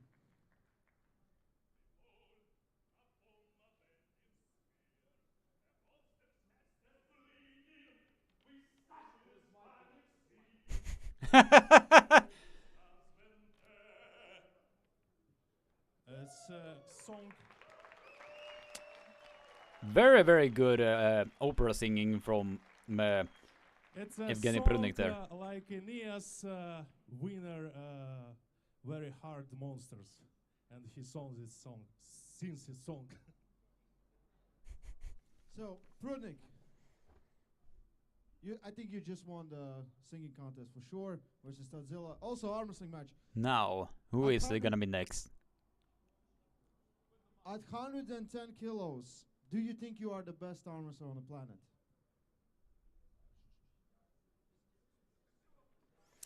If he calls out Devon Larratt, then this will be amazing. Now in these minutes, yes. Thank you, thank you, thank you. Slava Ukraini! Evgeny Brodnik!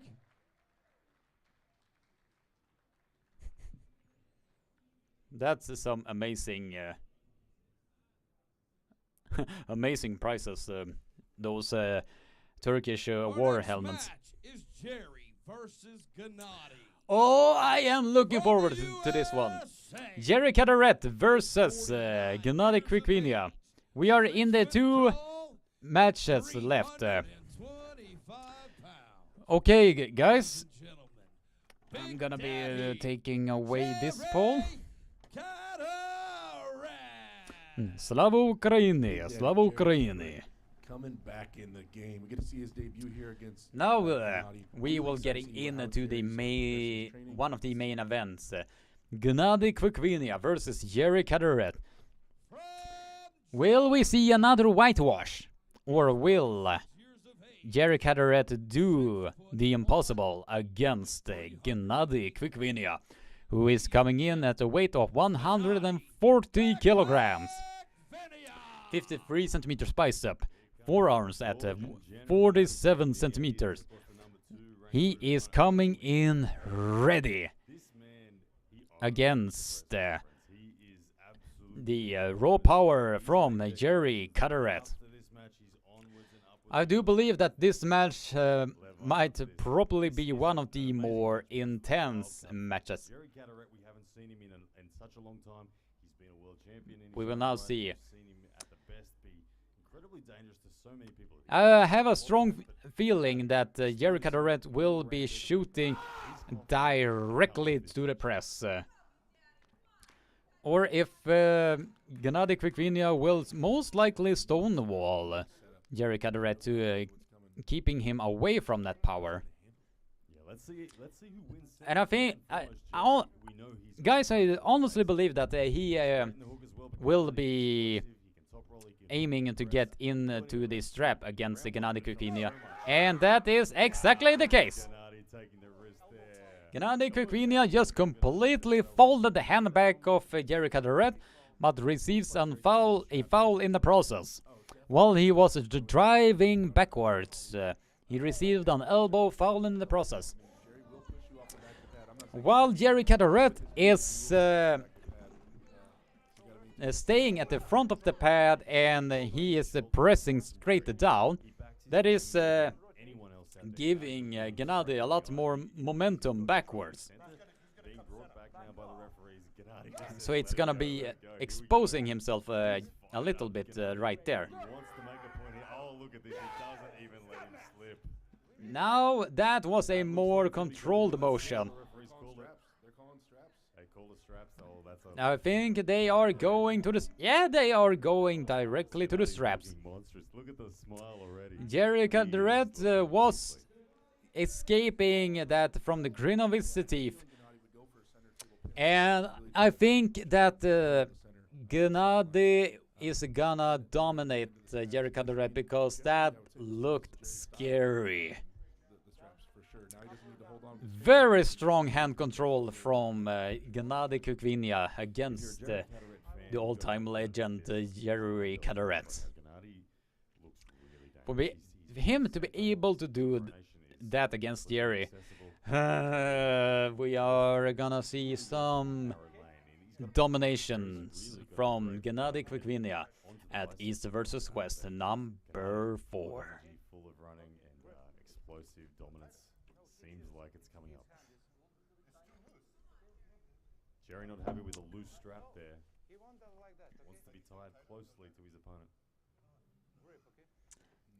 Jerry wanted that tighter strap. That way he won't. Seems that Caderet wanted a much more tighter strap because he seems a bit uncomfortable with how Gennady... Oh, you can see that Gennady has a clear lane to victory, and Jerry Caderet is shooting directly towards that press. And Jericho the Red just put the brakes on Gennady Kvikvinia, and he is dancing on the front of the pad, and he just drove him straight down. He just drove Jericho the Red straight down to the pin pad. He just drove down Jericho the Red straight down to the pin pad. As we are looking here at the replay, Jericho the Red was at the edge of the arm wrestling table, and he just dancing at the front of the pad. Dancing off the front of the pad. Jericho the Red, Gennady Kvikvinia just collected himself and just drove Caderet straight down to the pin pad. Gennady Kvikvinia is now leading with a score of 1-0. Gennady Kvikvinia is leading with a score of 1-0. Guys, Caderet did not get a pin. The one who was getting a pin was Gennady Kvikvinia. So don't troll in the chat, guys.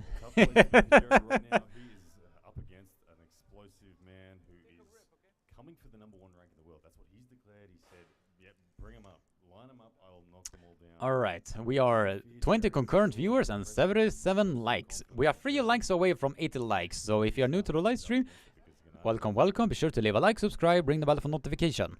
Alright. Now Jericho the Red is aiming for that same style again, and Gennady knows exactly what he needs to do against him.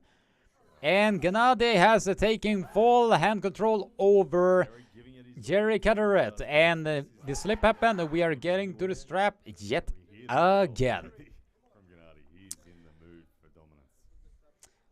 In this instance, I think that Jericho the Red is in a lot of trouble here. Unfortunately, Gennady Kvikvinia is on another level, and from my interpretation of this match, I think it is gonna be a one-way traffic if Gennady does not make a mistake and gets himself opened up on the arm. But Gennady Kvikvinia is getting himself back, and Jericho the Red is aiming to get his shoulder inside of the body frame, and he is aiming. And Jericho the Red is pressing Gennady almost to the pin pad, but receives an elbow foul in the process. Although it was not so very close, but it was a very quick start from Jericho the Red.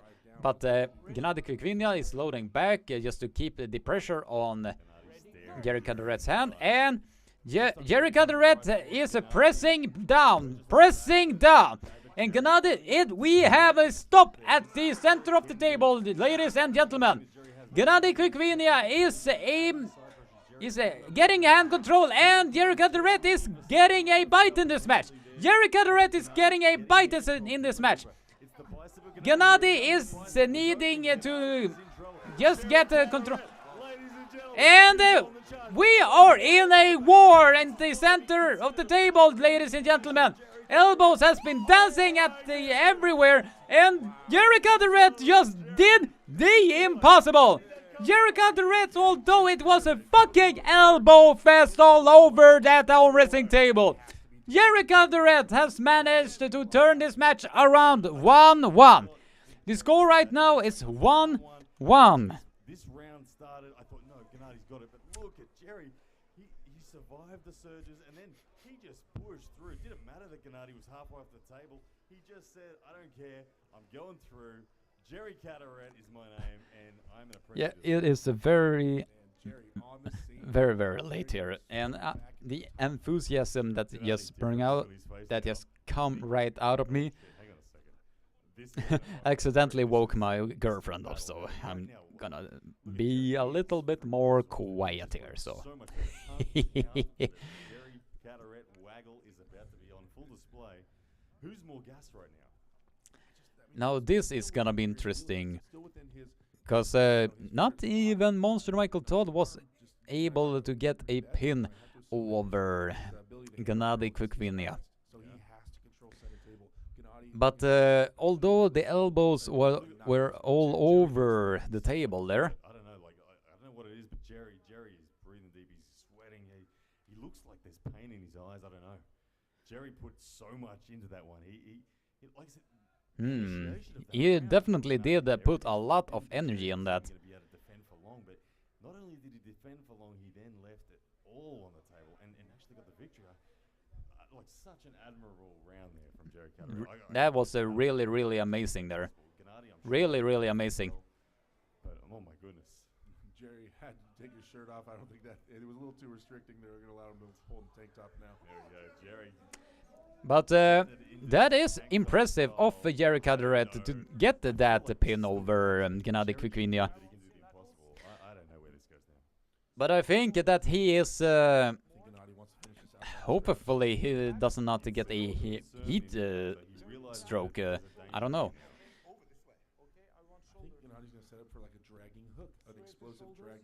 Now I think what Gennady needs to do, he needs to control the rotation. Now we are getting into the inside. Jerry Carteret trying to get the straps, with Gennady blocking the slip at the moment, but Gennady. Yeah, Gennady Kvikvinia is blocking the slip of Jerry Carteret and is waiting a bit, waiting a bit patiently, and he is taking the full hand control. And it seems that Gennady might getting the elbow foul right there. And we are 21 concurrent viewers and 77 likes. So if you are new to the live stream, be sure to leave a like, subscribe, ring the bell for notifications, so a lot more people can get notified of this awesome live streams. Although it sounded a little bit pretentious when I said that. Hopefully Jerry Carteret does not get a heat stroke, or however you are saying it in English. But once Jerry Carteret gets in to that power zone, he is a force to be reckoned with. Although, guys, it was the elbows were dancing all over the place during round 2. We've seen Jerry in 45-minute matches against Michael Todd. We know he will stay and stay and stay. Yeah, he's breathing. I can see his chest puffing up and down. Jerry Carteret, you are a impressive specimen. But I did not expect that Jerry Carteret could get a pin over Gennady, but I was definitely proven wrong right there. And Jerry Carteret just flashed to pin Gennady Kvikvinia all the way down to the pin pad. Gennady looked really uncomfortable. He was massaging the upper pec of it seems that he has damaged something right there.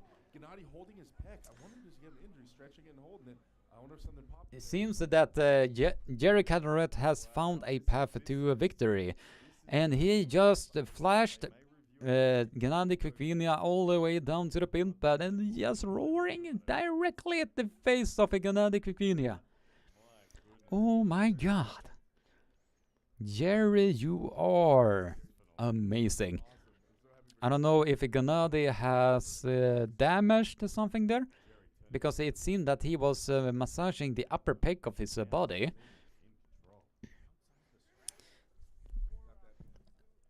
So we will see if Gennady's injury might not fully keeping him out to do what's necessary against Jerry Carteret. But yeah, we just have to wait and see if Jerry Carteret can do the exact same thing. And that is intelligent done of. He is keeping himself Jerry Carteret's hand away. It seems that like now he is and he is seemingly that Jerry Carteret is pushing Gennady off at the back of the arm wrestling table. so it matters what the referee saw. It is very interesting that Jerry Caderet is, while he is driving forward, it seems that I don't know if that was his intentional or not. It seems that he was continuously driving forwards. So Gennadi's elbow was sliding off the back like multiple times. And I am a bit glad that it is a bit looser WAF rules, because if it was in a PAL rules or maybe WAF or IFA, Jerry Caderet will have been fouled out in a matter of seconds. But now Jerry Caderet, no, Gennady Krikvinia is keeping himself at the pronator of Jerry Caderet and is flashing him down to the pin pad. Gennady Krikvinia is flashing down Jerry Caderet down to the pin pad while controlling the pronator of Jerry Caderet. Sideways that whilst Jerry was busy talking to the referees and trying to negotiate the situation, Gennady just punched sideways and gets the pin. Let's have a look at the replay. It'll be interesting. You'll see Jerry start to talk. He's talking to the referees there, and during that, All right. Gennady just punches. As you can see, now as you can look on the replay, that was an intelligent move of Gennady Krikvinia to just attack on the pronator at the same time as he was driving sideways, and that opened up the pronator of Jerry Caderet. While you guys don't know, you're basically using the pronator a lot, especially when you are doing the press. If Jerry Caderet goes slightly like this, the power gets almost faded away. And we are back in the match, and Jerry and Gennady Krikvinia just took control of the pronator and just drove him down to the pin pad. But the slip happened at the millimeter from the match, and we are getting directly to the straps yet again. I think that it's gonna benefit Jerry Caderet if he...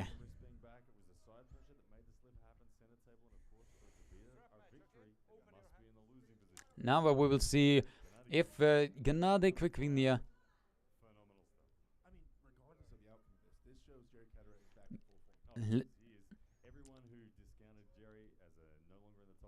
Yeah, it definitely. I do have to agree with you there, Darko. Gennady is gonna have nightmares of this match either way.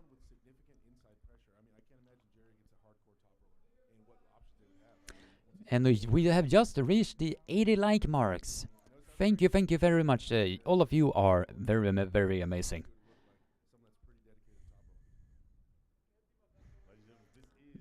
But pulling Jerry Caderet is a nightmare for anybody. Now we will hope. If I were Gennady, I will try to attack the wrist and pronator at the same time, because you do not want to be at where Jerry Caderet wants to be, and he is almost. Jerry Caderet is almost pressing down the Gennady Krikvinia to the pin pad. And the mere pressure that Gennady is pulling back, the mere pressure that Jerry is putting, is pushing Gennady Krikvinia at the back end of the table. And it seems we are getting a coincidental foul in the process. Yes, we are getting a coincidental foul in the process.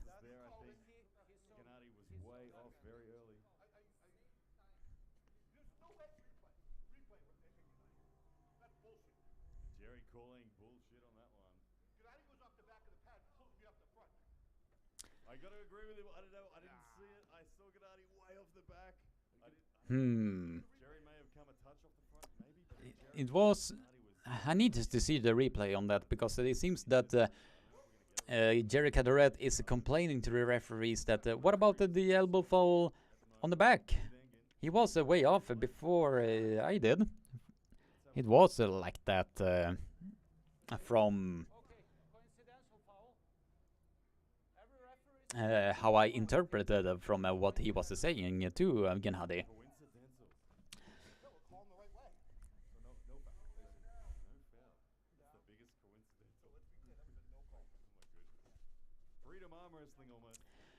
But now we will see how this is gonna go. Because if Gennady can... No, if Gennady can get on at the top of the hand, then he has a path to victory. But he needs to be careful, because Jerry Cadorette is driving hard on Gennady's arm, and I think that is the path to victory for Jerry Cadorette. And he is very, very close.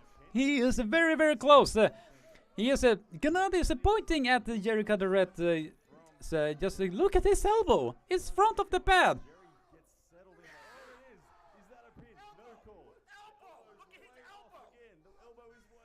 And Gennady's elbow is off again, and Jerry's elbow is also at the front of the pad.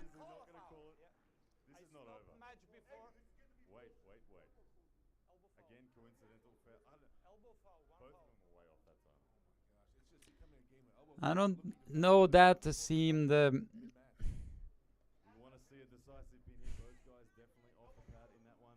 Yeah, it seems that Gennady Krukvinia received the elbow foul in the process. I mean, Jerry Cadorette is driving so hard. He's basically pushing off Gennady Krukvinia at the back end of the table. He's basically pushing him off at the back end of the table there with that pulling style that Jerry Cadorette is possessing.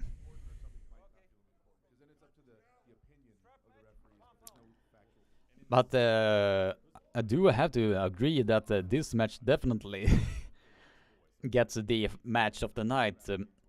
Maybe not in a stylistic sense, but maybe in a entertaining sense, because elbows are flying all over the place. The match just goes on and on and on and on. So yeah, I think this is the match of the night, mostly in a entertaining based level, if you know what I mean. And I want to show my energetic side, but my girlfriend is literally sleeping in the very next door, in the very next room, so I don't want to be too loud in this. Alright, Jerry Cadorette knows exactly what he needs to do, and he almost presses down the Gennady Krukvinia to the pin pad, and Gennady is driving hard, and Jerry Cadorette almost presses Gennady to the pin pad, and Jerry Cadorette just did the impossible.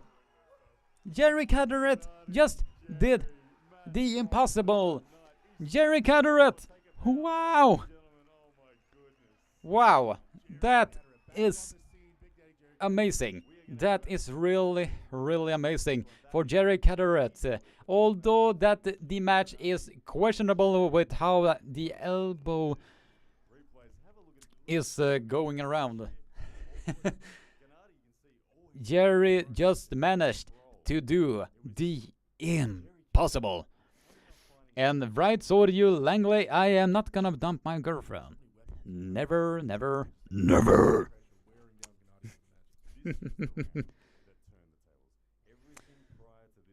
But I was hoping for Gennady to at least be able to maybe transition to a tricep press.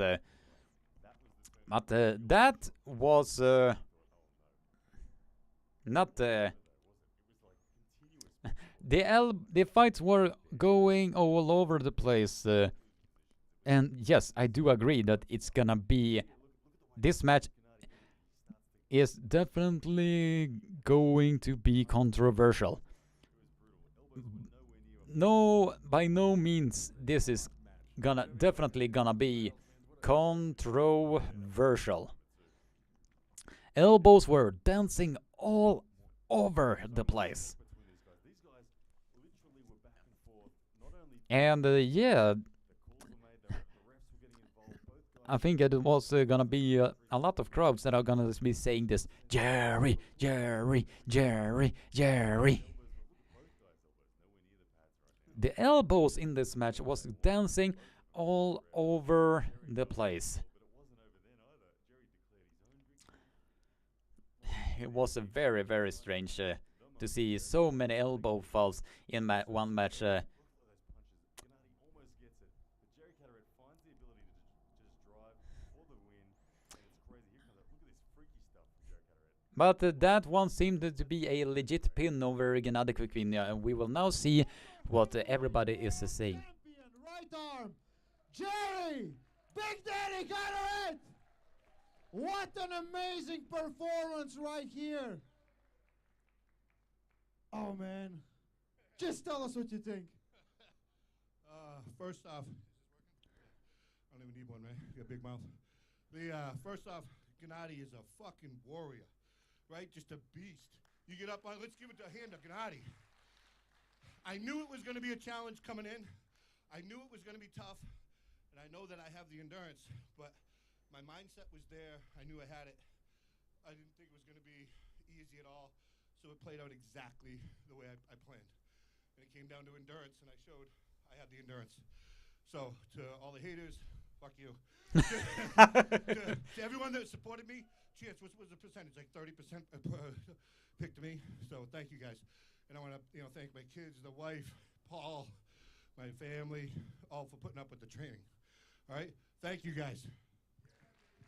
Absolute animal. So, his opponent very soon for the right arm title, Hermes Gasparini. He's giving his award today. I just want to say So, we are now going to be seeing a match with Hermes Gasparini versus Jerry Cataract somewhere in November. Thank you, Engin.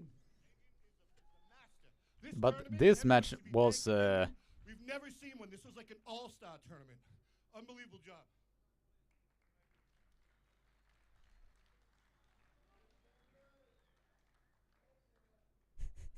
I don't think it's gonna fit.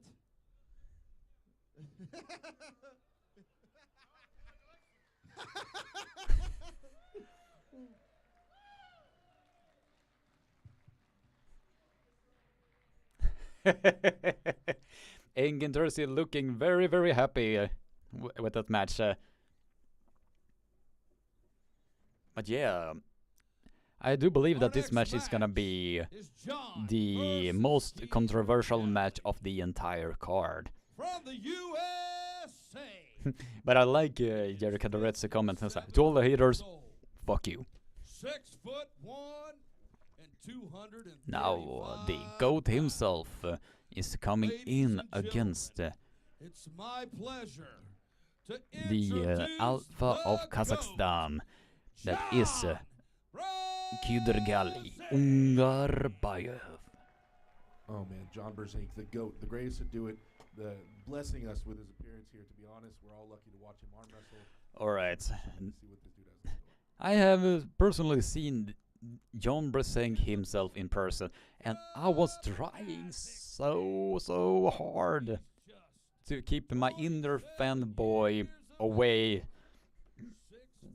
to not be going a full fanboy mode, but it was very nice to meet him, and he is apparently a fan of SATV, so he is watching my videos a lot apparently, so that is very, very nice. Now we are getting into the final match of the day. But hopefully the injury of Ungarbayev will not be keeping him away from his full potential, but hopefully this match is gonna be just as exactly as I think it will be. So we will see that if the speed of Ungarbayev is gonna be keeping him alive and alive in this match. So yeah, we just have to wait and see now. 15 concurrent viewers, 82 likes. So if you're new to the live stream, welcome. Be sure to leave a like, subscribe, ring the bell for notification. Now, I think the speed is about to come. All you can see there, the tension load up between these two athletes. Jon Bresenk is now going. And the slip happened, and we are going directly to the straps. We are going directly to the straps, and I think that both athletes was looking for the straps. Trying to solve these puzzles. Yeah, 58 years old now. 58 years old. This man, almost 40 years ago, reached the world #1 rank for the first time, and now here he is at 58 years old. He's coming back for the #1 rank again. Oh, the operation was 8 months ago. Oh, I had no idea. He is a weapon in his own right. This first round is going to tell us a big story. I mean, but is it though? With Jon being so well-rounded, I mean, regardless of how this goes, he always, I mean, he's known for the perfect storm, being able to switch it up. I mean, if it doesn't go his way one direction, the next round will be a totally different thing coming at his opponent. That's the beauty of watching. I am definitely not eating so many banana chips at the same time. Not again. Very hard to chew. Oh, Jon Bresenk is getting aggressive here, which has not been seen so much lately from Jon Bresenk. Usually he is the calm and collected arm wrestler, but now he is getting more aggressive because he is feeling something and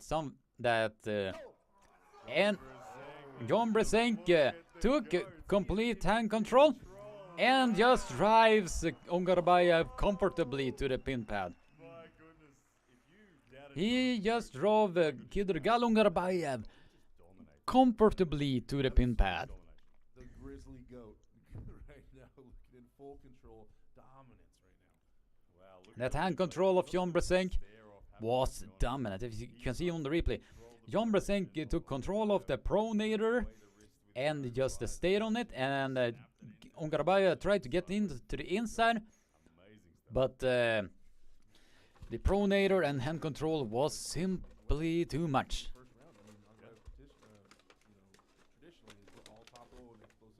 Yeah, we all expected tonight the center to be probably won by Ungarbayev. We thought the explosive top roll will probably put Jon on the defense, but we've seen the exact opposite. We've seen dominance from Jon. We saw the look. All right, now we will see.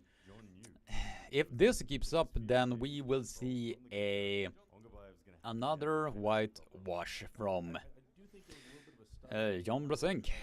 He's been doing incredible lately.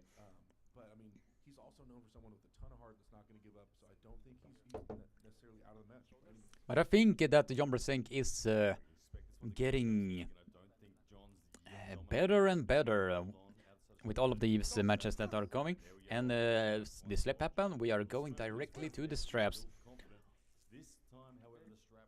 Ungarbayev, I think he is in a lot of trouble in this. Since I do honestly believe if Jon Bresenk can get the pronator as he did previously, then he has a path to victory yet again. But he needs to have everything locked in. And Ungarbayev, he is very reliant on that the top roll of his. So he needs to have everything, because if he is taking away from there, then he has basically lost the very strength that he needs to be able to do.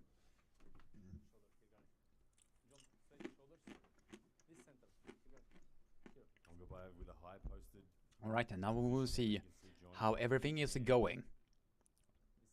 I do believe this is gonna be definitely the same case as before. And Kidurgali with his fast hit, and now he is beginning to taking the hand of Jon Bresenk. Ungarbayev just furiously are attacking on the hand and arm of Jon Bresenk, and he is flashing down and flashing down, and Ungarbayev has just turned the match around. He has just now turned the match around with a score of 1-1. Ungarbayev managed to turn the match around and used his hit to take the hand and wrist of Jan Brzenk there. Jan Brzenk managed to keep himself alive and alive, but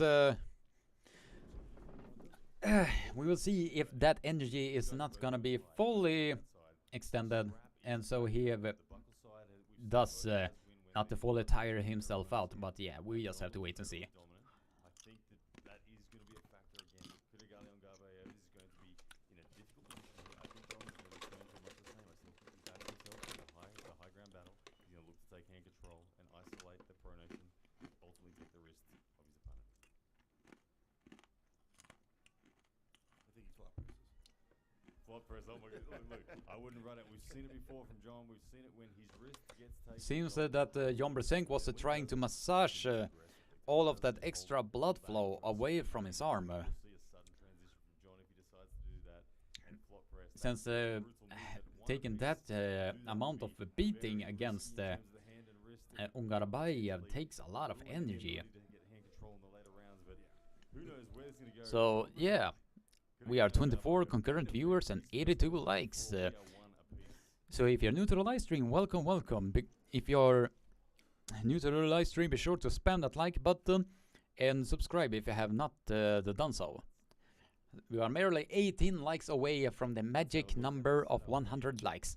So can we get there before this live stream? Possibly.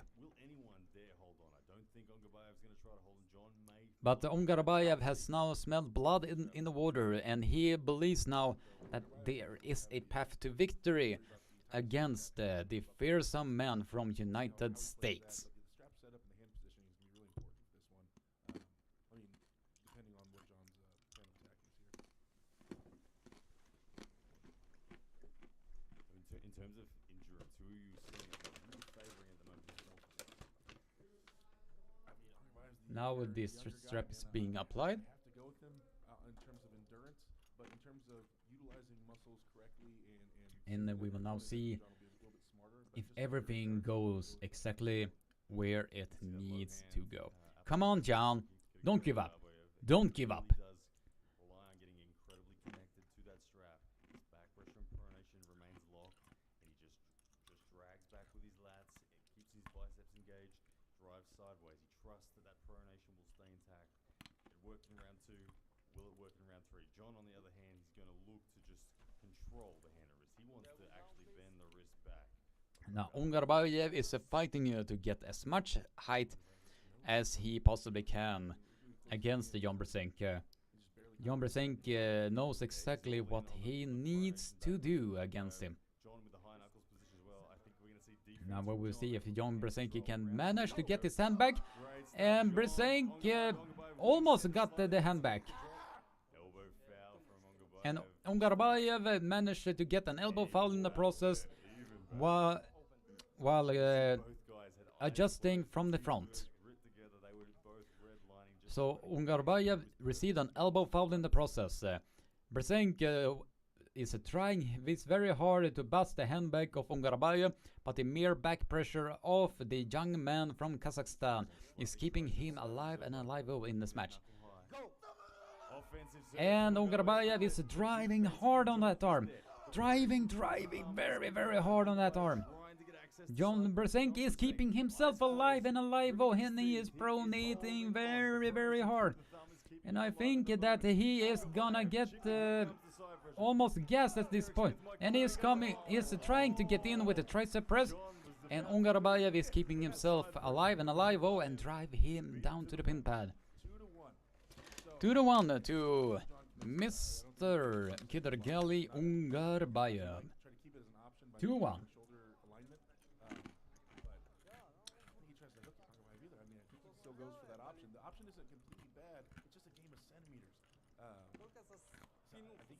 This might be the biggest upset of the entire card, possibly. Ungarbayev is driving very, very hard on that hand. And he's driving, and as soon as Brzenk is released a little bit there, gave Ungarbayev enough to be crowned the winner of round number 3. If Jon Brzenk would have stayed at the back of the pad and just be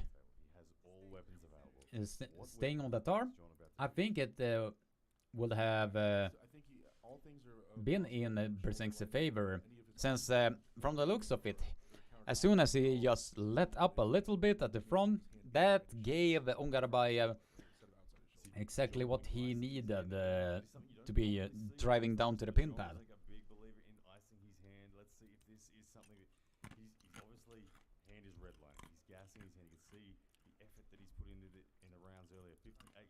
Jon Brzenk, the greatest arm wrestler of all time, is in a war with Kazakhstan's #1 at 110 kilos. Kidagali Ungarbayev, he is making a statement tonight. Ungarbayev is a very, very impressive arm wrestler.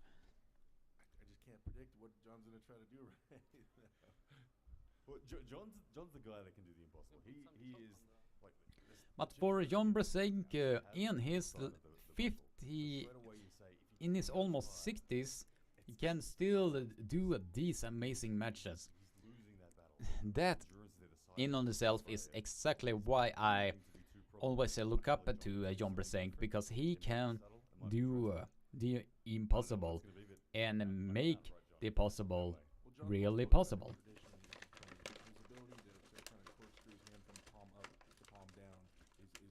To me, that is very impressive that he can be able to do this continuously. So I think he'll hinge on that in some way. Really have the pronation save him later in the match. Here we go. Round number 4 coming up, ladies and gentlemen. This is the main event, the final match of this East vs West number 4. The greatest arm wrestler of all time, Jon Brzenk, up against Kazakhstan, Kidagali Ungarbayev. Jon Brzenk is trying to get as much blood from that hand as possible.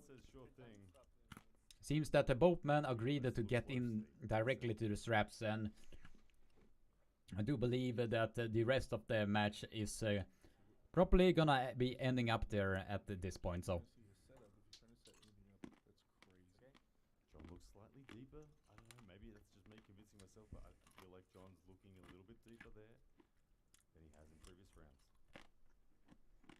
Don't tell me, Did he try to hook him? Did he try? No, that's surely not. I don't know. Ungarbayev's a hard man to force the hook. But look at the depth of John. Maybe. You see he's loading that back. Come on, John. You can do it. But I feel like the hand of Jon Brzenk must be gassed at this point. Since Brzenk is trying his very hard, his absolute best to keep the hand against Ungarbayev. But we will see if that is gonna be the case. And Jon Brzenk is aiming a lot on the hand control. John attempted the hook and no avail. And it seems that Jon Brzenk got the flash to the pin pad. 3-1 acknowledgement there from the greatest. And Ungarbayev has taken the victory against the man himself. Ungarbayev is a unique specimen. Ungarbayev. Wow. Trying something different. It hadn't worked. The slip there sent them to the straps. Let's go. I think it's right back to round 1. Okay, yeah, look at this. This was, I think, round. But a huge contrast that when Jon Brzenk was having a lot more energy, he was the stronger man out of the two. But as the round progressed and Ungarbayev continuously attacked the hand of Jon Brzenk, he managed to finally get the pronator and wrist compromised. So he was able to get exactly what he needed against Jon Brzenk here. Wow, just wow. That is very, very amazing of Kidagali Ungarbayev. And yeah, this is about for this live stream here. I'm gonna end it, and we I'm gonna be recording my video of the East versus West result recap. So I'm gonna be posting that video in a short period of time. So have a nice day, stay safe, be a B, and keep being awesome. Take care.